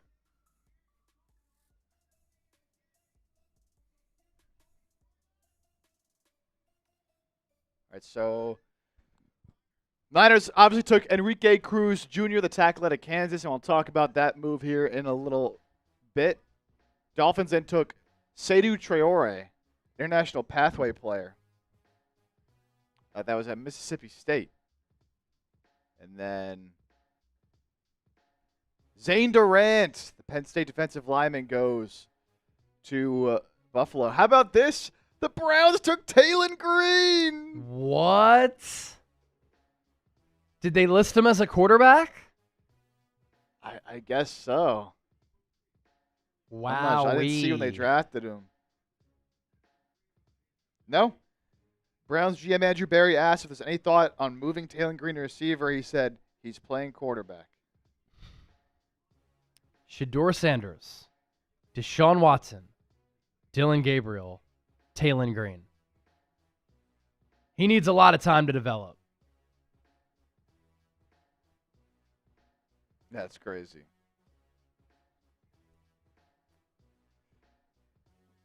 Carson Sherrard, the Cardinals, then Jackie Marshall to the Titans. On the clock is now Tampa Bay at 185.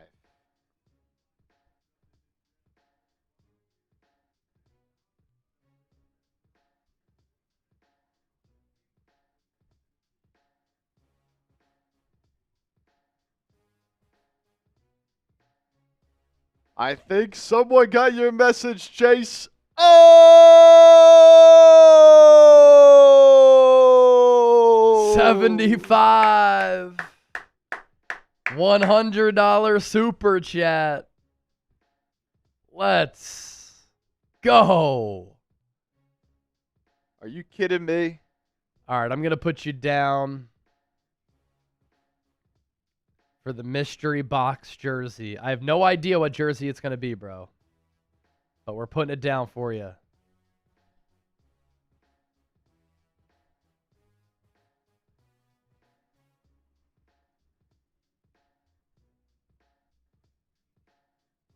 There we go.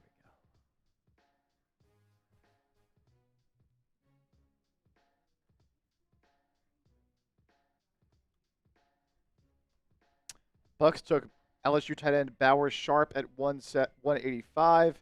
Giants took Auburn defensive lineman Bobby Jamison Travis at 186.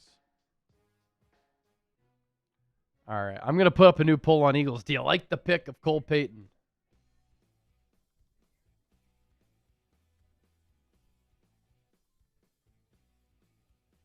Who's doing that Eagles cut? Reed. Cool, I'll message him.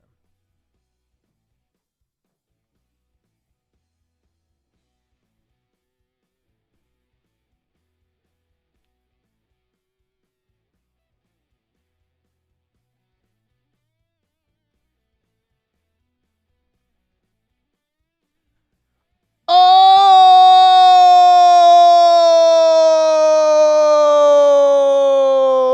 What do we got? Jesse Sr. A $110 super chat. Jesse! 110. I told 75 I'd send him the jersey regardless, so Jesse, we'll send you a jersey as well. All right, but you got to email me, chase@chatsports.com. Chase@chatsports.com. We'll put my email up at the bottom, chase@chatsports.com.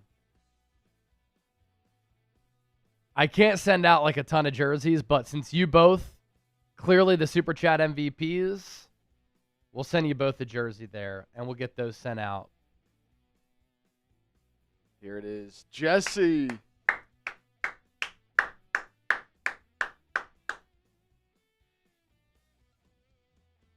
Yes, Curly. Video for the Enrique pick is coming. Don't worry about it. We got y'all.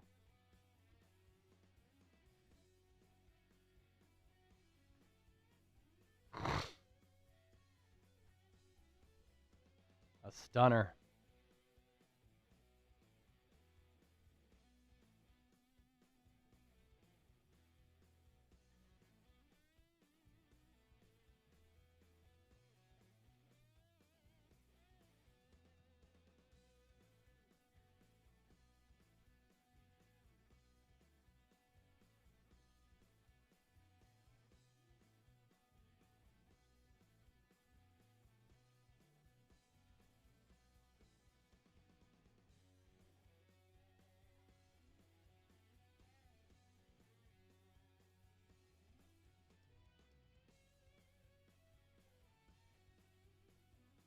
Wow.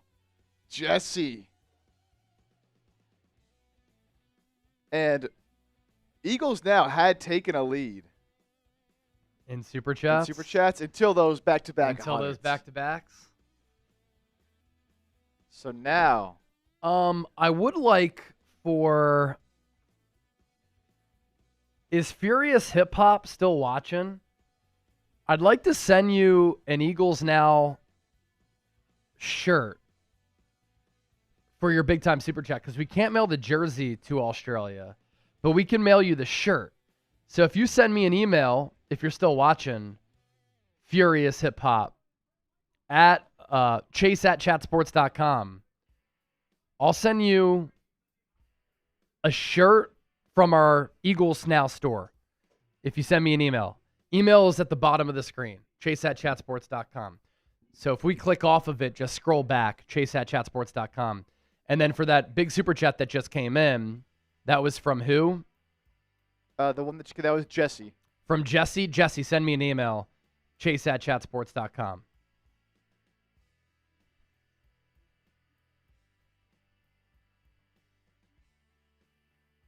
So the 49ers report. Back-to-back 100 pieces. They've taken the lead. Commanders take the other Penn State running back, Katron Allen at 187.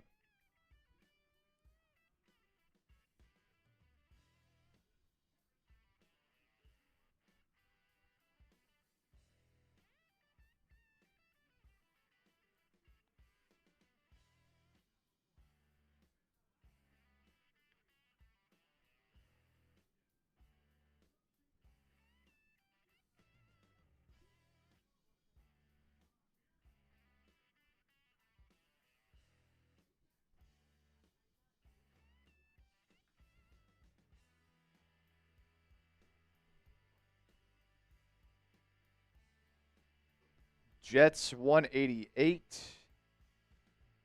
They go Miami guard Inez Cooper.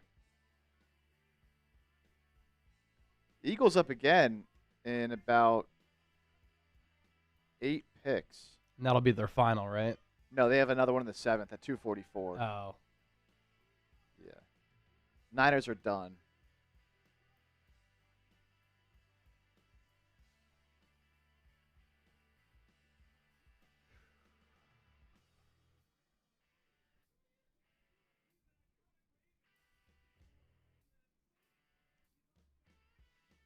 Oh, shit, we got to do that Niners one. Forgot about that. Yeah, combining the last two.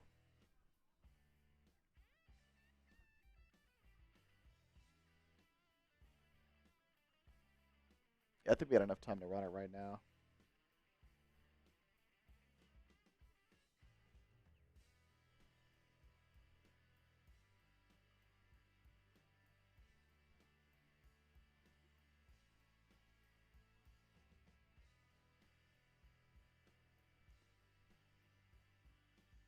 Bengals go Brian Parker out of Duke. Brian Parker.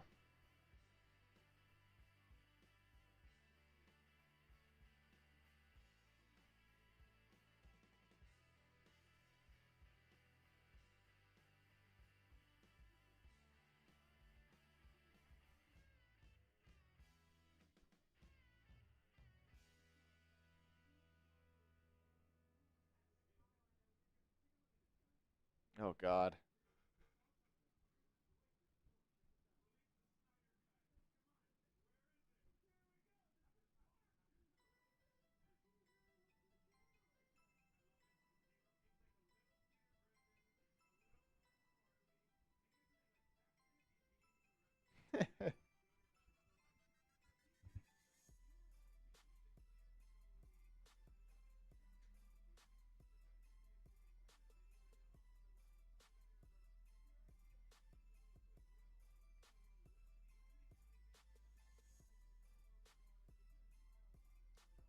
Okay, Saints on the clock.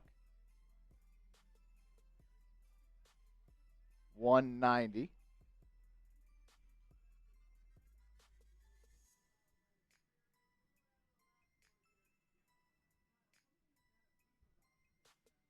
We're a couple picks ahead of ESPN. Couple picks ahead.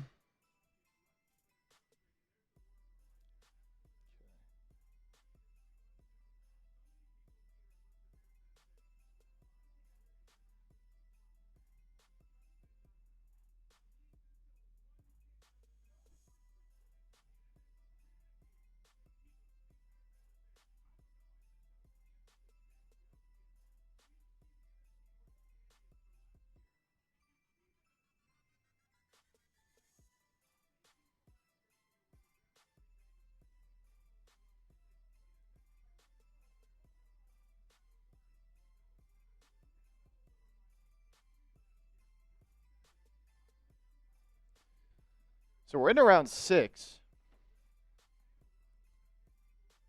Officially. What'd you say? We are officially into round 6. Into round 6, baby.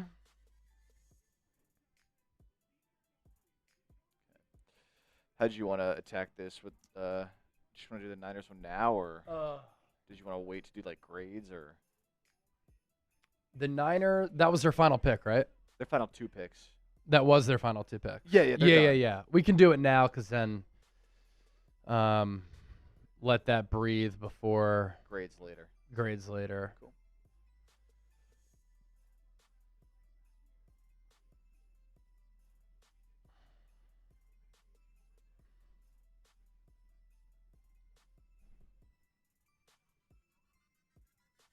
Duggar and Cruz.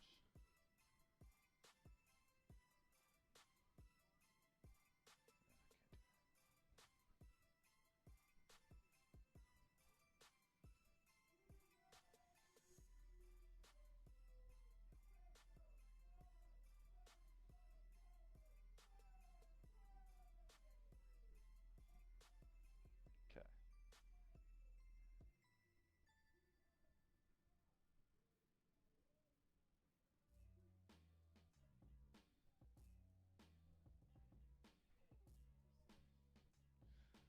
We're going to talk some Jaden Duggar and Enrique Cruz Jr.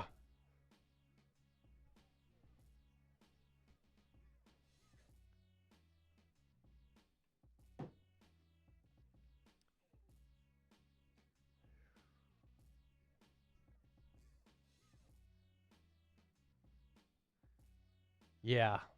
Looks like the Niners had more reaches.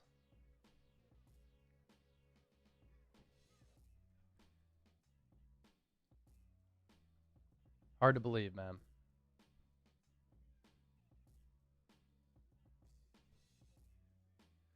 All right, let's get into it. 2 Niners picks to talk about. After talking about Cole Payton for our Eagles audience, we're going back and forth, just producing hella content here.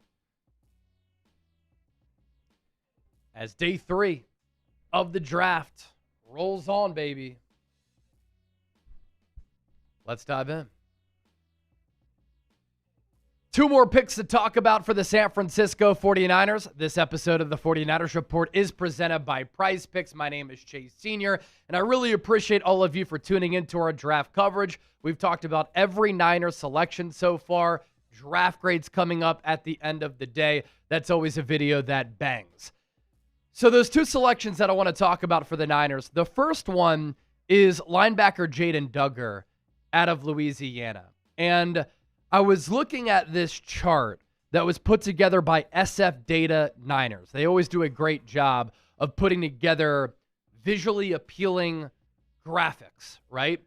And I'm going to read you the big board rankings from NFL Mock Draft Database.com for the Niners players, and then where they went compared to those big boards, right? So Dejon Stribling was ranked 91. Romello Height, 77. Kaelon Black, 180. Grayson Holton, 80. Carver Willis, 186. Ephesians Prysock, 134. Jaden Duggar, 302. Enrique Cruz, 279. And what shows you how the Niners have reached on a lot of these players, this set of numbers for those players shows where these players went kind of ahead of schedule compared to where they were expected to go. Stribling, 58 picks before he was slated to go. Height, 7 picks before. Kaelon Black, 90. Grayson Holton, actually a pretty solid selection based on the value. Willis, plus 59. Ephesians Prysock, minus 5. Jaden Duggar, plus 148. Enrique Cruz, plus 100. So there are a lot of reaches in this draft for the 49ers. It doesn't mean I don't like these players. It doesn't mean I don't think they can be good. But the value of the picks aren't great. So with that, let's talk about Jaden Duggar here. Great size, crazy long wingspan of 80 inches. He has insanely long arms, and he has a lot of potential in the future to cover tight ends at that linebacker spot. Like the playing style, flies to the ball once he sees it, but the instincts right now are really lacking. I think this is a player who has some upside, but will start his career ideally on the practice squad. And while he does have potential to hold up in coverage, he needs to get a little bit better there. The Niners under John Lynch and Kyle Shanahan have enjoyed taking linebackers with safety backgrounds. Jaden Duggar began his college career at Georgetown. Then he transferred to Louisiana, and he started playing linebacker and started to play linebacker at a really high level. This past year, he was an all-Sun Belt player, led the team in tackles with 125, 13 TFLs. He will be used as a blitzer from time to time and does a good job of disguising as a blitzer. 4 pass breakups and a pick, 1 forced fumble. He was somebody with how he played in 2025 started to pop up on a lot of draft radars for scouts. 6'2", 232. Actually, hold on. Let me bring up his correct measurements here. He is 6'4", 242. Am I getting that right? Yeah, 6'4", 242. His wingspan, I said it was 80 inches earlier. It's 84 3/8, and he ran a 4.6 40-yard dash. So this is a developmental player for the Niners who is not going to see the field right away as an off-ball linebacker, but you're taking a player with traits, you're taking a player with athleticism, you're taking a player with potential, and he gets to learn from Fred Warner and Dre Greenlaw. I know the Niners traded away D. Winters because they had a lot of linebackers at that time. 9, went down to 8, now back to 9. It's not like a Garrett Wallow or a Tatum Bethune are locks to make the Niners roster. And so while the Niners are deep at linebacker, you can afford to take a chance on a player like this. Again, it's another one of those cases where I think going with Jaden Duggar is very, very early, and you could have had him a little bit later. Here's what Dane Brugler said in his scouting write-up on Duggar. Duggar is an ascending player with a blend of size and reactive athleticism worth developing on the back end of an NFL roster or a practice squad. So the key there, taking your time with how to develop him because he's a little bit raw, just got introduced to the position a couple of years ago. We have another offensive lineman selection to talk about for the 49ers. That's coming up here in just a moment, but the 49ers Report is presented by PrizePicks. This is America's #1 fantasy sports picks app. And think about where we are right now on the calendar. The playoffs are here for hockey and basketball. Baseball is underway. It's time to cash in with PrizePicks. And PrizePicks is America's #1 sports picks app, and it serves as the best place to win cash while watching sports. And the app is really easy to use. You pick more or less on a few player stats. You lock in your lineup. And with the new social feeds feature, you can give me a follow at Chase_Senior to see my lineups before we talk about them here on the show. PrizePicks now has early payouts as well. So if your player gets off to a hot start, you now have the option to cash out of those winnings before the game even finishes. PrizePicks available in most states, including our great audience in California. Here was Chip's PrizePicks lineup for some basketball playoff action in the NBA. Paolo Banchero, less than 34.5 points, rebounds, and assists. He went off for 46 combined. Desmond Bane didn't get to the free throw line. And then Duncan Robinson made 3 3-pointers, so more than the 2.5. But you could set this up where you don't have to go 3 for 3. You can go 2 for 3 at times. So play $5, get $50 instantly in lineups when you use our code HMA. That's code HMA. Download the PrizePicks app using our link, which is down below. Attached to the pinned comment and in the description of today's San Francisco 49ers report. So as we talked about, the Niners went offensive line a little bit earlier, and then they went offensive line again with Enrique Cruz, an offensive tackle out of Kansas, who started 30 games in his college career. He has swing tackle ability. He started 16 games at right tackle. He started 14 games at left tackle. And the breakdown: 4 at right tackle, 1 at left tackle in 2022. 13 games started at left tackle in 2023. And then 12 games started at right tackle in 2025. He spent 4 years at Syracuse. His final year at Kansas, he's 6'5", 313 pounds, 33 3/4 inch arms. So long arms. Those are tackle length arms. And his wingspan, 82 3/4. He can move too. A 4.94 40-yard dash. And for his NFL projection, I think it could be as a swing tackle, just like he did in college. More of a backup player, most likely. So proven swing option, 10+ starts, as I mentioned, at both left and right tackle. Good foot quickness and movement skills in the run game. The issue that he runs into is that he plays too tall and he can get overpowered. The Pro Football Focus numbers weren't tremendous. 70.3 for the overall grade, 67.3 pass blocking grade, 69.9 run blocking grade. Gave up 2 sacks with 4 penalties. And then back to Brugler's scouting report, as we like to point to these for some of these late round guys to give you some good insight. He's still green in areas and learning how to use all of his tools in unison. But encouraging play on his 2025 Tate gives NFL teams optimism he could be an interesting day 3 flyer for a team running a zone scheme. What do the Niners run? They run a zone scheme. And he will pass the eye test. He has a good-looking frame with the arm length and the wingspan. The quickness is good enough to get out of the stance and to reach his spot in a very timely manner. The feet and hips operate in a symbiotic way and has good range.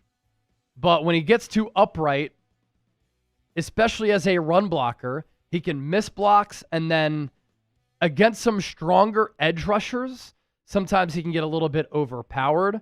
And at times, he can get impatient, which in this outside zone scheme, sometimes you have to exercise some patience on some of those pull blocks and when you're on the move. So, according to some boards, consensus draft boards, this was a little bit of a reach. I think Brugler had him as a 5th round, 6th round guy. I'm just happy that the Niners drafted 2 offensive linemen in this draft. So, Dejon Stribling, round 2, 33 overall, wide receiver out of Ole Miss. Romello Height, round 3, number 70, edge rusher out of Texas Tech. Kaelon Black, running back out of Indiana, round 3, number 90. Grayson Halton, defensive tackle, Oklahoma, round 4, 107. Carver Willis, round 4, 127, guard out of Washington. Ephesians Prysock is 6'3", runs 4.4.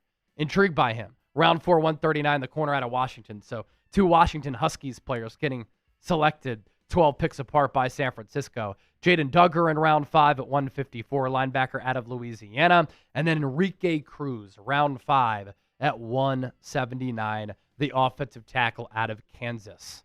We're coming down to the wire, man. It's been a marathon couple of days for us. How did the Niners do in the 2026 NFL Draft? They don't have any picks remaining.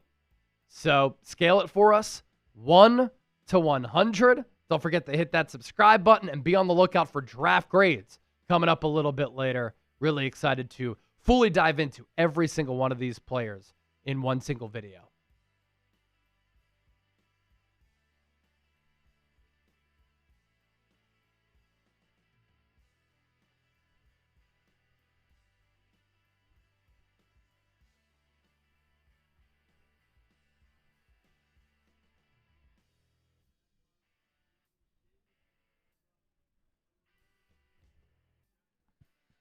All righty.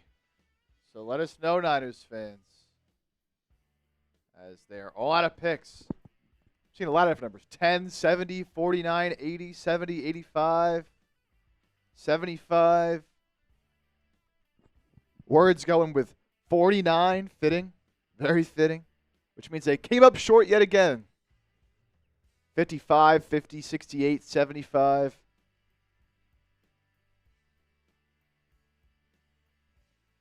A little bit all over the place, kind of in the middle though. 81. Now here's the picks that we've seen since we started the cut. Barry and Brown of the Saints, Josh Cameron, J.C. Davis to the Jags and Giants, Jack Kelly also to the Giants, Pat Coogan, that's a notable name there, going Pat to the Titans. Coogan, the Indiana center, and then Malik Benson going to the Raiders.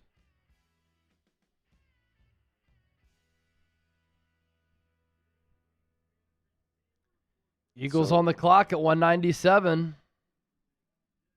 Oh, they're about to be up again.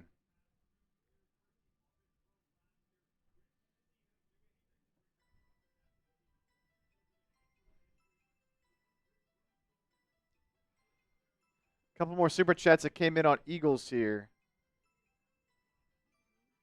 that we'll get to. Sit down with Jeff Nadeau. Subscribe to his YouTube channel if you like mob crime podcast content. Nadame Tucker, defensive end from Western Michigan, is an absolute stud in these late rounds. Little older, but crazy motor, dominated games. Crosby's from the MAC. Yeah, Max Crosby went to Western Michigan.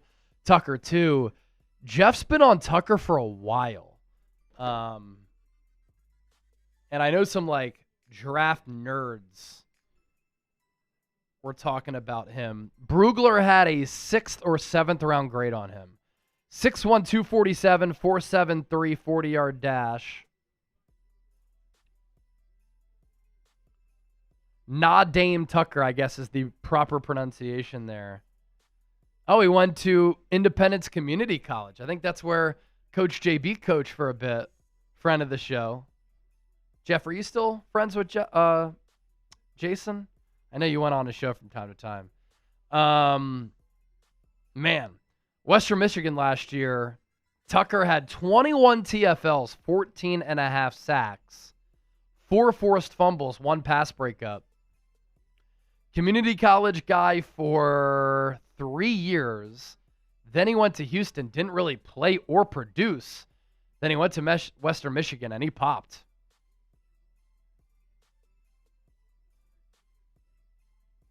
A little bit light-framed.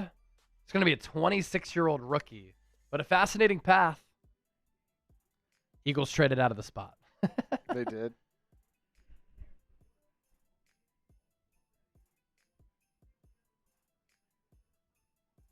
All right, Eagles trade out.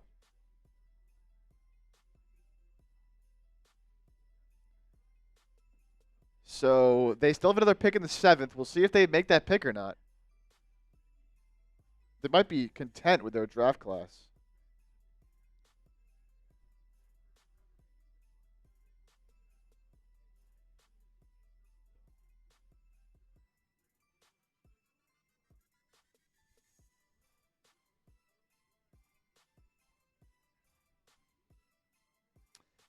James Weber, moment of silence for Tanner McKee. He's probably gone after this year. Could get traded. He's definitely gone after this year because he's going to get money to at least compete to start somewhere. Laura, same thing. R.I.P. Tanner McKee with the $2 super. Yeah, we'll see you, Tanner.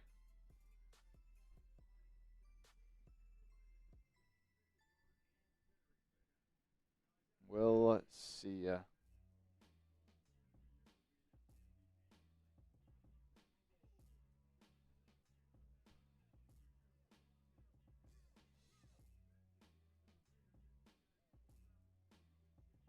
Wet Noodle, good to see you, man.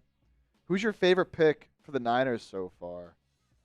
Look, now to be honest, not a lot of good options to pick from. But I do think Presock, the corner, would be my favorite pick. That's who I'll go with. Eagles make a trade with the Rams.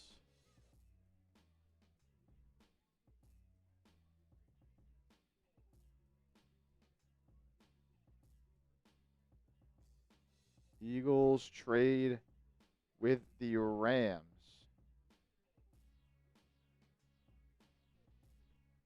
So they're no longer selecting here at 197.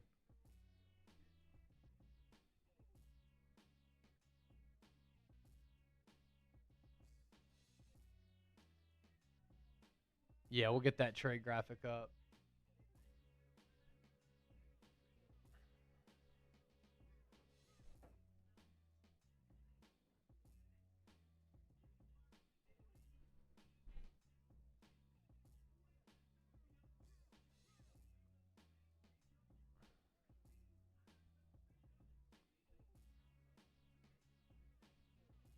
Just waiting on that to get in here.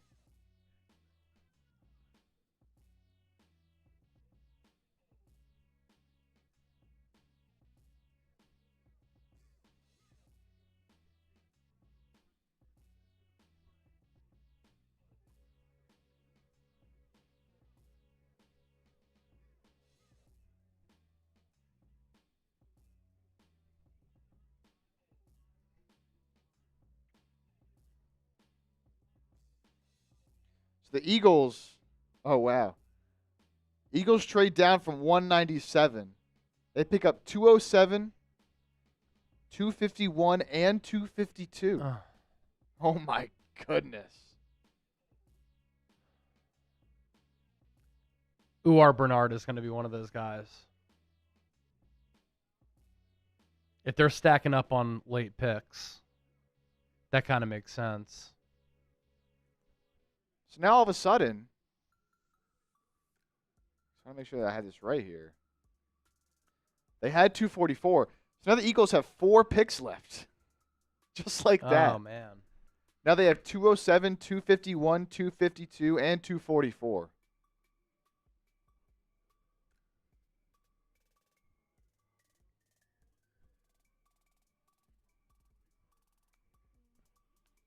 My goodness.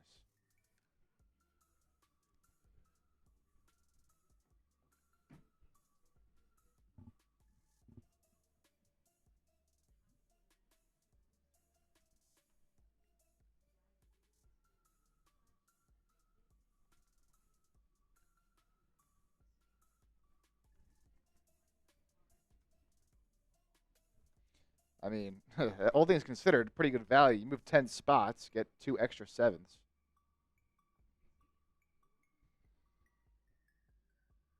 Yeah, honestly. So 4 picks left still for the Eagles.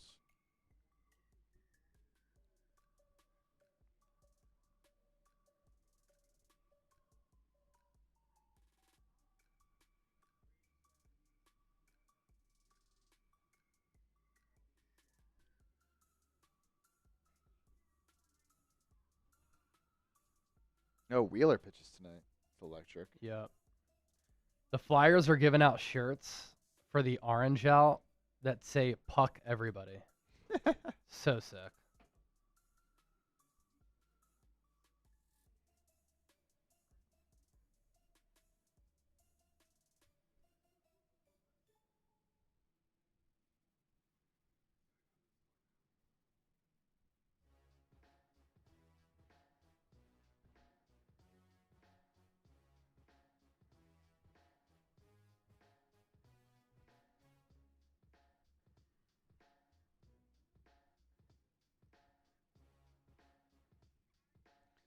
the Rams traded up so they could get Miami wide receiver C.J. Daniels. That's what they took with the pick they just traded up with the Eagles with.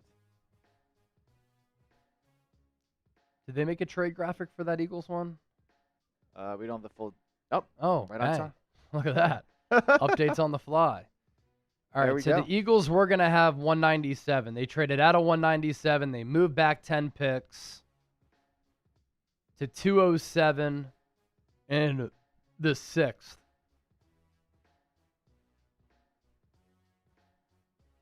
And then they get 251 and 252 in the 7th.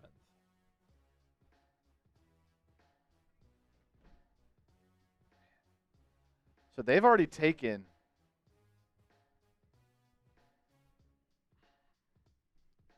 I mean, they've only taken 4 guys so far. So if they make the rest of these picks, they'll take 8 players, which the Niners have also taken 8 players. So that will kind of check out.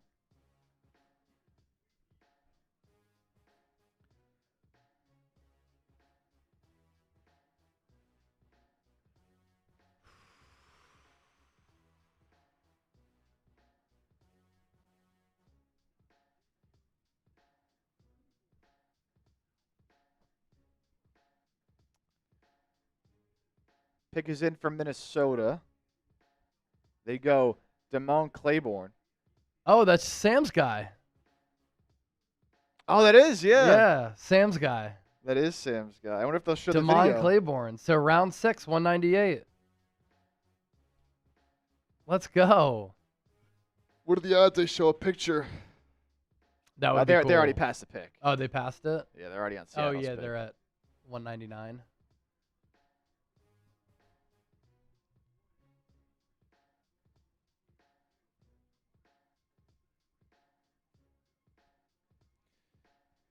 Andrew Nathan. Yeah, got to make sure I'm stretching my legs, man. Getting stiff over here sitting in this chair. 3 days. WK, I thought we had 244. Yeah, so the Eagles have 4 picks left again. The Eagles have 4 picks left. 207, 244, 251, 252. They got 4 picks left.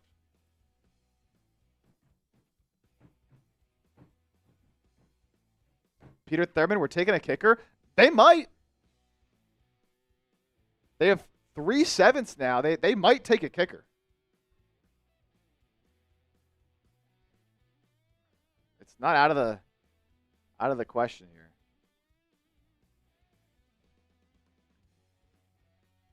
Seahawks take Emmanuel Henderson Jr.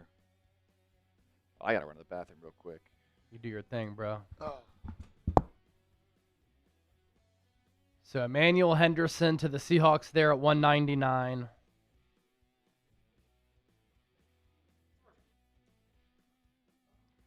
Here's our Super Chat menu, by the way. Where are we at? Okay, we're at 528 on Niners, so I owe a shot of Mezcal. And we are 383 on Eagles. Can we get to 500 on Eagles? Let me upload this Cole Payton video here.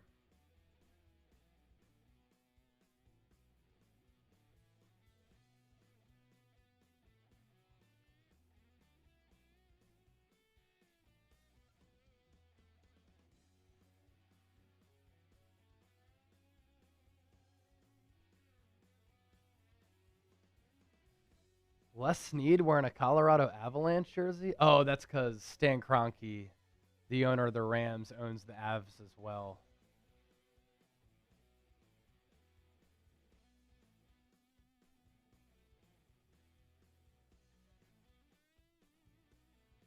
Yeah. Reese Davis, you got it right.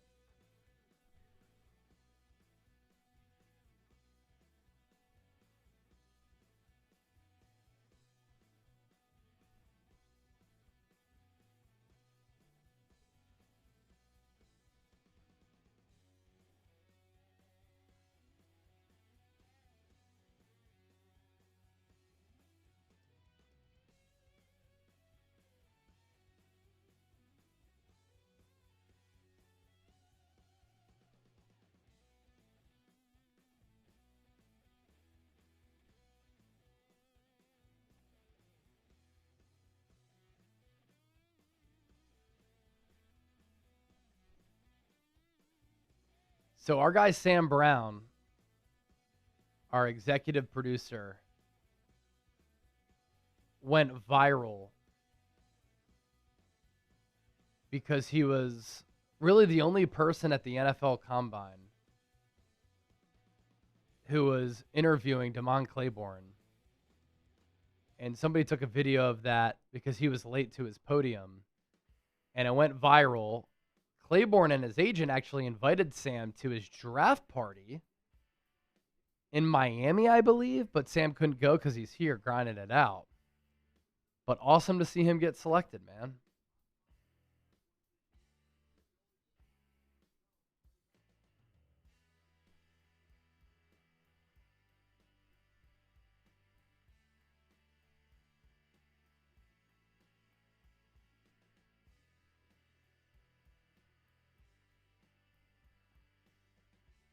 Second team all ACC, back-to-back seasons with 10-plus rushing touchdowns. Almost 2,600 rushing yards, fourth most in school history.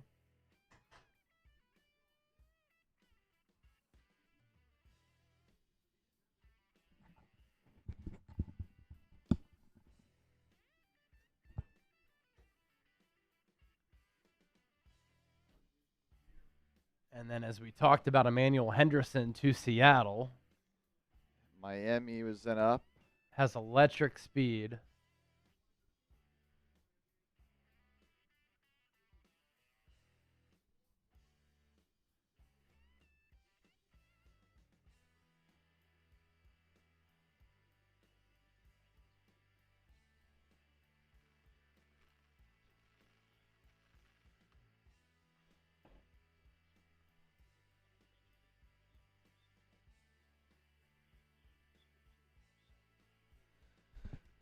So we got Miami took DJ Campbell at 200, and then the Packers just took Damani Jackson at 201. Round 6, 201. So now we got Corner out of Alabama. Chargers on the clock. We got this 2 from Bob Paul. Bob Paul, what's up, brother? Go Eagles, Chase and Chip, go USA, Flyers, Sixers, Phils. See, Bob is what we call a 4-for-4 Philadelphia sports fan. Eagles,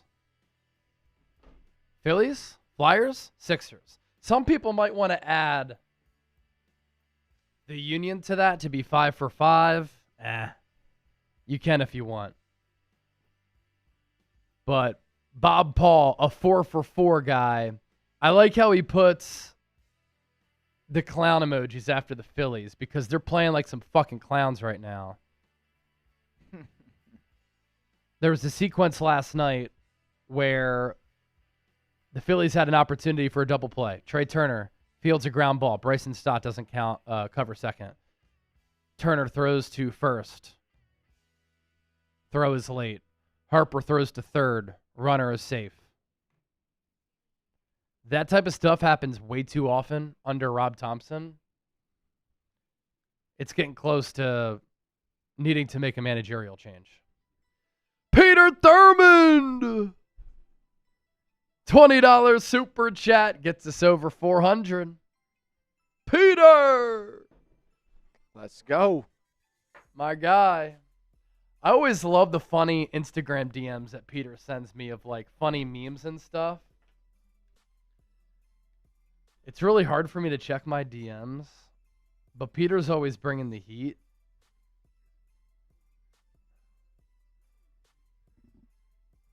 And Instagram tries to separate them, but I don't think it does a great job. I'm going to message Peter back right now. He sent me the story of how Hollis Thomas is now dating Brent Selleck's ex-wife. Wild story.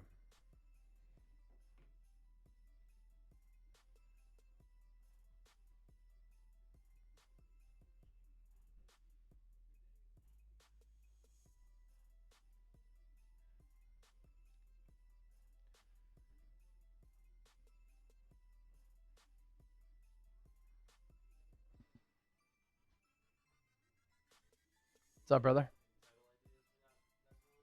For Niners? I sent you one.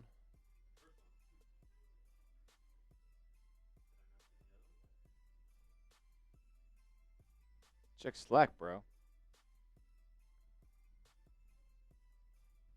Oh, who did I message that to? Oh, I had it written out. Oh, really? Yeah. Who did I send that to?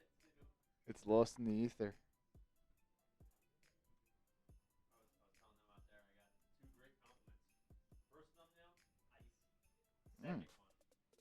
That's what you love to see. What do you think of Cole Payton? I like Cole Payton. He's a fun, developmental quarterback. Lefty squad. Yeah, I don't think it's too loopy. It's definitely not Tebow-esque. One of these Eagles draft psychos reversed and flipped the video to have him a righty, and it actually doesn't look that bad. Yeah, but it's definitely it's almost like he catapults it. Yeah, it's a catapult throw. But he's got a really strong arm. He can drive throws to the opposite sideline. I think this is insurance, knowing that he's going to leave after this year, or if he gets traded. Arizona got Beck. Rams got Simpson. Steelers got Aller. Jets got Klubnik. Dolphins' backup is Quinn Ewers, but they signed Malik Willis. Vikings. Colts. If they trade away Anthony Richardson, McKee would be there too. Exactly. Plus, he's signed to a short-term contract, so yeah, we'll see. All right, I did not want to do this, but we got over 500 in super chats.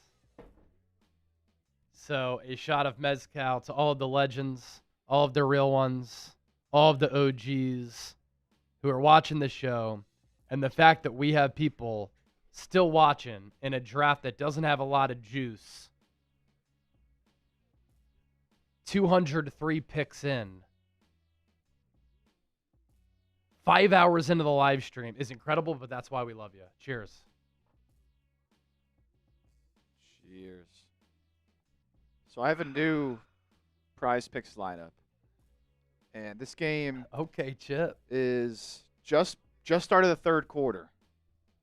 Oh, some live picks, which you could do with PrizePicks. Yeah, that's what I just put this in live. Yeah. All right. And so we'll see what happens here. I got to just put these in. Okay, so we need 2 more threes from McCain, or a 3 and an and 1. Shea Gilgeous-Alexander, you've got more, right? More than 42 and a half? Yep. His name is too long. Halfway there. Yes, name is so damn long. And then Dylan Brooks, more than 22 and a half. Honestly, props to Dylan Brooks. I didn't realize how good of a year he had. Yeah. He put up some, really good numbers. He's been great in the playoffs, too. Rockets are missing him, man. They traded him away, and they're missing him. In the playoffs, he had 18 in game 1, 6 of 22 though, not great. Game 2 though, which they obviously lost, he had 30 on 12 of 23, 5 of 9 from the field, and he's got 13 so far today. So we'll see. We'll see. Yeah, John Wallace, we're still going, brother. We're still going. Eagles still have 4 more picks.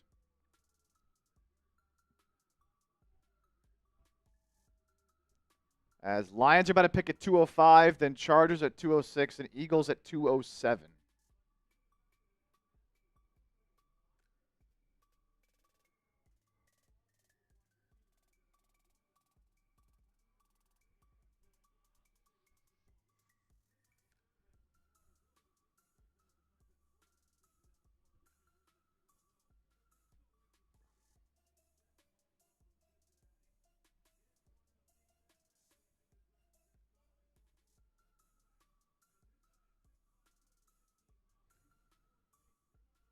I have another lineup where I took Hartenstein more than 8.5 rebounds. He has 1 at halftime. What are we doing out there? Grab a rebound! Brutal.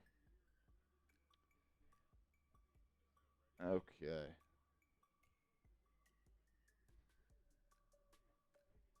Detroit at 2:05 going with Skylar Gill-Howard, Texas Tech defensive lineman. Chargers on the clock than the Eagles.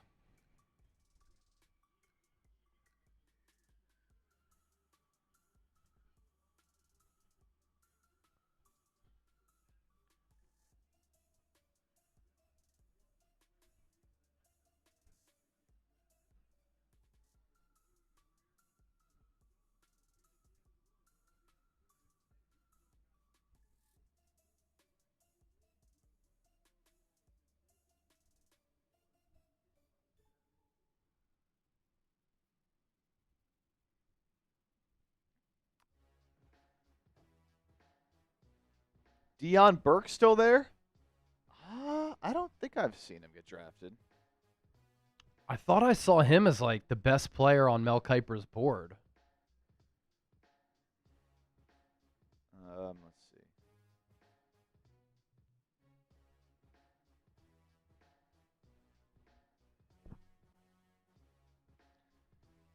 All right. Eagles are on the clock. Deion Burks is still there. Yep. I repeat, the Eagles are on the clock.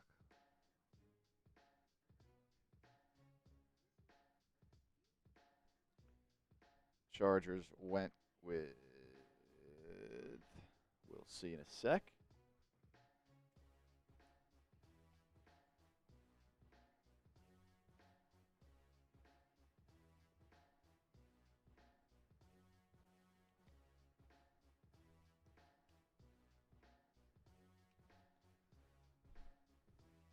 See who the Eagles go with here, or if they trade out again.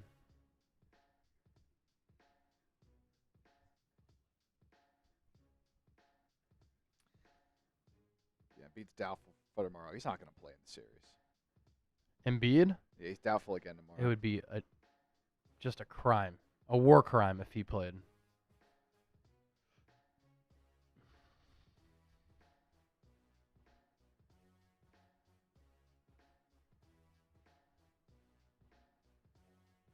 Now Oubre is questionable. Right adductor soreness.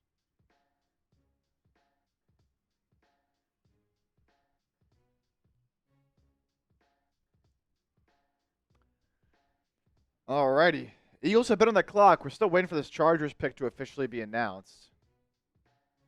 Yep.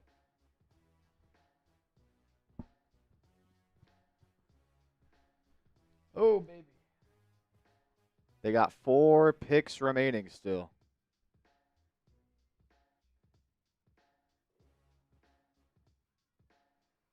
All right, they go.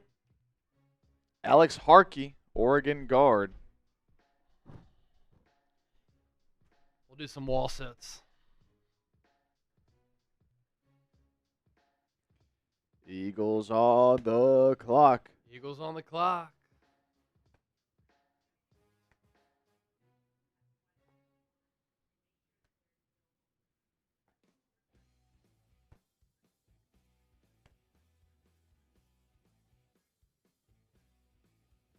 Oh man. Some big news in terms of celebrity relationships here. Megan Thee Stallion and Klay Thompson have broken up. I didn't even know they were together. They are no longer. The only celebrity relationship I've been thinking about is Diana Rossini and Mike Vrabel.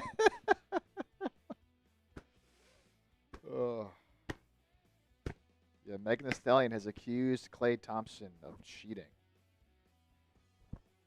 Not good for Klay. $20 super chat. I'll do 20 air squats.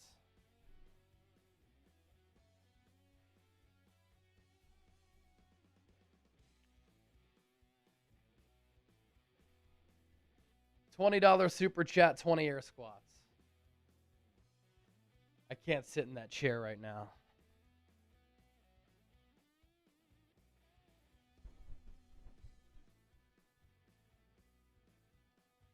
Eagles pick is in. Eagles pick is in.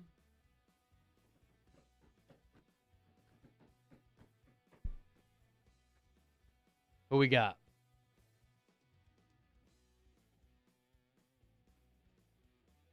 It is interesting the Eagles went Cole Payton over Garrett Nussmeier. Harold Perkins.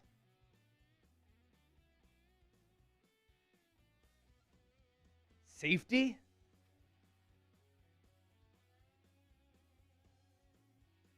I mean, clearly the Eagles didn't like this safety class. Otherwise, they would have taken one earlier. There were so many opportunities. Or they're just gung-ho about Michael Carter.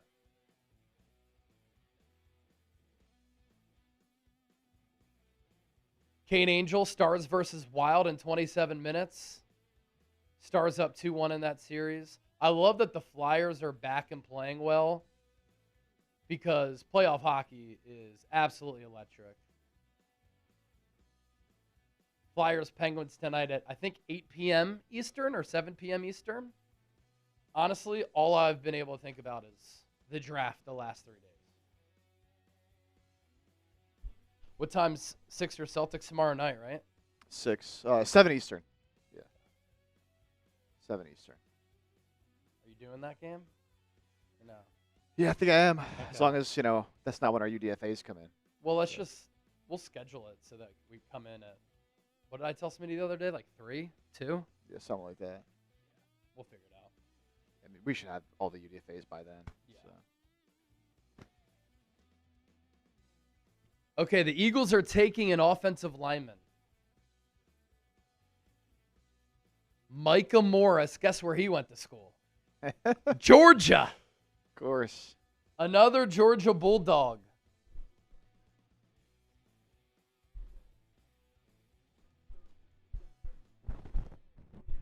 "6'5", 3/4, 334 pounds. 72 PFF overall grade.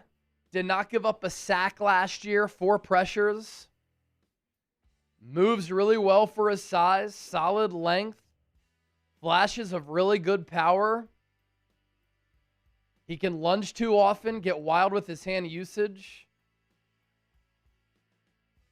A lot of question marks surrounding his weight and his work ethic concerns. Oh. It is interesting. I think the Eagles have taken 2 offensive linemen in this draft. Markel Bell and Micah Morris, who I wish Jeff Stoutland was around for. Because these are the types of offensive linemen you want Jeff Stoutland coaching up, developing, tutoring. Because they have so much ability. Weight concerns, though. Micah Morris, Markel Bell. Hit up Jordan Davis. Peloton. Whatever he did with the Peloton and the diet, get it done. Get it done.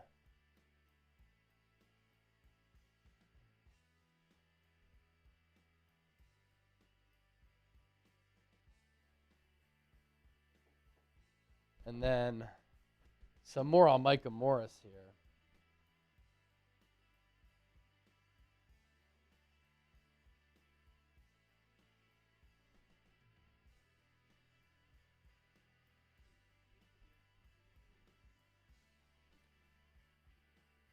He's, man, huge guy. 6'5", 334. 22 years old.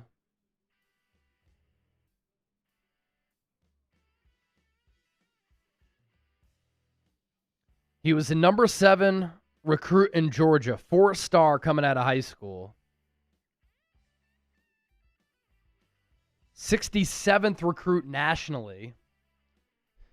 His recruitment took off after he played in the Georgia Elite freshman game in December of 2017. He had a top 6 of Alabama, Auburn, Florida, Georgia, LSU, South Carolina. Enrolled in January of 2021 Only became a full-time starter in 2025. In 2024, he filled in for Tate Ratledge, really good player at right guard, 5 starts there. And then in 14 games, 14 starts.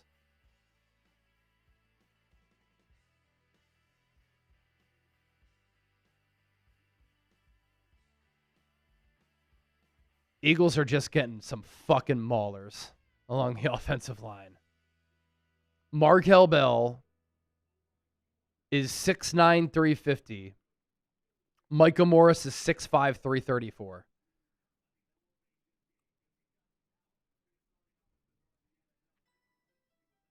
He's got the talent to be a starting guard at the NFL, Mel Kiper just said. 5'09", 40-yard dash at 334 pounds. My goodness.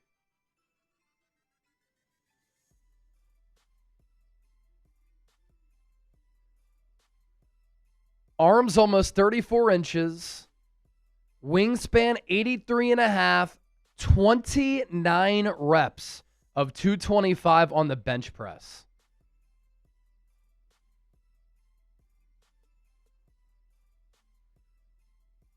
Flagged for holding only once in 2025. Can play both guard spots.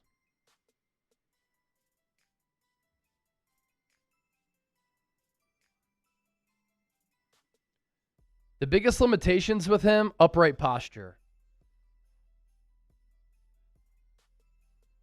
So that was the Eagles pick. What's the next one after those trades? We have the Eagles up again at 251 or 244. So not for a while. Yeah, we're at 208 right now.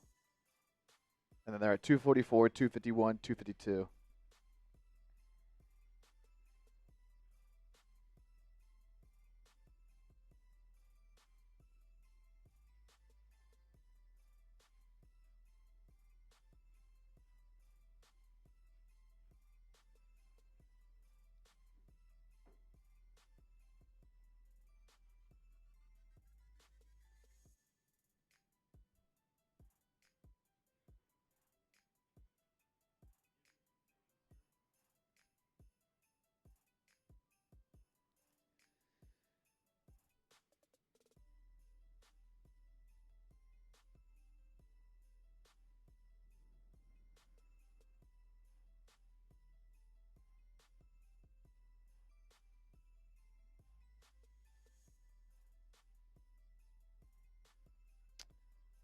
Micah Morris.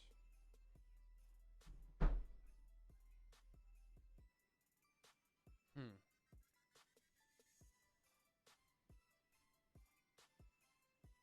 they've got, show me the Eagles picks, because they've got the string of late sevens now, right? With Yeah, the they're Rams.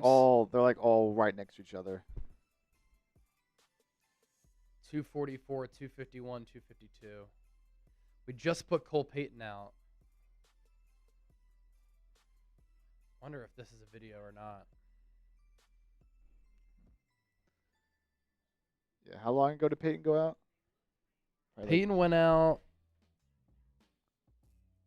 50 minutes ago. It's 4:10.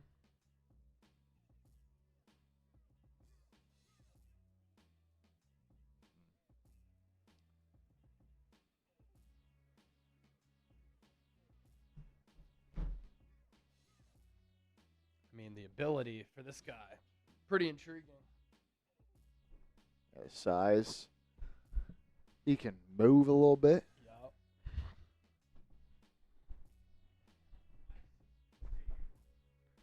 Oh, Lou Dort strikes again. What'd he do? He just tripped Devin Booker, and Booker had to go to the locker room. Pretty severe limp on his ankle. God, Lou Dort sucks. I mean, it's such an obvious trip. Intentional. What a dirty player.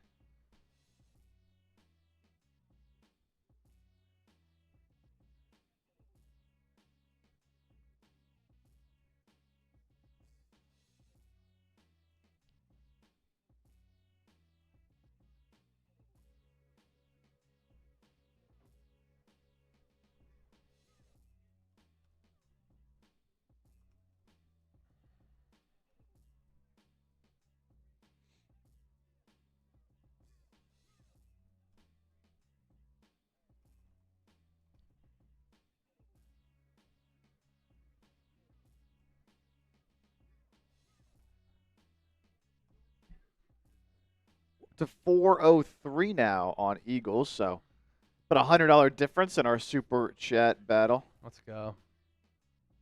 Been a good battle here on day 3.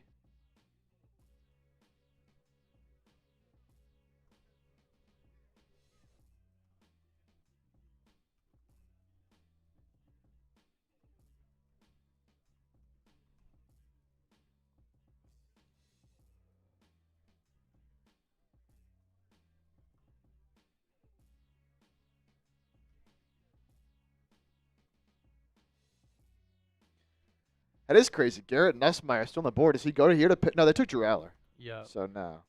Is there another team that needed a quarterback coming in that hasn't taken one yet? I feel like every team, Jets took theirs, Cardinals took theirs, Steelers took theirs. Yeah, I think you're looking at like backup teams. Eagles got theirs.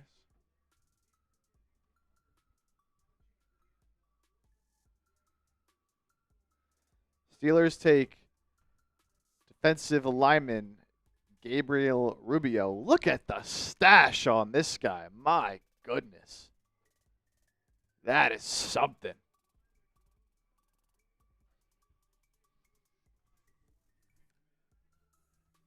Miami. I suppose Miami could use one behind Willis.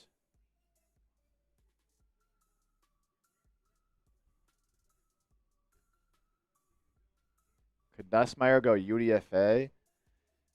I mean, there's a chance he's telling teams like, don't draft me, just so he can pick where he wants to go, but we'll see. It's happened before. This guy looks like Mario. He's got the stash. The Italian look.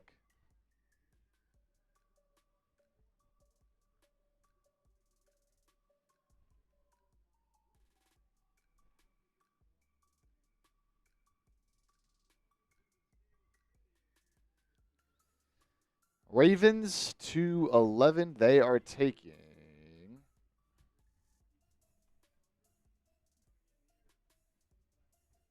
Uh-oh.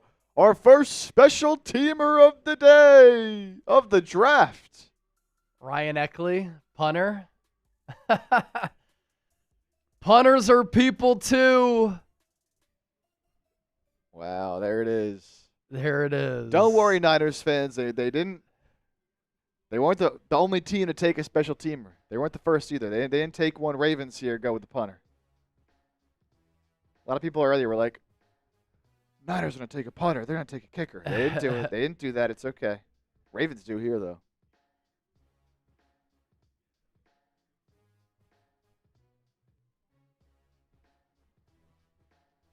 Eagles could take a kicker in round 7.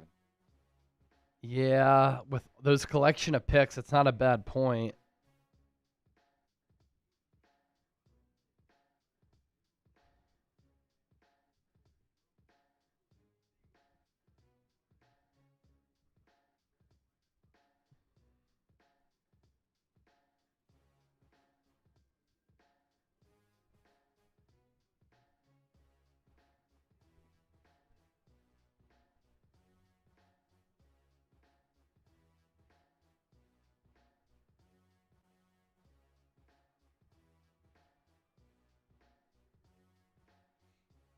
Patriots at 2-12. As the pace is picking up a little bit here.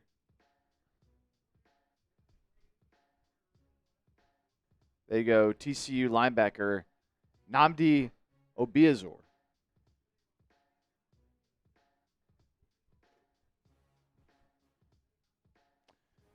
Bernard is still available, Miss T. That could be one of the Eagles' 7th round picks.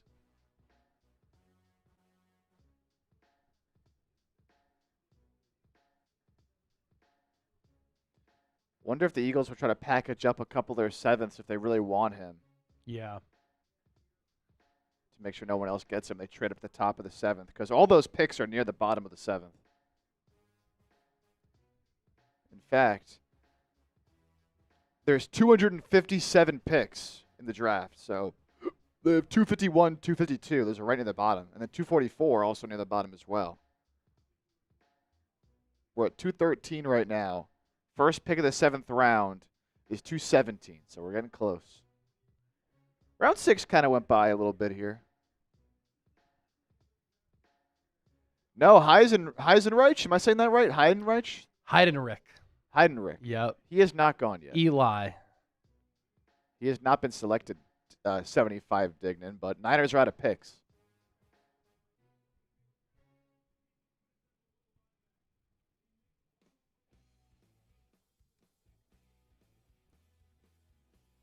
Did just have a trade. Bears moving up. Oh, who are the Bears moving up for? Always so fascinating to see this late. Like, clearly they have someone pretty specific. Sizable jump. Yeah. You know? There's someone they're looking for here. What if they take Bernard? There's no way he goes this early, right?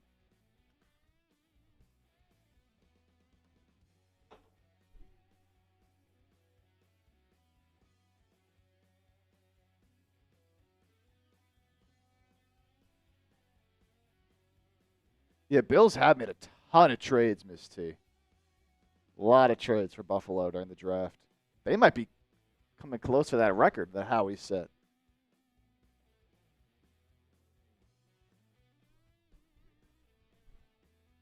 All right, I think I want to do a Morris cut.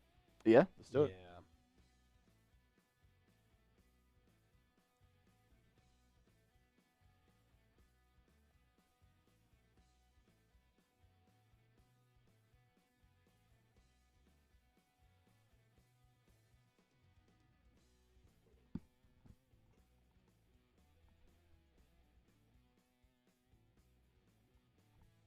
I will send in that message here.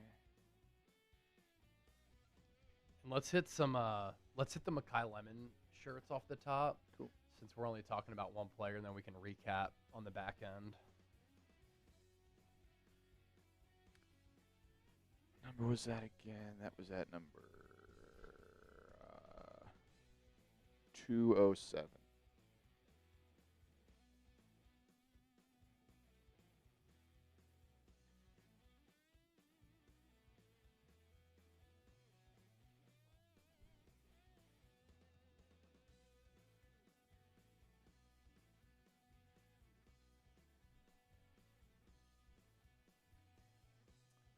So the Bears moved up for, what a name we got here. Jordan Vandenberg. What a name. Georgia Tech D lineman.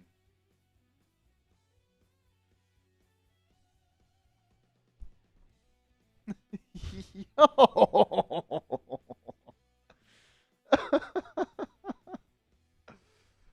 Oh my gosh.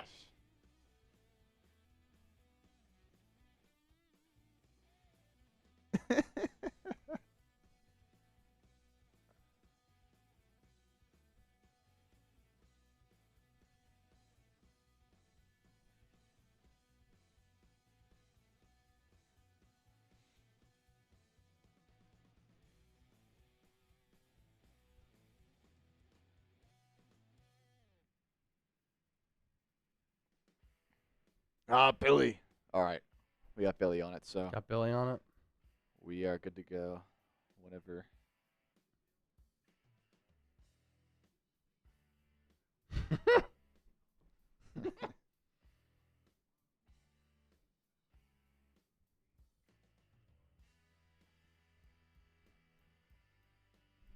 All right. Those of you who want us to talk about Micah Morris, we're talking about Micah Morris. Yeah, I'll just mention that they drafted him, and then we'll hit Makai shirts. All right. Let's do it.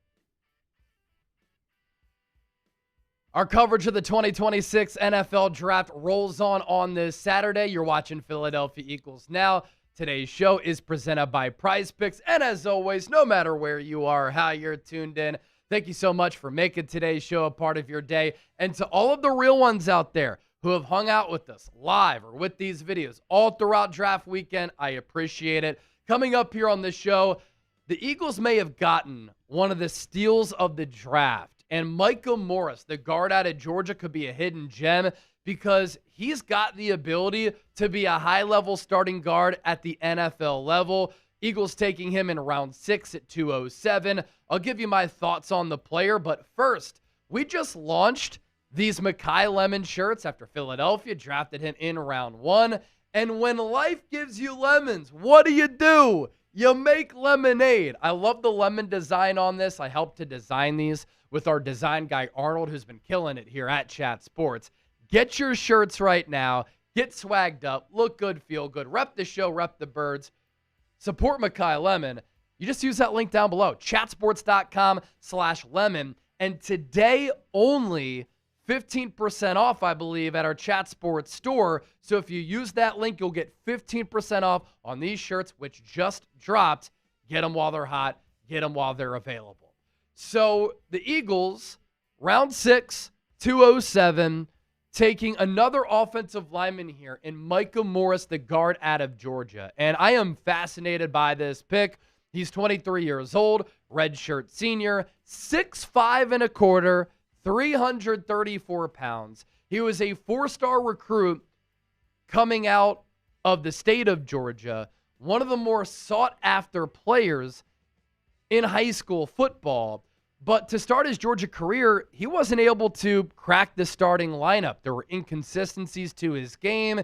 He wasn't really in shape. He got whistled for a lot of penalties. Then in 2024, he started 5 games at right guard for Tate, who's a really good player at the NFL level. He got drafted last year. And this past year for the Bulldogs, 14 games, 14 starts at left guard. So what I also like about Morris, on top of the athleticism, the positional versatility to play right guard and left guard. He moves very well for his size, solid length, and flashes of great power. One of the things that he's going to have to fix is that he plays too upright. So he'll have to correct the upright posture. That's not going to fly at the NFL level because he'll get put on his ass. And sometimes he lunges a little bit too often.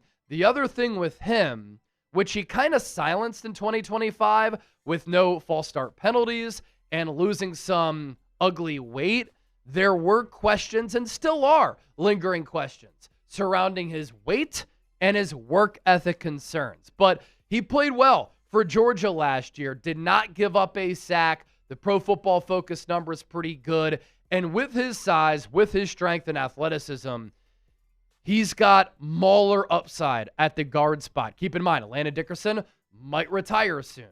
Tyler Steen, final year of his contract. So the Eagles are planning ahead here. Another thing I like is Howie Roseman alluded to this during his pre-draft presser. He was asked, in the Kyle Shanahan type of offense, usually those teams get more slender offensive linemen. Is that going to change, especially no longer having Jeff Stoutland, now having Chris Cooper as offensive line coach? And Howie pretty much said, we've had our way of how we look at, develop, and scout offensive linemen. That's not changing. And what have the Eagles done in this draft? They took Markel Bell in the 3rd round. He's 6'9", 350. Didn't give up a sack last year, left tackle for Miami. And they take Morris here, who is 6'5", 334. His hands, 10-3 ace. His arm length, 33-5 ace. His wingspan, 83.5. He threw up at the combine 29 reps of 225 pounds on the bench press. This is a freak of nature here. And at 334 pounds, this guy can move. He clocked a 509, 40-yard dash. The upside here is tremendous. If he fixes the upright posture, if he keeps the weight down, if he puts the work in, this is a player who has starting guard potential at the NFL level. And Micah, Markel Bell, whatever you got to do to link up with Jordan Davis, to fall in love with Peloton, and to link up with his nutritionist to keep that weight down, do what you got to do. And, of course, another storyline here, Howie Roseman and the Eagles taking yet another Georgia Bulldog. Do you like the pick? Type yes. Type no. Let me know what you think about it right now down in the comment section. Show me that you know ball. Philadelphia Eagles now is sponsored by our friends at PrizePicks. What is PrizePicks, Chase? Well, I will tell you. PrizePicks is America's #1 daily fantasy sports picks app, and it is the best place to win cash while watching sports. Think about where we are on the calendar. How about those Flyers? NHL playoffs are here. NBA playoffs are here. Baseball is underway. Philadelphia Phillies, get it together. It's time to cash in with PrizePicks, and this app is extremely easy to use. It's also a lot of fun. You pick more or less on a few player stats. You can lock in your lineup, and also with the new social feeds feature, you can give me a follow at Chase_Senior. You can see my picks before we talk about them on the show, and you can share PrizePicks with your friends and copy lineups with a single click. There are also team picks available on PrizePicks where you can pick winners, pick spreads, and totals. New user offer. Download the PrizePicks app today with the link in the comments and in the description. Use our code HMA to get $50 in lineups after you play your first $5 lineup. That's code HMA to get $50 in lineups after you play your first $5 lineup. PrizePicks, it's good to be right. And we've been live for every single round, every single pick, every single day of the NFL draft. Here is Chip's live picks. And you can make picks live, which is awesome. So he went with Dillon Brooks more than 22.5 points. Dillon Brooks, right now, game is going on between Phoenix and OKC. He has 17 points. Shai Gilgeous-Alexander, don't flop. More than 42.5 points, rebounds, and assists. He's at nearly 38. And Jared McCain, Sixers legend, more than 10.5 points. He has 7 points right now. Pick more, pick less, pick PrizePicks. Get $50 when you play $5. PrizePicks, use that code HMA. So more on Micah Morris here. Moves well for his size, fires out of his stance, creates a lot of movement, can gain lateral movement, especially with those long arms. He can keep defensive linemen away from him. He doubled his snap count in 2025. He held up. Again, that was one of the big questions. Is he in shape? And so he was able to knock off some weight, and he cross-trained at both guard spots. I think the positional versatility can help him. He was flagged for holding only twice in 2025. And there were some mistakes from that Georgia coaching staff. Micah, you have all this ability. You've shedded the weight. Now it's time to stop committing some of those penalties. And he limited those penalties this past year. He is a lunger at times, and because of that, he can lose leverage. And with that upright posture, what does it allow offensive linemen to struggle with? Or what does it lead to offensive linemen struggling with? What does it allow defensive linemen to do? Get good leverage, given that he's also so big, to get into a spot where they can get past Micah Morris. Somewhat inexperienced, but the foundational skill set is certainly there for Micah Morris. And the talent is certainly there for him to be a starting caliber guard at the NFL level. And Mel Kiper on the ESPN broadcast pretty much said as much. So Micah Morris to the Eagles. This could end up being a gem in round 6, and this could end up being a steal for Howie Roseman in Philadelphia. So here is a list of all of the picks that the Eagles have made here today. Mekhi Lemon, round 1. Eli Stowers, round 2. Markel Bell, round 3. Cole Payton, quarterback, round 5. Micah Morris, round 6. The Eagles made a trade with the Rams, and they were able to collect a couple 7th-round picks. So coming up, they have 244, 251, 252. Because of the timing of that, I'm probably going to trio those picks as part of our draft grades video, which is always a banger here on the show, which will be out after the draft, where we go through every single selection. I spend a couple of minutes on every pick, and then I hand out my Eagles draft grade. Yo, this is why you subscribe to the channel. Who's doing what we're doing? Some channels were live for night 1. Some were live for round 2. Who's live for rounds 4 through 7 and day 3? We are. Hit that sub button. And as always, go Birds.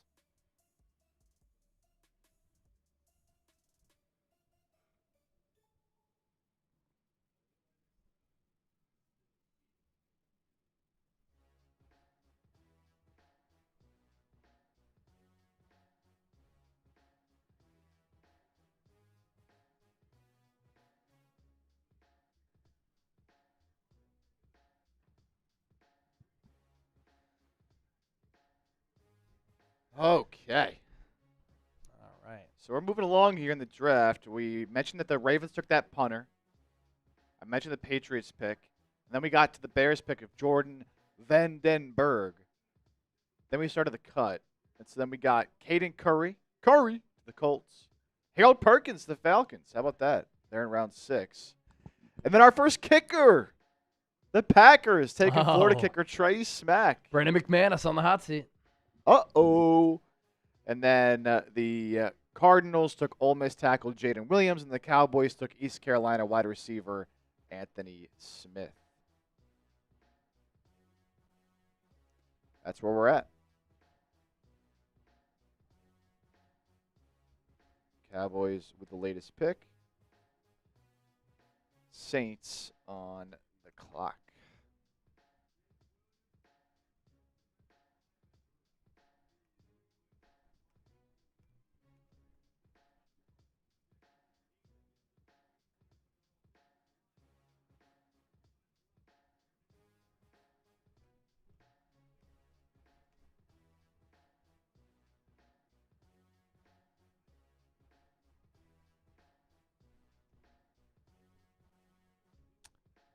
Okay.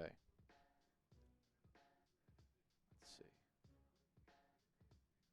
Oh, we're so close. Come on, Shay. Come on, Shay. How much time's left in that game? 8 minutes left in the fourth quarter. Crunch time. Crunch time. I don't know if McCain's going to come back in. Yeah, he's really cooled after that hot start, right? Yeah.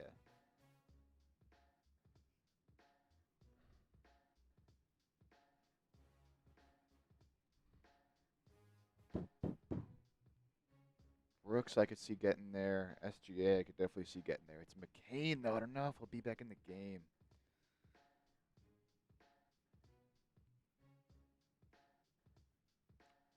Brutal.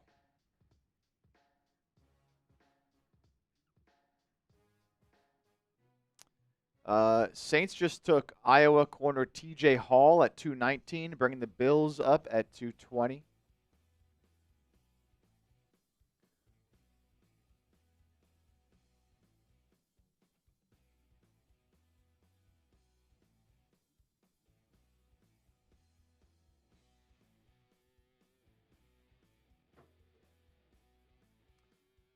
$75 Dignan. How he's going to pounce on Hyde and Rich with one of these 7s. We'll see.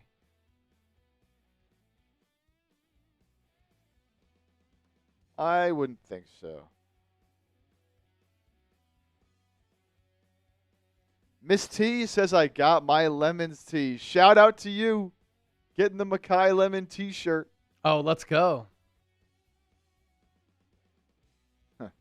So now do we go safety next pick?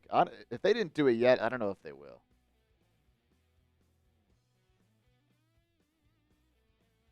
Don't know. John Wallace messaged me on IG. Let's go.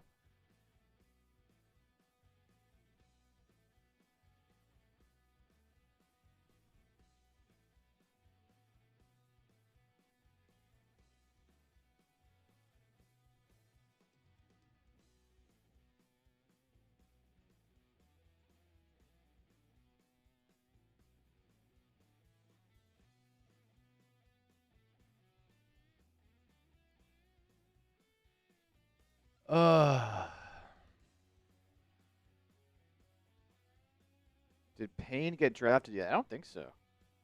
Who? VJ Payne. No, he's still there. Yeah, I don't think so.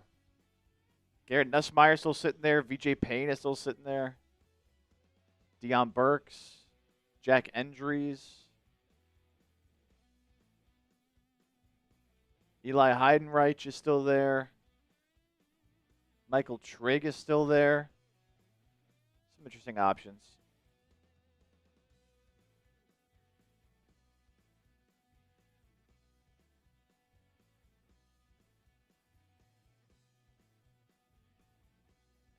Not a whole lot, though. I mean, obviously, we're in round 7. Isaiah World is still there. But they've gone so heavy on tackle, on O-line already. Yeah. Let's see. Yeah, really we'll also have not a lot. UDFA tracker tomorrow. Yep. NIL has changed some of the UDFAs a little bit, but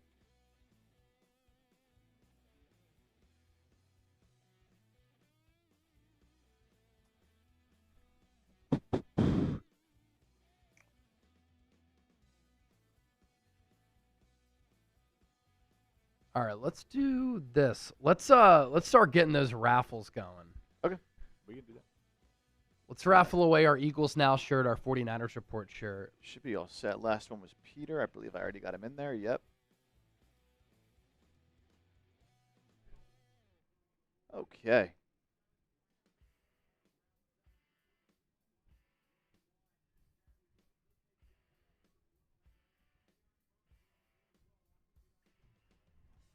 Bills go Toriano Pride out of Missouri. All right, anyone who sent in a super chat at 20 or more is on this wheel. Winner gets an Eagles Now shirt. Who is it going to be? In 3, 2, and 1.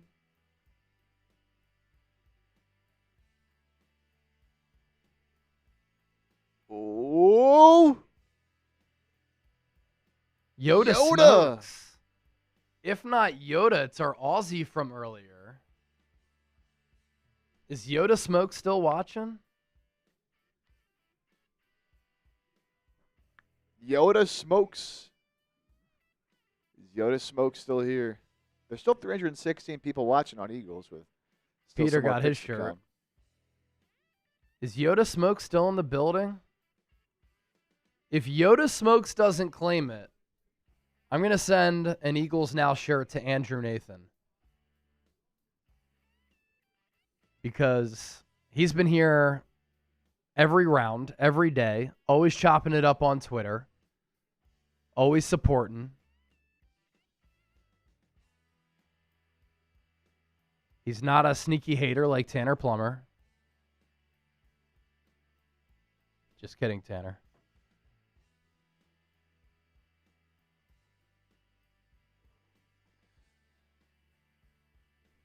Doesn't look like Yoda Smokes is still here, unfortunately. All right.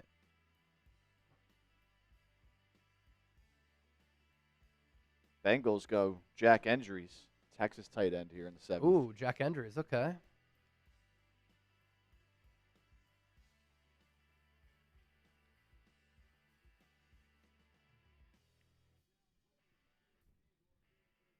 I don't think Yoda's here. Last chance, Yoda Smokes. All right. We're going to send Andrew Nathan a shirt. All right, let's spin it for Niners. Here we go. A lot of these people may have left because the Niners draft has been over.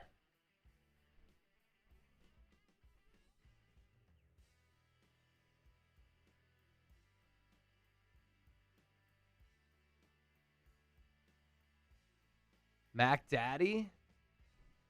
Is Mac Daddy still here? Mac Daddy, where you at?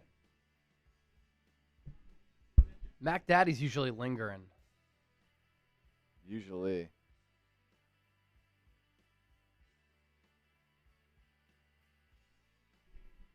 If not, we could give it to Buddy Moles. Buddy Moles was sending in some big-time super chats.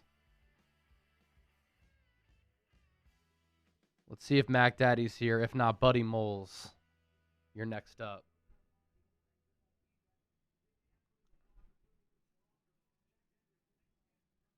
He'll be back in a second. You want to get something to eat? Jesse, I got your email for the jersey.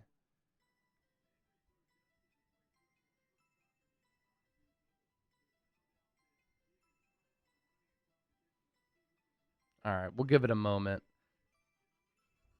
It's yours if not, buddy. So yeah, buddy, we'll pop up my email, chase@chatsports.com. Buddy Moles, you want to just send me an email? we'll see if he shows, but Yeah, buddy, just send me an email. You see it at the bottom of the screen. Therefore, I have it. If Mac Daddy claims it, cool. If not, we'll send you a shirt. Mac Daddy.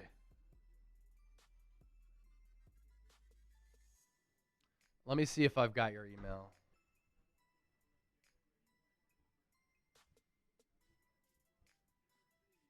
I don't know if I've got your email. So if you just want to send it, chase@chatsports.com, that'd be dope.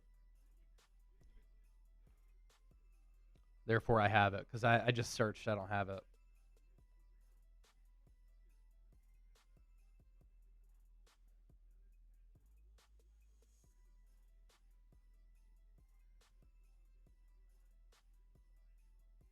Oh, Peter Thurman got a When Life Gives You Lemons shirt. Yes, sir. Just saw the notey. Shout out to Jill T. I know Peter doesn't mind if I use his last name, but for privacy reasons, Jill T got one. Jonathan D.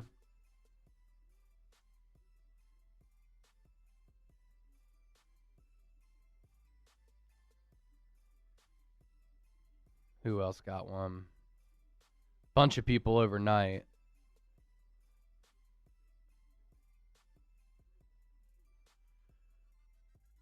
Ronald R.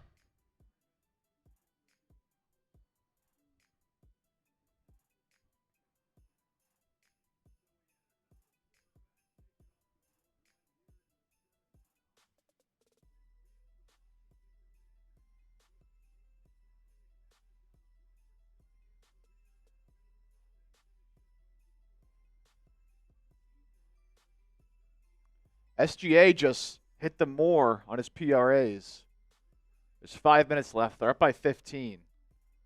Oh, So what I need here is for the Thunder to get up by even more. yeah. And Get then McCain they put in. McCain back in. But I need Brooks to hit one bucket first. Yeah, one bucket for Brooks. It's, Go to the free throw line. possible.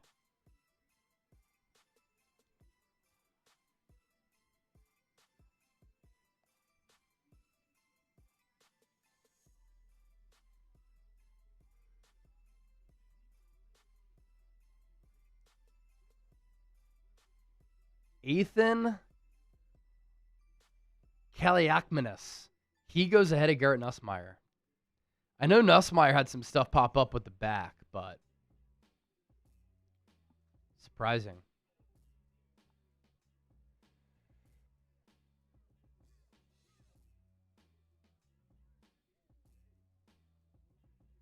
Wow, SGA is 15 of 18 from the field today. That is insane.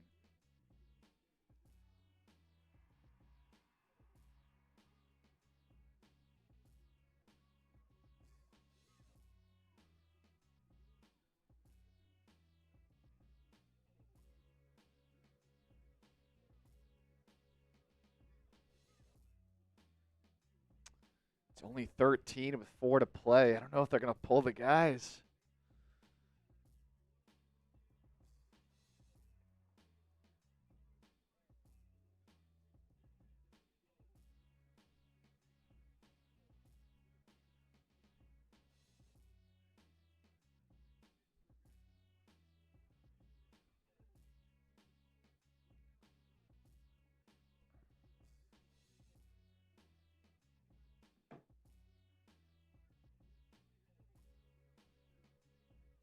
All right, we'll see on that.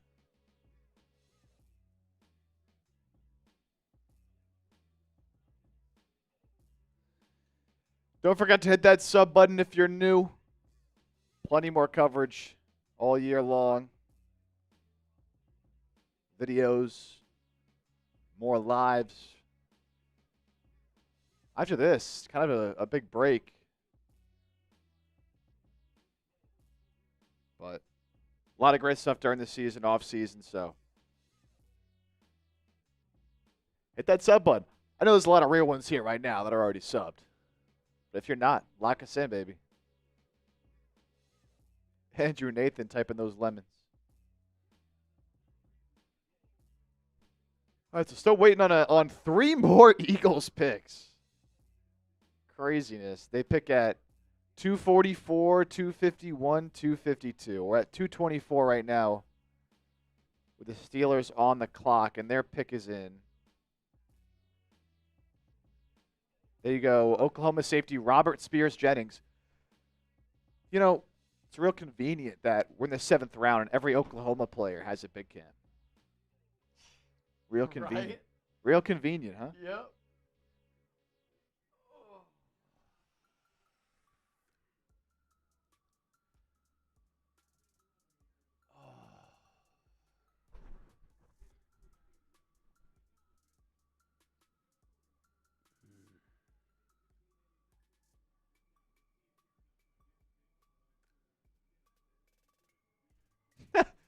Words. I am sloshed. Had to do it. Only way the draft looks good.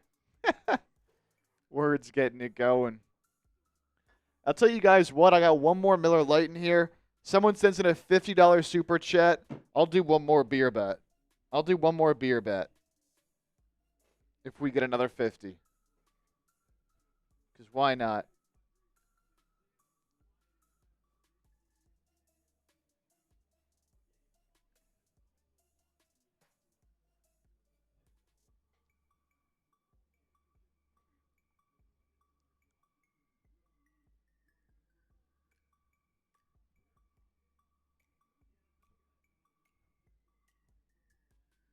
Oh, Jack.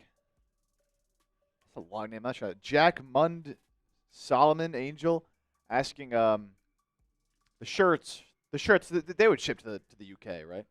I imagine. Yeah. Yeah. Which one do you want? Yeah, Is that Jack, are on, you talking about a lemon shirt? Oh yeah, Mackay Lemon shirt.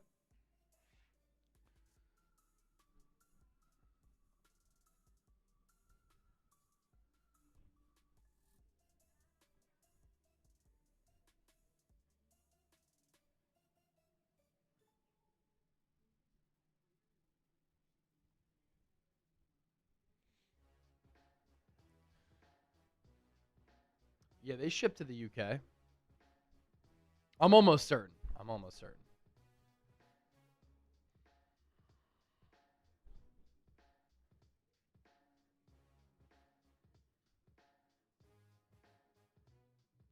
Oh, Brooks for 3.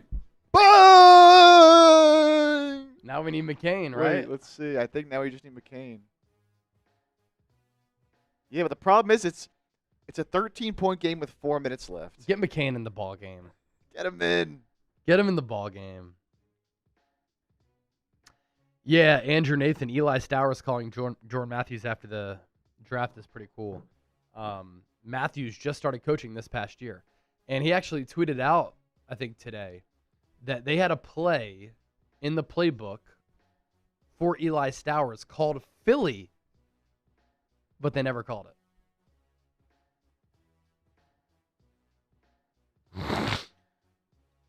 Big 3 from Caruso. They're up 16. Call it. Call it, Daynault.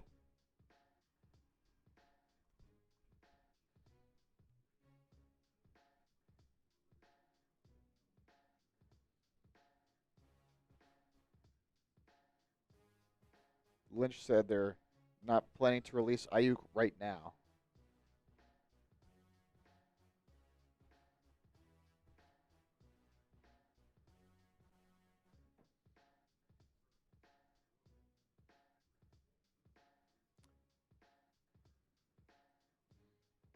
Tennessee's pick is in. Jaron Kanak. Cincinnati. 226, waiting for that one.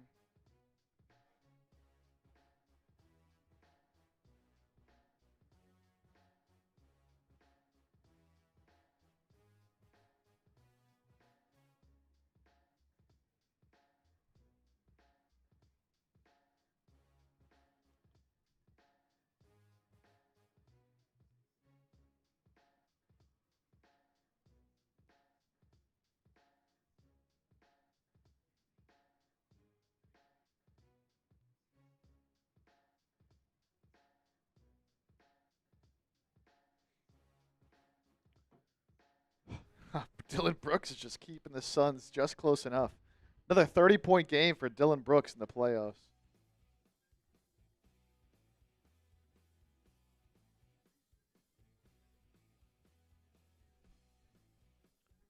Oh, words. Cooking up 2 ribeye steaks for dinner. What about you guys? We got pizza. Oh. Canes now. Oh, we have cans now? Yeah. At least a little bit better. Nothing like a ribeye steak, though.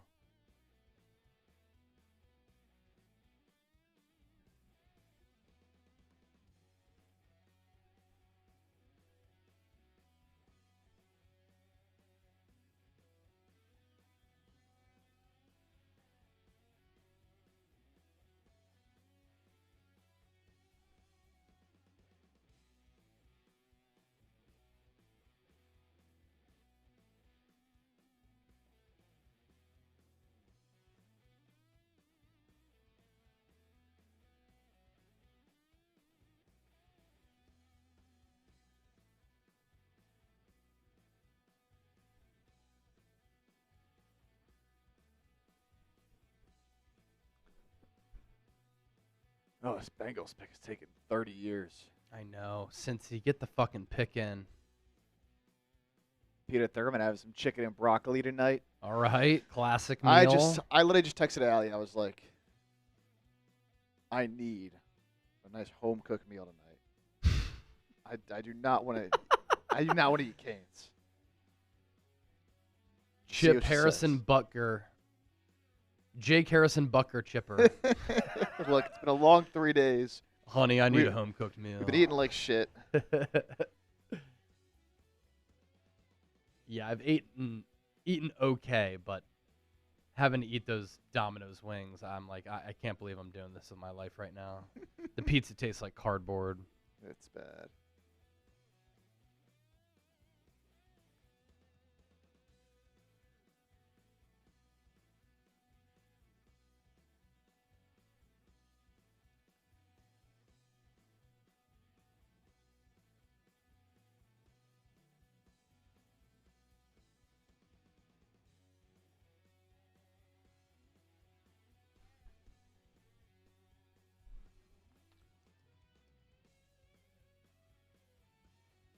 What is going on with this Bengals pick, dude?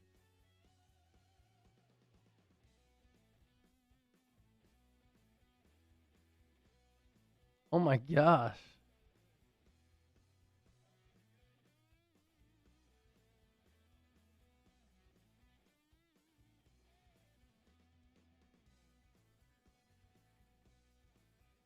Oh, here we go.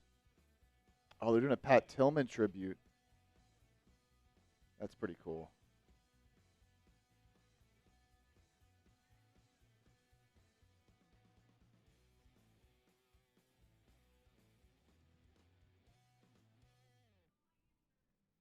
Clay says that Meg the Stallion cheated on him with one of his teammates. I'm seeing that, and then I watched the video, and he didn't say it. So I think I got. Or we got. Oh, he didn't actually say that in the video.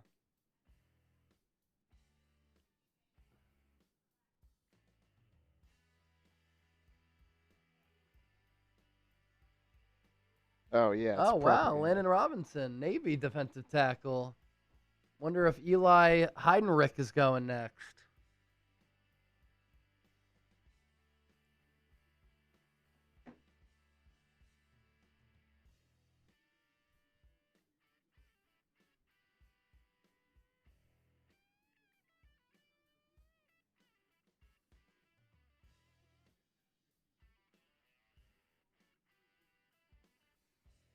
What's crazy about this with McCain is he had 7 at halftime. He hasn't scored since. And he's not going to come back in because it's a 10-point game. That's tough.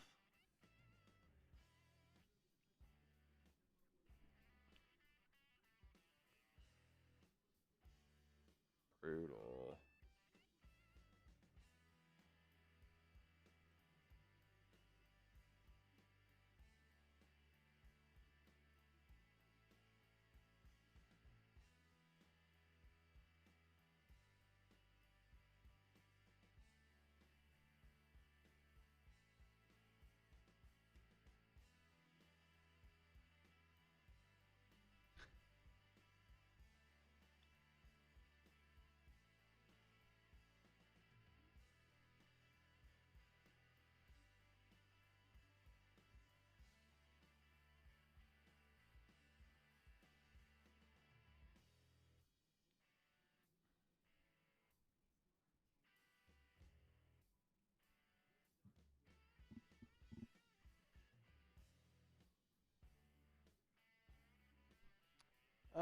When are the Eagles back on?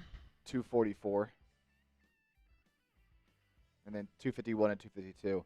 Albert Breer here says, Garrett Nussmeier dealt with oblique pain last year as a result of a nerve problem. A cyst was found in his back, and that's at least part of his drop. His tape not being great last year is obviously another factor. Yeah. He might not get drafted. Yeah. All right, Panthers pick is in at 227. Jackson Kuwach. Oh, a little Miami, Ohio action.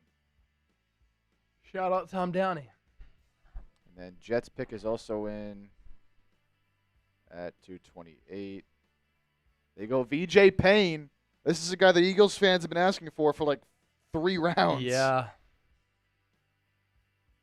VJ Payne of the Jets. So he will not be a Philadelphia Eagle.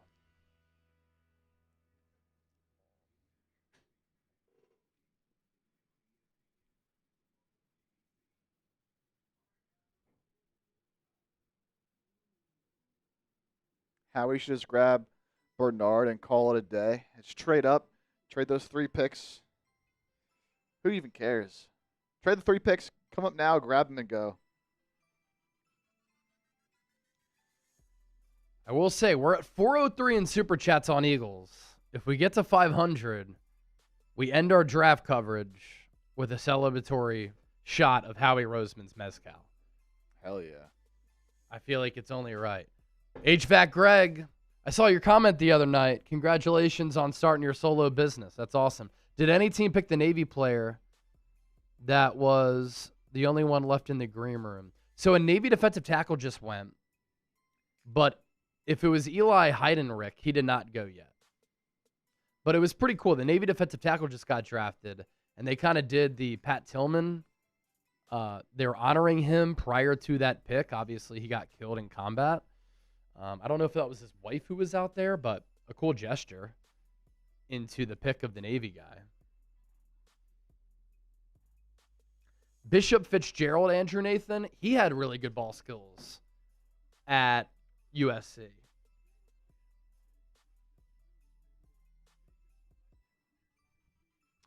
I mean, I feel like with 3 picks left, the Eagles have to get a safety. Yeah, you'd think so.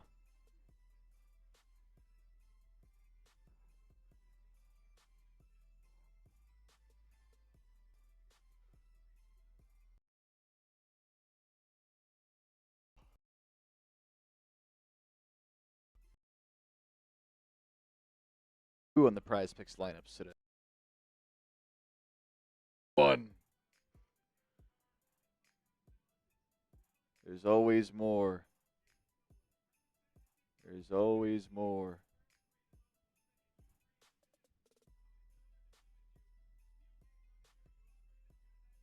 Knicks Hawks getting underway right now. Oh, that's a huge one, man. Huge one.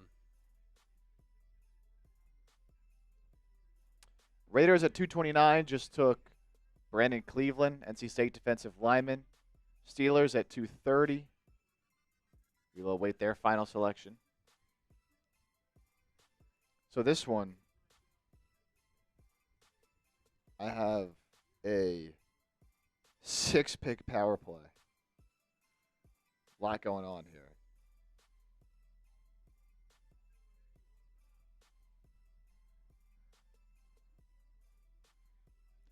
No words. Niners have no more picks. They're done. They're done. Yeah, Niners are done. They made all their picks within the first 5 rounds.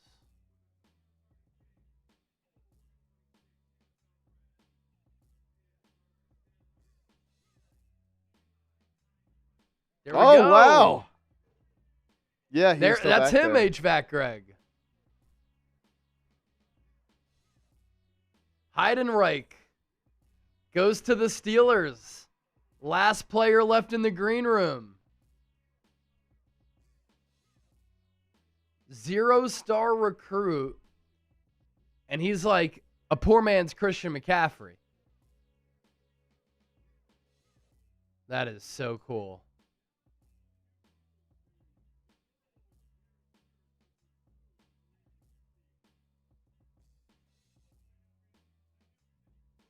That's so cool. That's incredible, man. He can catch it. He can run it. He can line up in the backfield. He can line up as a receiver. He tracks it.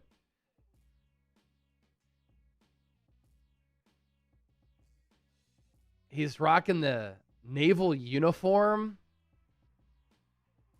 That is so cool. I just got the chills.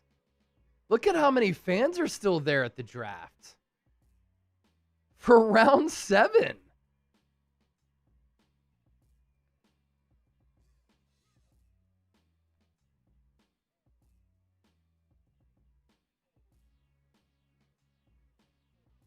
That is maybe the coolest moment of draft weekend right there.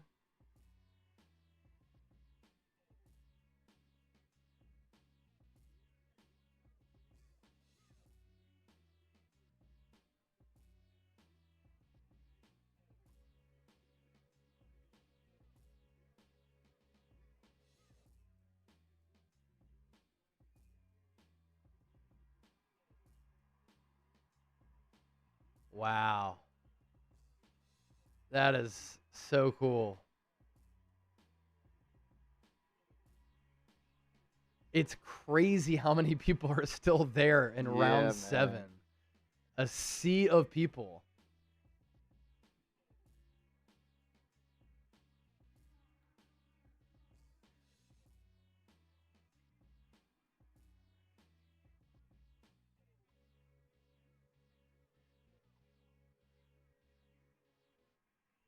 It's got TJ Watt's helmet.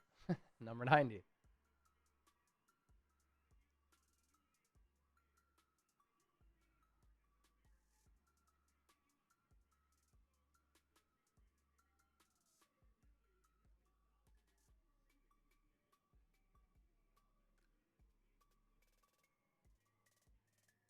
A little Heidenreich tape.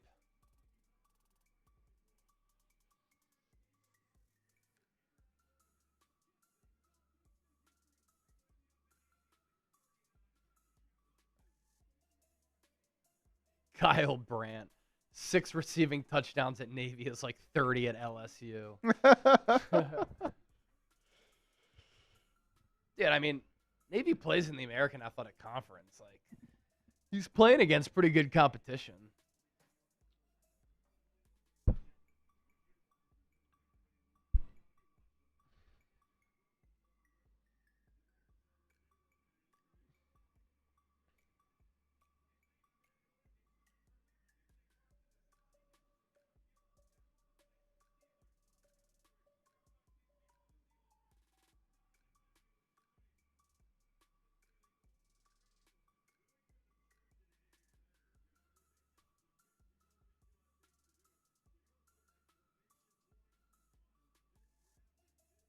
Very, very cool.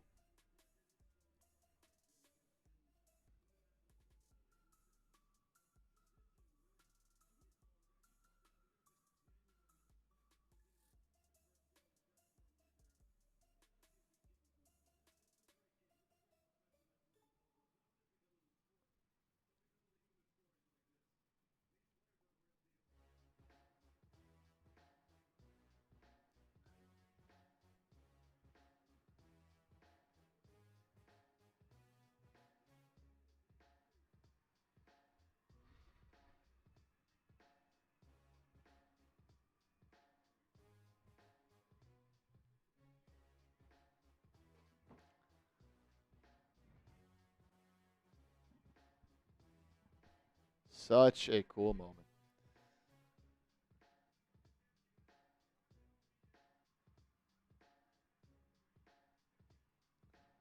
Look, he's like walking through the crowd now.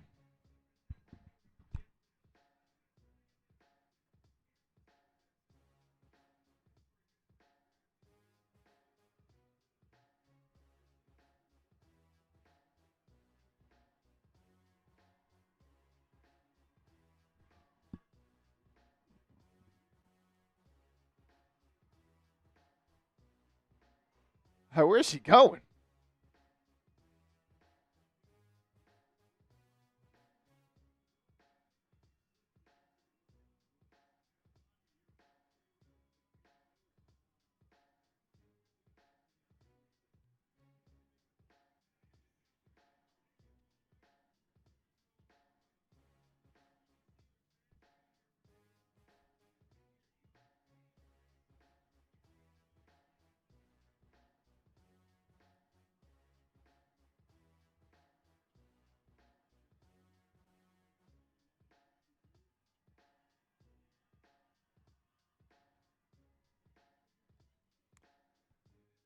All right, we keep on pushing.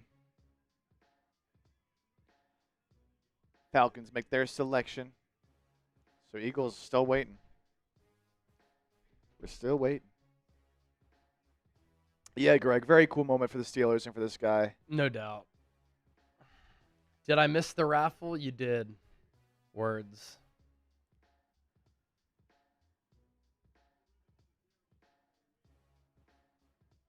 Dennis Designs. Enjoy the silence. Bro. Oh, man. I'm This sleep tired, tonight? man. Yeah. We still got to do 2 draft grades videos, and then we're back in the studio tomorrow talking UDFAs, man.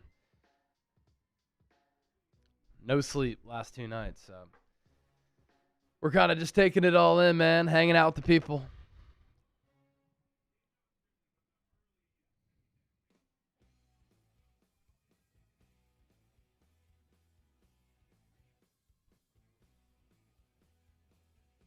Kind of like Kyle Brandt on the broadcast. Brings good energy.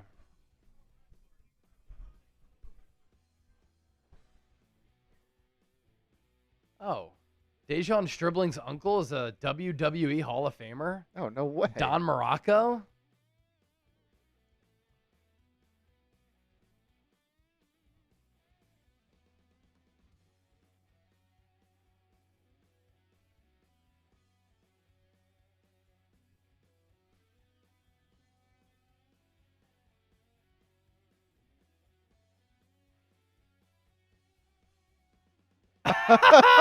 We have a substation reference. That's good stuff.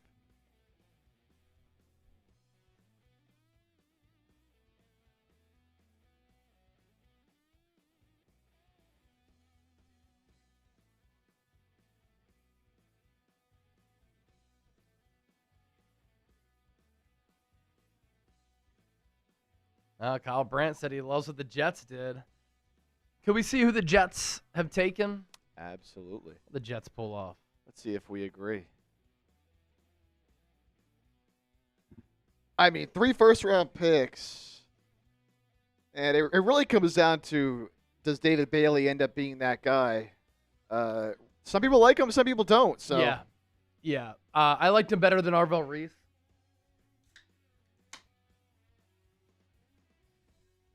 I don't know what just fell into my eye. Oh, no. Arvell Reese to me is too much of a tweener.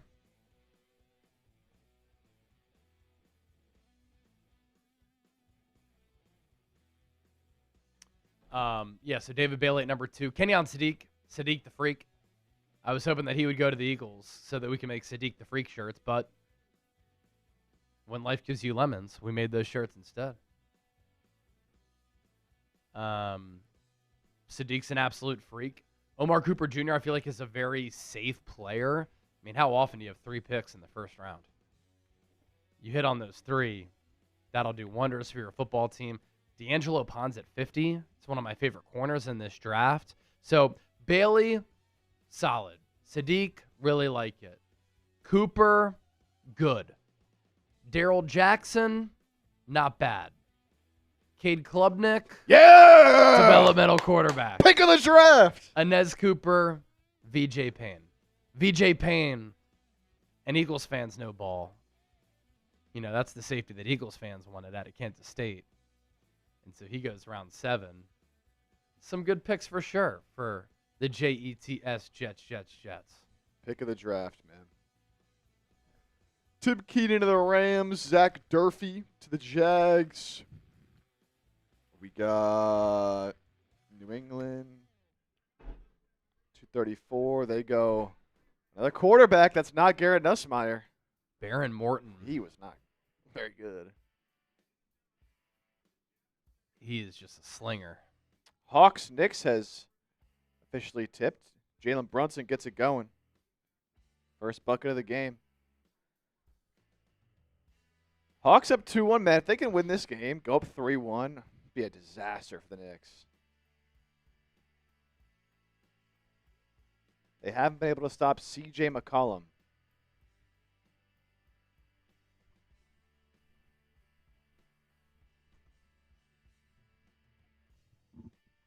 Is this the Drake May replacement? Baron Morton. Minnesota awaiting their pick here at 235. Eagles coming up soon. See who they add to this roster. Do they take a kicker?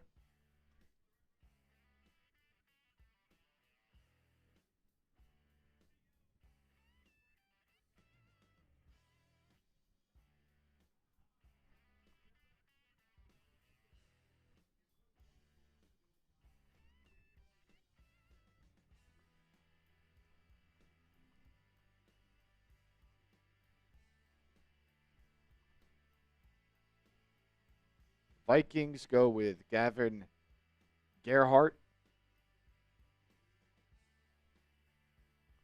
Now this is the point where the picks should all be coming in pretty quickly here. Seattle also still has 3 picks left.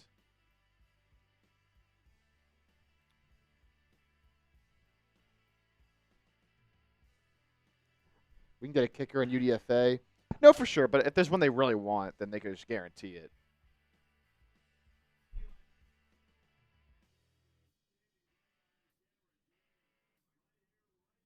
Oh. Heidenreich coming on the show. This guy's a legend today.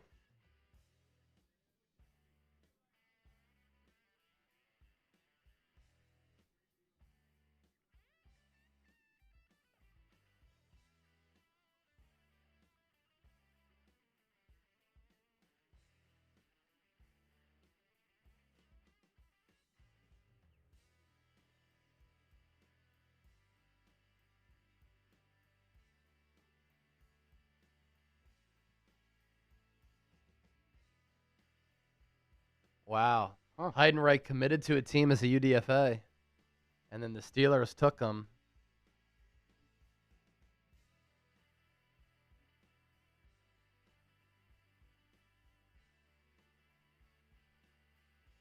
Well, he was a Steelers fan? He grew up a Steelers fan. What a story. 0-star recruit. Now he's playing for the hometown team.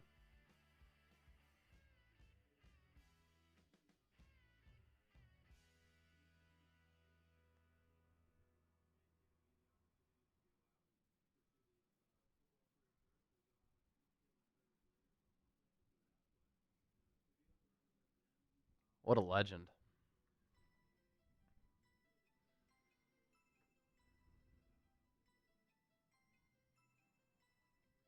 Eagles' next pick is 244, Kylie. Next pick is 244. We're almost there.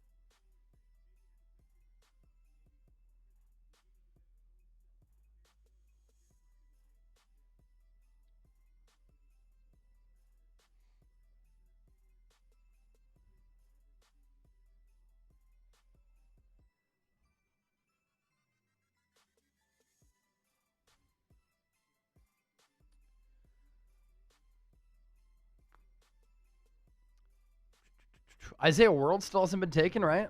Yeah, he's still on the board. Diego Pounds, another offensive tackle. Michael Trigg is still out there. The vertical leap doomed him. Yeah, wow. This dude just learned how to jump. He could have been drafted. Still might. That'll be a fun UDFA. But he had some character stuff as well.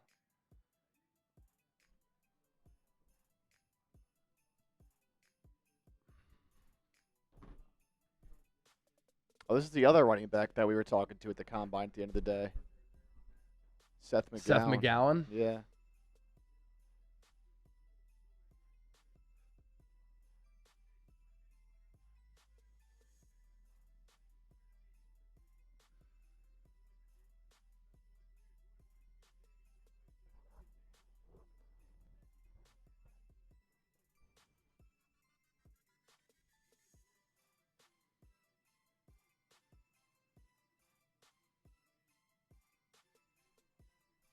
So damn cool.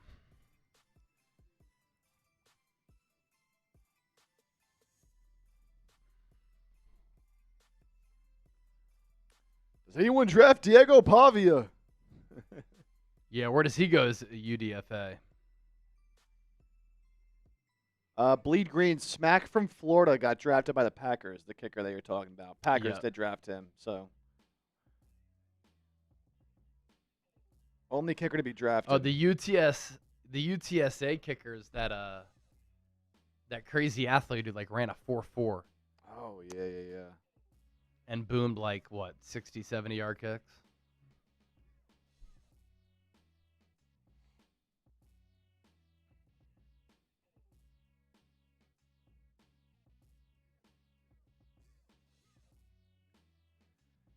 Miami took Max Llewellyn. He was one of our higher-rated players left, according to Tom Downey, so could be good value here. He was like in the low hundreds, I think. Yeah. So Another Iowa player.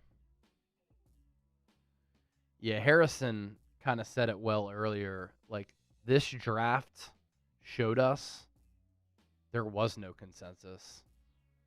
I mean, even some of these experts who had some of these players going in the first 3 rounds, some of the players are still available, or other guys like dropped big time.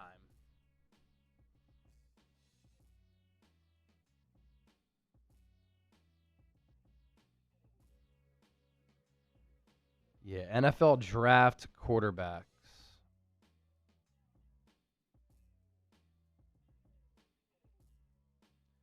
Fernando Mendoza, Ty Simpson, Carson Beck, Drew Aller, Cade Klubnik, Cole Payton, Talon Green, Ethan Kaliakmanis, Baron Morton, all drafted. Garrett Nussmeier, not drafted. if the Jets didn't take Cade at that pick, let's say they took Cole Payton instead, would the Eagles have taken Cade? I could have had Cade on the Birds, baby. Wow. Yeah, I think they wanted some dual threat juice there. Yeah. Cade could scoot. Not like Cole Payton. He's also not nearly as big.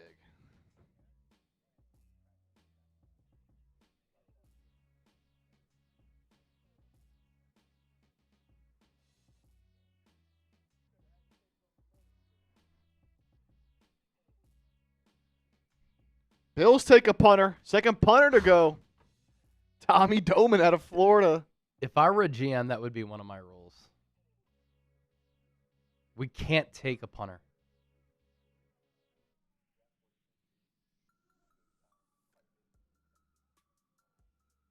They just go live over there?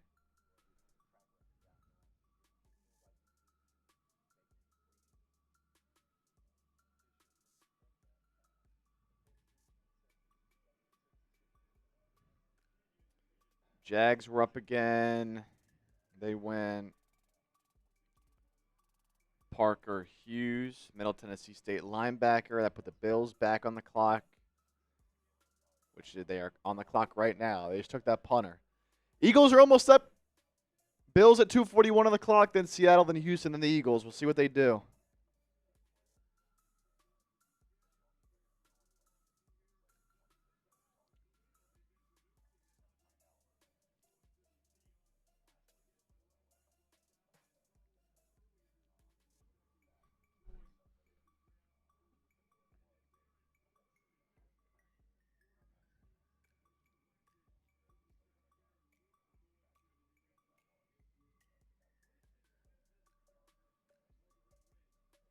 Dennis Designs, good to see you in the building, man. Good to see you in the building. Who here, as we wind down the draft, has been here for all 3 days? Yeah, type me if you've been here all 3 days. Type me.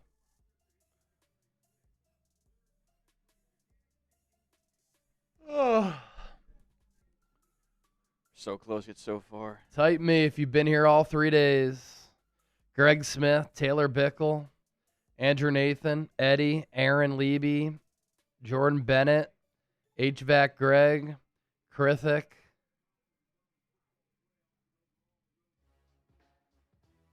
Peter Thurmond, Matthew, Card Guy, Leaking Albie, Robert Smith, Fred Justin, Eagles 95, Miss T, Sacred,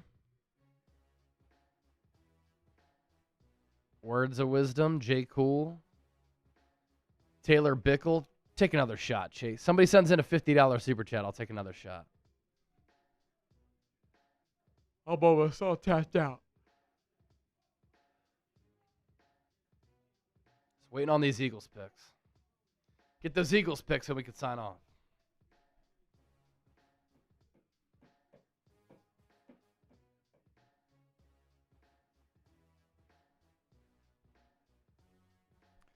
Leaking Albie, $2. Should we trade for Justin Reed? I mean, dude, the safety spot is just like. But I mean, clearly they're okay with it. So I don't know.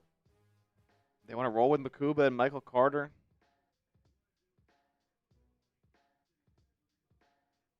I think they're fine with what they got.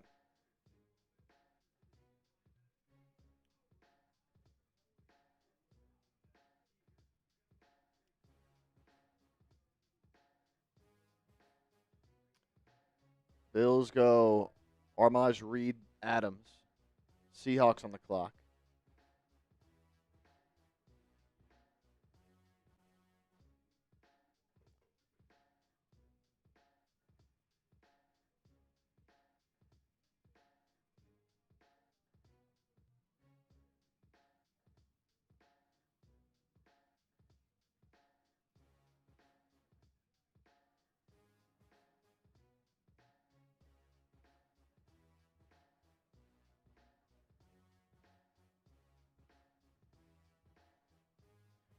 Oh, Giannobi is killing it right now for the Knicks.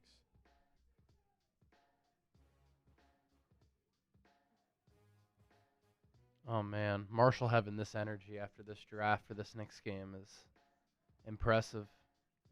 Yeah. Hawks sneakily up 2-1 in the series. Eagles are on the clock.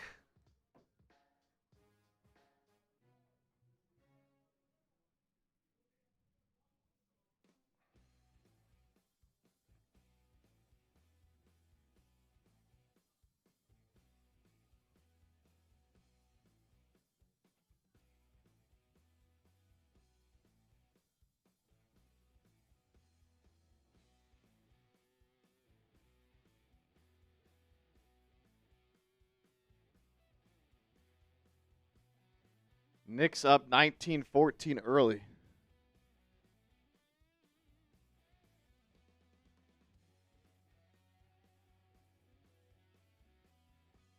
Seahawks go Devin Eastern, defensive lineman out of Minnesota.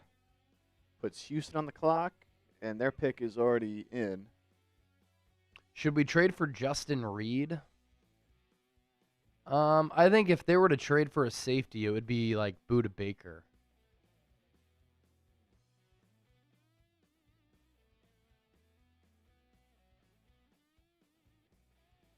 Justin Reed's good, though. Yeah, maybe that's what Howie has in store, honestly, is trading for a safety. Maybe he's not done adding veterans. Traded for Jonathan Grenard, and maybe he's planning on trading for a safety.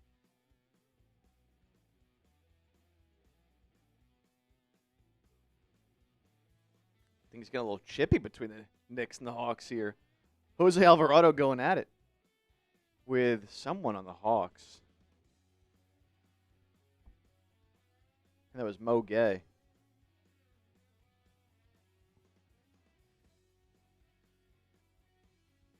Houston takes Indiana linebacker Aiden Fisher. That puts the Birds on the clock. Where are they going to go here in round 7? Pick 244. They also have 251 and 252.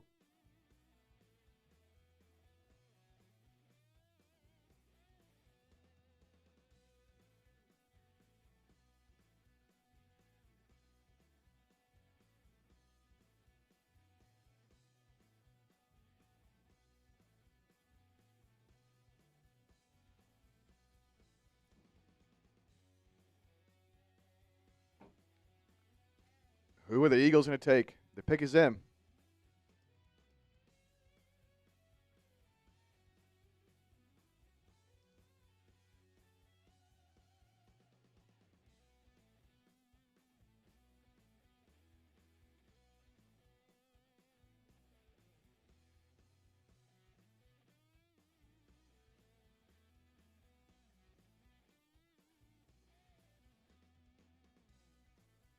Oh, Mel Kiper highlight reel here. They're showing. Dude, I hope this isn't him retiring. Oh, I didn't even consider that fact. I don't think he would do it round 7 of the draft when no one's watching. Hang it up on the set? No. I feel like you want to do it when more people are probably tuned in, you know? But, like, this is the end. Hopefully not. Hopefully not. Hopefully not. I mean, I've said this on the show. Like, the reason why the NFL draft is so big and why mock drafts are so big, it is because of Mel Kiper.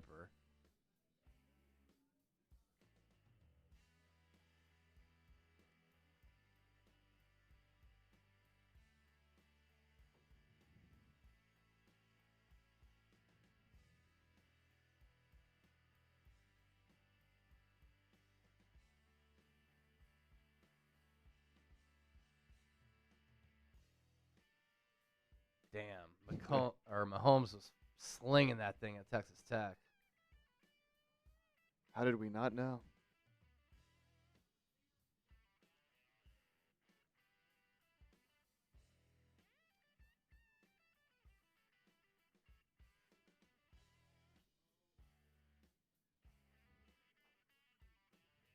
$43 consecutive drafts.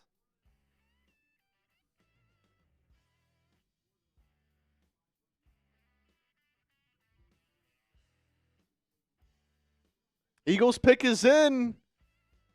It's a safety. Oh, okay. Cole Wisniewski.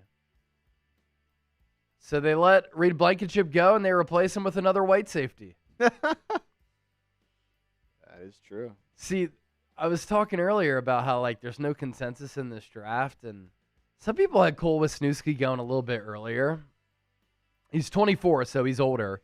6-year senior, 6'3" and a quarter, 219 pounds. Last year for Texas Tech, 78 tackles, 6 TFLs, 6 pass breakups, no picks, 2 forced fumbles, 1 fumble recovery, kind of a do-it-all type of player. And he's a former linebacker, actually. That background definitely shows up in his chops during run support. Lacks elite strength, which is interesting because he's playing safety from that linebacker background, but makes up for it with good ball skills, great motor. Not that good of an athlete, so he will struggle to kind of overcome that. And that's the key reason why he dropped to the 7th round, was actually playing for North Dakota State for 5 years. Missed the season last year, 2 years ago, 2024, at North Dakota State with a left foot injury. So then he transferred to Texas Tech. And when he enrolled at North Dakota State, it was as a linebacker. Also tore his Achilles, or missed his first 7 games of 2022 due to an Achilles injury. Then he came back 2023, consensus All-American at North Dakota State. Missed 1 game due to injury. Moved to safety then. 6'3", 219. Did not partake in the 40-yard dash during his pro day. He's pretty tall. Excellent physicality, good mechanics as a tackler. That's what shows up with that linebacker background. Led FCS with 239 interception return yards in 2023. 101 more than number 2 on the list. Elite preparation carries over to game days. NFL scout said, quote, he's already a pro. A lot of injury concerns, though. Broken left foot, surgery, setback required after another surgery, tore his Achilles during offseason workouts. But he's been pretty healthy, I guess, since 2024.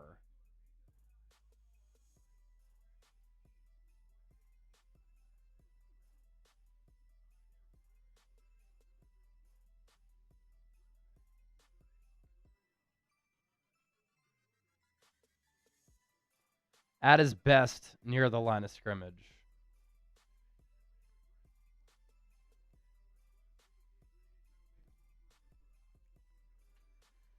Iron Arrow coming in with a $10 super chat here. Appreciate that, Iron Arrow. What are they doing?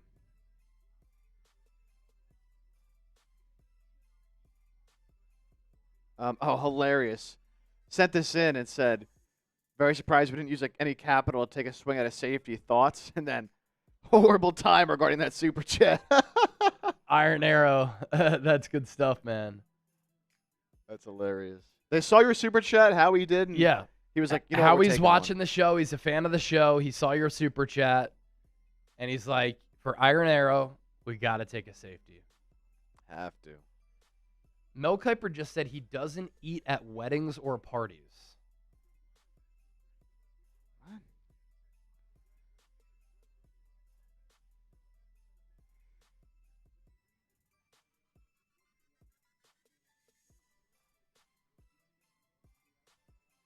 All right, some of the recent picks.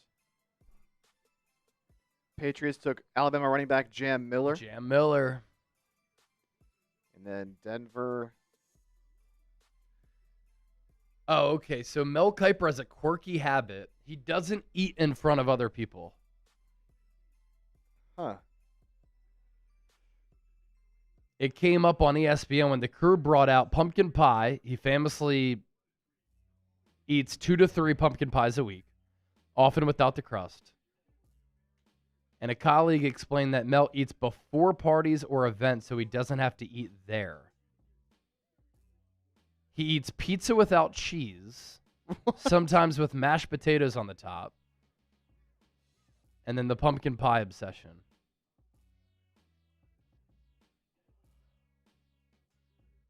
Just imagine Mel Kiper grinding film, eating 3 pumpkin pies. That's crazy, yeah.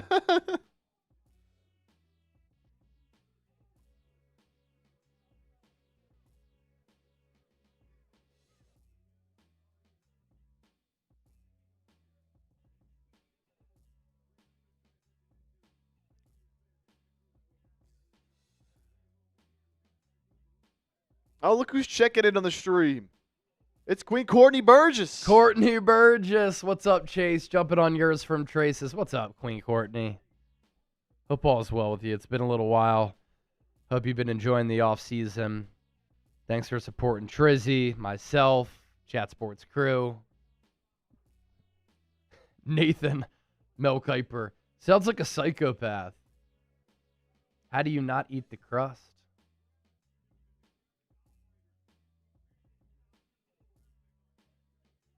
You don't. John Yeah. says, I don't eat the top crust, like on a pie. You don't eat like the top? You eat like the side crust, but not the top? It's like one of the best parts. How do you not eat in front of other people? So, like, he doesn't go to restaurants? That's one of my guess favorite not. things to do is to go to restaurants and eat food. Like, culturally, that's significant, right? It's interesting, Mel. All right, 247. Quintavious Hutchins, Boston College edge to the Patriots. Browns at 248 take BYU tight end Carson Ryan. Chiefs at 249. Not selected yet. Eagles coming up, though, with their final 2 picks. We're only 2 picks away. So we're almost there. Yeah, words. Trizzy Chops is a legend. Trizzy He's got to bring Chops. He's got to bring the chops back, man. Trizzy Chops right now is Trizzy Mullet. Yeah, he's rocking the mullet. He's got some lettuce on the head. Imagine if he had the chops too, though. Courtney, I've been good. Work's been crazy. Ready for football. Aren't we all? Aren't we all?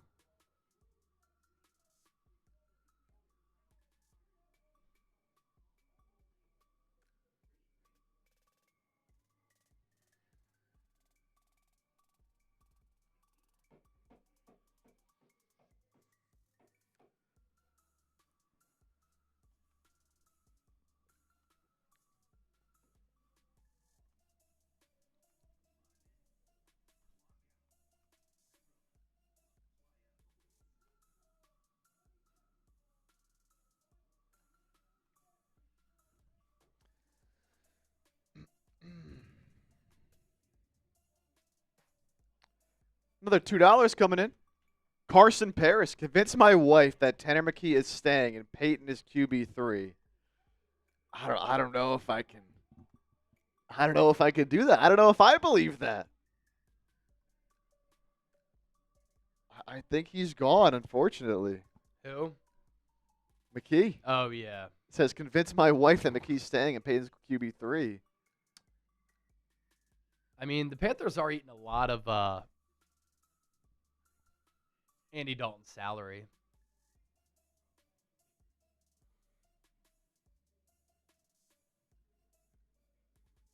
But I think they want a veteran in that room. Andy Dalton was also coached by Zach Taylor, Sean McVay tree. Dave Canales from that tree knows the offense pretty well.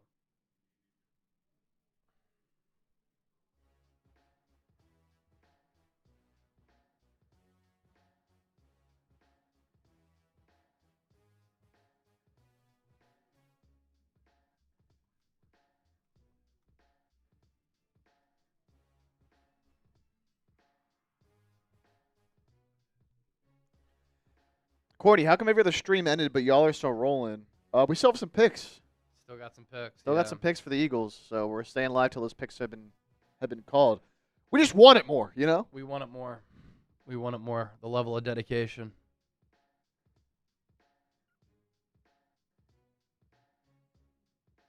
Two picks coming, right? Or three? 2 picks coming. Two.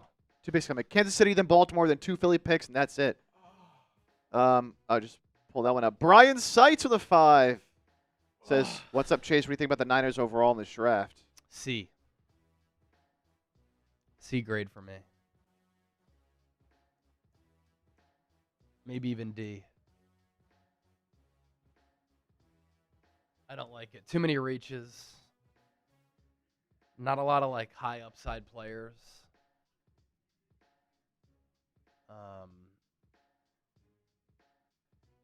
My favorite pick, I do like Dejon Stribling. I just thought it was a little bit too early. But a pick that I do like actually. Oh, Garrett Nussmeier goes to Kansas City. Classic Andy Reid. A pick that I do like, honestly, is Ephesians Prysock. He's 6'3", and he runs 4.4. He's long. Made a lot of starts in his college career. What a Nussmeier finally gets taken. It's the most southern thing I've ever seen in my life. What? Just this group of people here. Oh, for sure. They're all white and blonde. Yeah.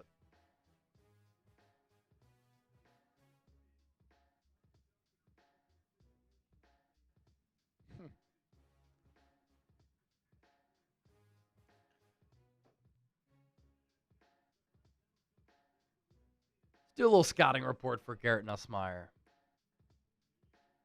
Some people thought coming off of 2024 when he threw for more than 4,000 yards, second in the SEC, 29 passing touchdowns, he could have been a first-round pick and then just did not have a good year this past year and was injured. Almost 6'2", 203, and it was a disastrous season just for LSU as a whole. Brian Kelly getting fired. Players not happy. Garrett Nussmeier being hurt, not playing that well. He had 13 total touchdowns and 5 picks. Huh. So coming off an injury-filled year that really hurt his stock. Quality arm, though. He lets throws rip. Moves around the top pocket to buy time. Can throw off platform. Threw some just terrible interceptions last year at LSU. And then there's some worries about a back injury.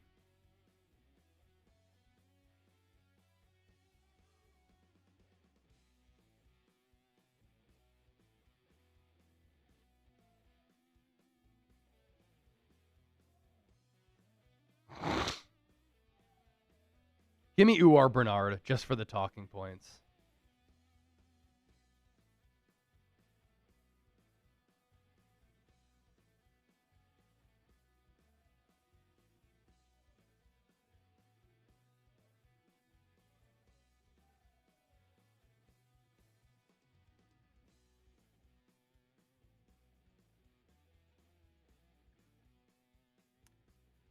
Baltimore goes with Michigan defensive lineman Rayshawn Benny. And so officially, the Eagles on the clock with back-to-back picks. We'll see what they do here.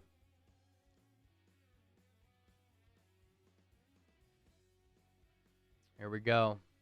Eagles on the clock at 2:51. Back at it again, 2:52. And then is Seattle the final one? No, they're still Eagles, Ravens, Colts, Seahawks, Broncos. Okay. So there's 2 Broncos picks after Seattle. They have the final 2 picks of the draft.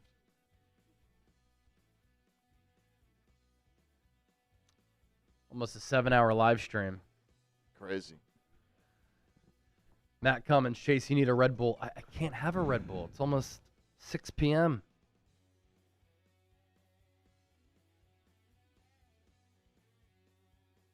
Popped an Adderall this morning. I'm still tired. Just a long few days, man. But I love it. I love it. I'll bring the energy for the draft grades.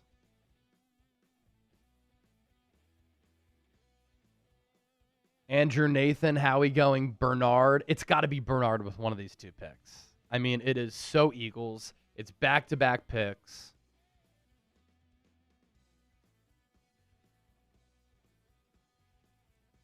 First pick's in.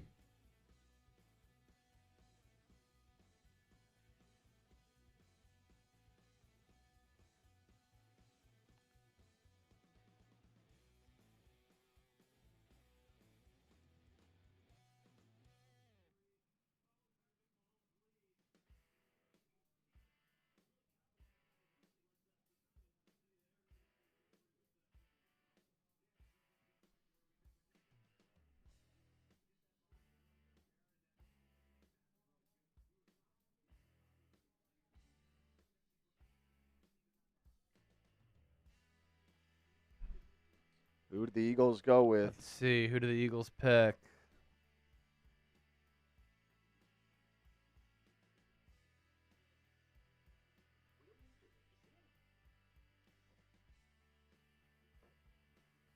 Pick is in.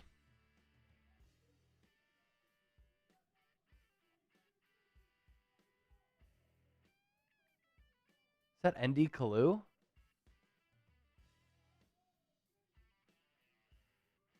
This got to be UR Bernard.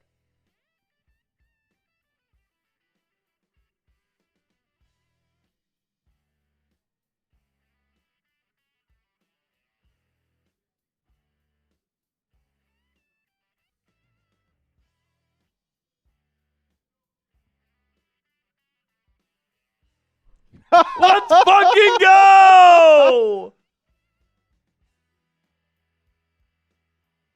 UR Bernard! You are a Philadelphia Eagle. It was so easy to predict. Wow. Incredible. Defensive tackle from Nigeria.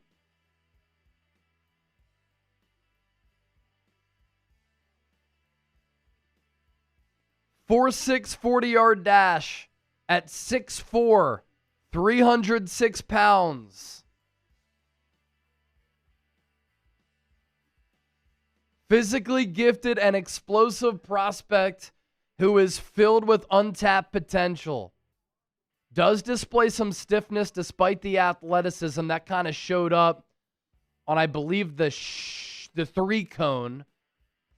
Has never played competitive football. Will need a ton of development, but he is an athletic freak. Man. Yeah, these numbers are nuts. He's been working at X3 Sports Performance, where a lot of prospects have been working out. 4.66 40-yard dash, 39-inch vert, broad jump of 10 feet 10 inches, 31 reps of 225 on the bench.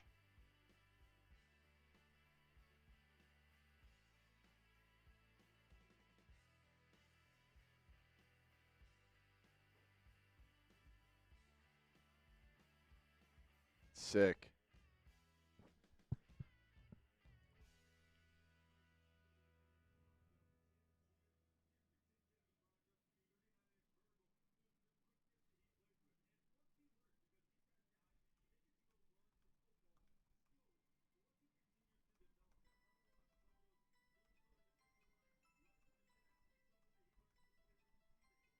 Just got to learn how to play the position, man, but tools are there.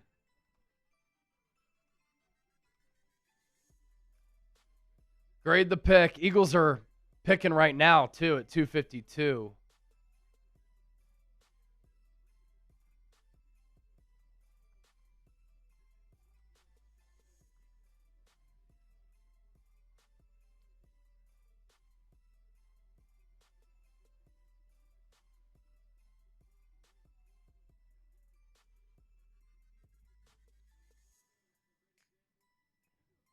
Very cool, man. Very exciting pick.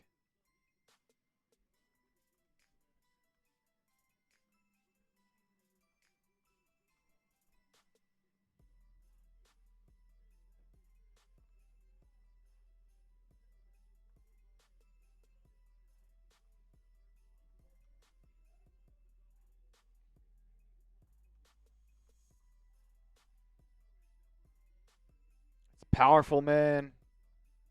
Built. Just got to learn how to play the game. Got everything you need. Peter Thurman, $2 super chat. The Nigerian Nightmare. Sick nickname. We'll see if he can pan out.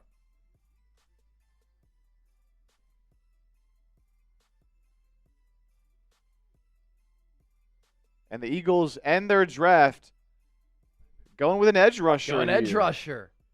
Keyshawn James Newby. 75 tackles, 17.5 TFLs, 9 sacks, 74 pressures, 6'2", 238. So he's a lighter player.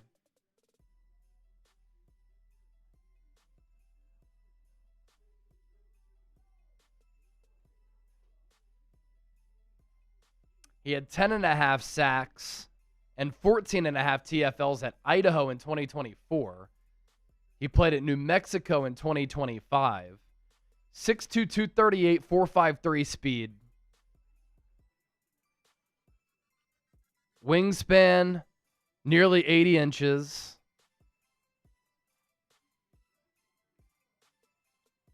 Not much power, but pass rush twitch.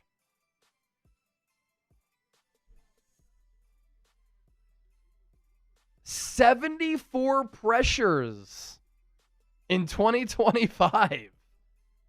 Ridiculous. Okay. So a couple back-to-back picks there. Uar Bernard, Keyshawn James Newby. From New Mexico.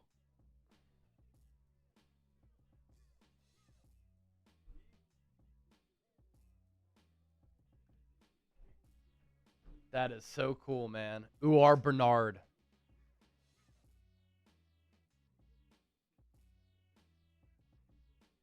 Just a freak of nature.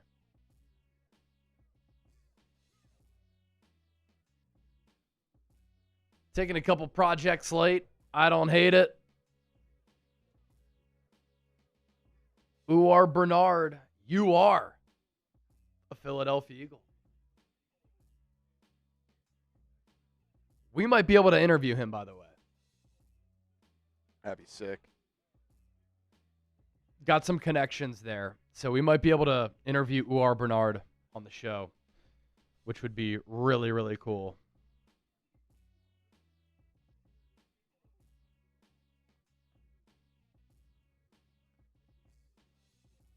How about this physical comparison? Obviously, it's a physical comparison only, but when you compare Uar Bernard to Myles Garrett, who's obviously a physical freak, Bernard is 6'4" and 5/8", just above Myles Garrett, who's 6'4" and a half. Bernard comes in at 306, heavier than Myles Garrett's 272, but ran a slightly faster 40-yard dash. Bernard 4.63, Myles Garrett 4.64. Wow. Bernard had the higher broad jump, 10 feet 10 inches to Garrett's 10 feet 8 inches. Garrett had 2 more reps in the bench press, 33 to Bernard's 31, but very similar physically to Myles Garrett. Obviously, Myles Garrett also had the football side of things down when he was drafted. Number 1, but just from a physical perspective, it's intriguing.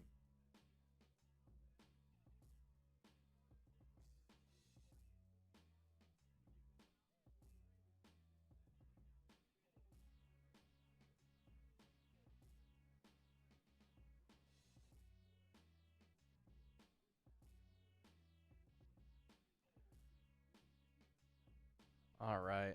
I'll do an Uar Bernard short because he is an absolute freak. What was that? 251. Yep.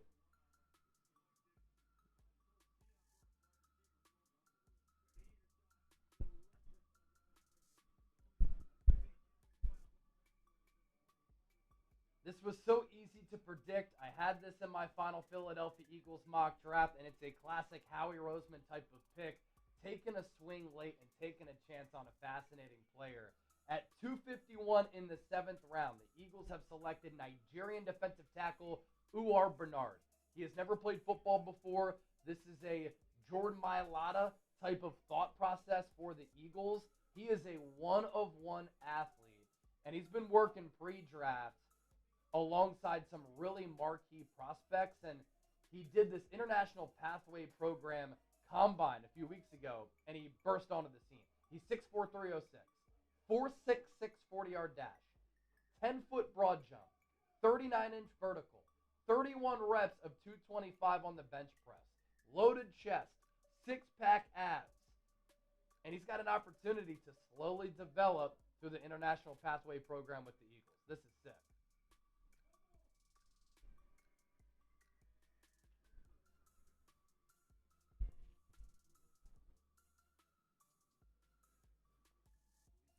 Sick.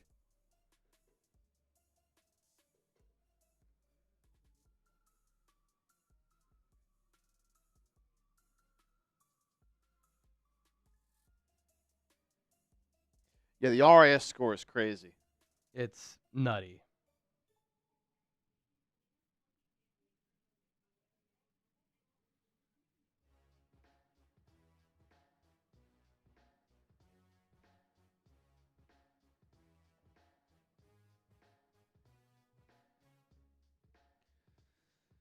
All right, catching up in the draft, Ravens took Northwestern guard Evan Bernston. Colts took Oklahoma wide receiver Deion Burks, who had a bit of a fall. Notable name there. Seahawks take Arizona corner Michael Dansby, and it's just 2 picks for the Broncos, and that's it for the 2026 NFL Draft. Oh, is that it? It's a wrap? We got 2 more picks from the Broncos. Okay. And then that's it. Denver on the clock with the last 2 picks. Who's going to be Mr. Irrelevant?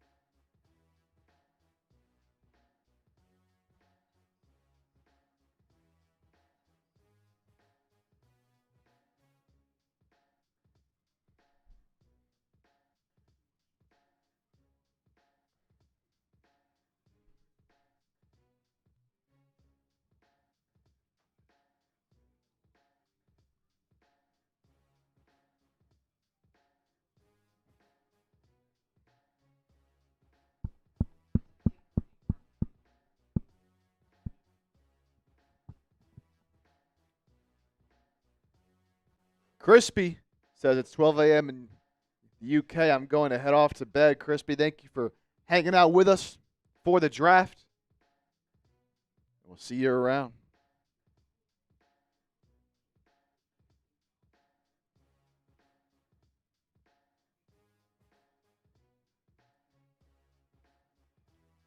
Who's going to be Mr. Irrelevant?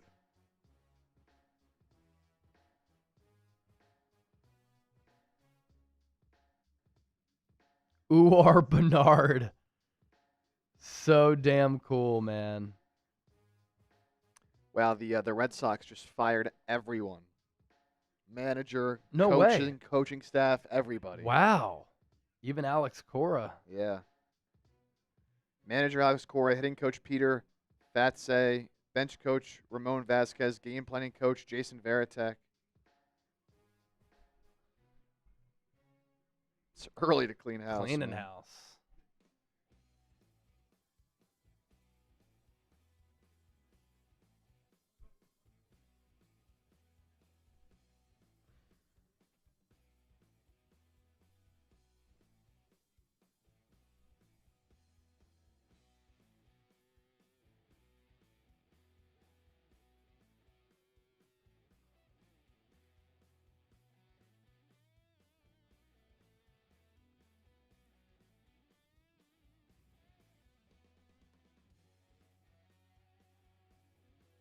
Two picks left.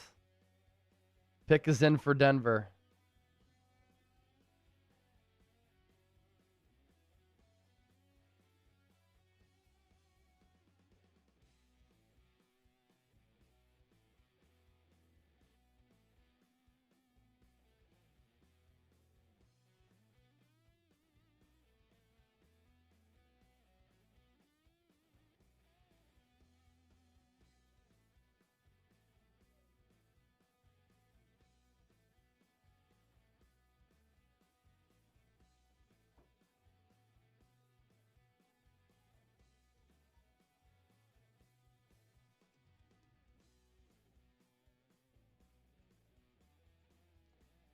Broncos with their second to last pick.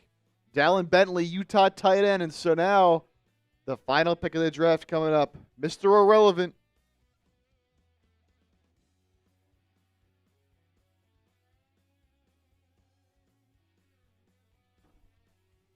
Come on, Denver. Who is it going to be? Mr. Irrelevant.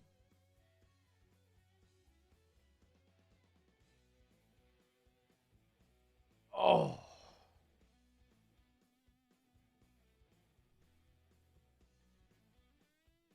What's cool about Uar Bernard is that the Eagles can keep him on their practice squad through the International Pathway Program. I mentioned this a couple times here on the show.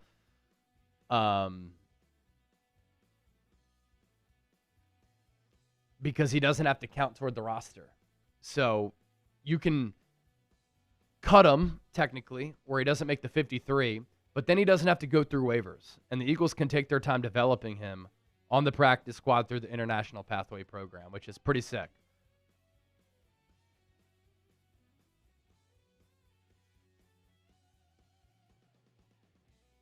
All right, the UDFA signings are coming in. Haynes King signing with the Panthers, $250,000.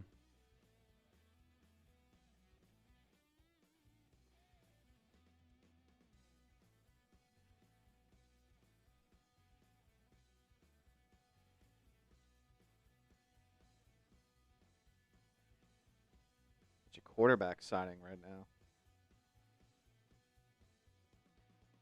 Jalen Daniels, the Bucks.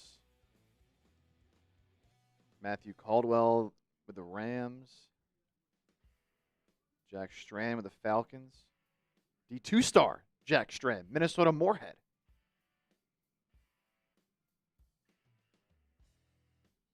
All right, here we go. Mr. Irrelevant is. Mr. Irrelevant.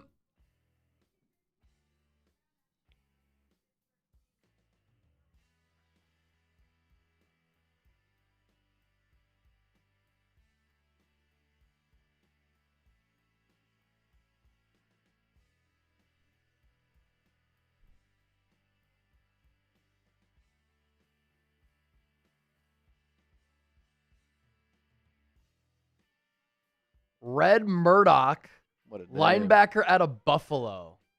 What a legendary name. Second team AP All-American, first team All-MAC, 139 tackles, third in the FBS. That is the 2026 Mr. Irrelevant.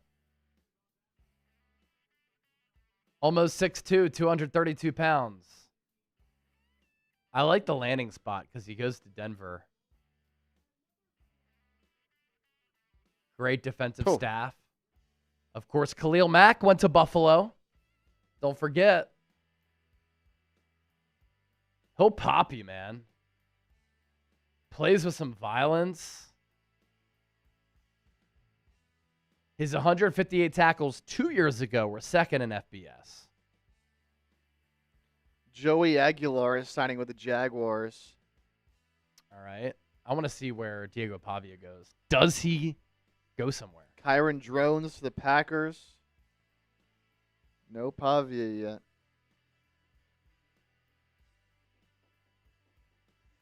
That's it. That's the 2026 NFL Draft. We did it, baby. We did it. We did it. Another draft in the books. The 5th for me, the 3rd for you? Yep. Nice. Honestly, what we do is not possible without our audience, without all of you watching our shows, supporting the content, coming back, returning, spreading the word. So it was a blast.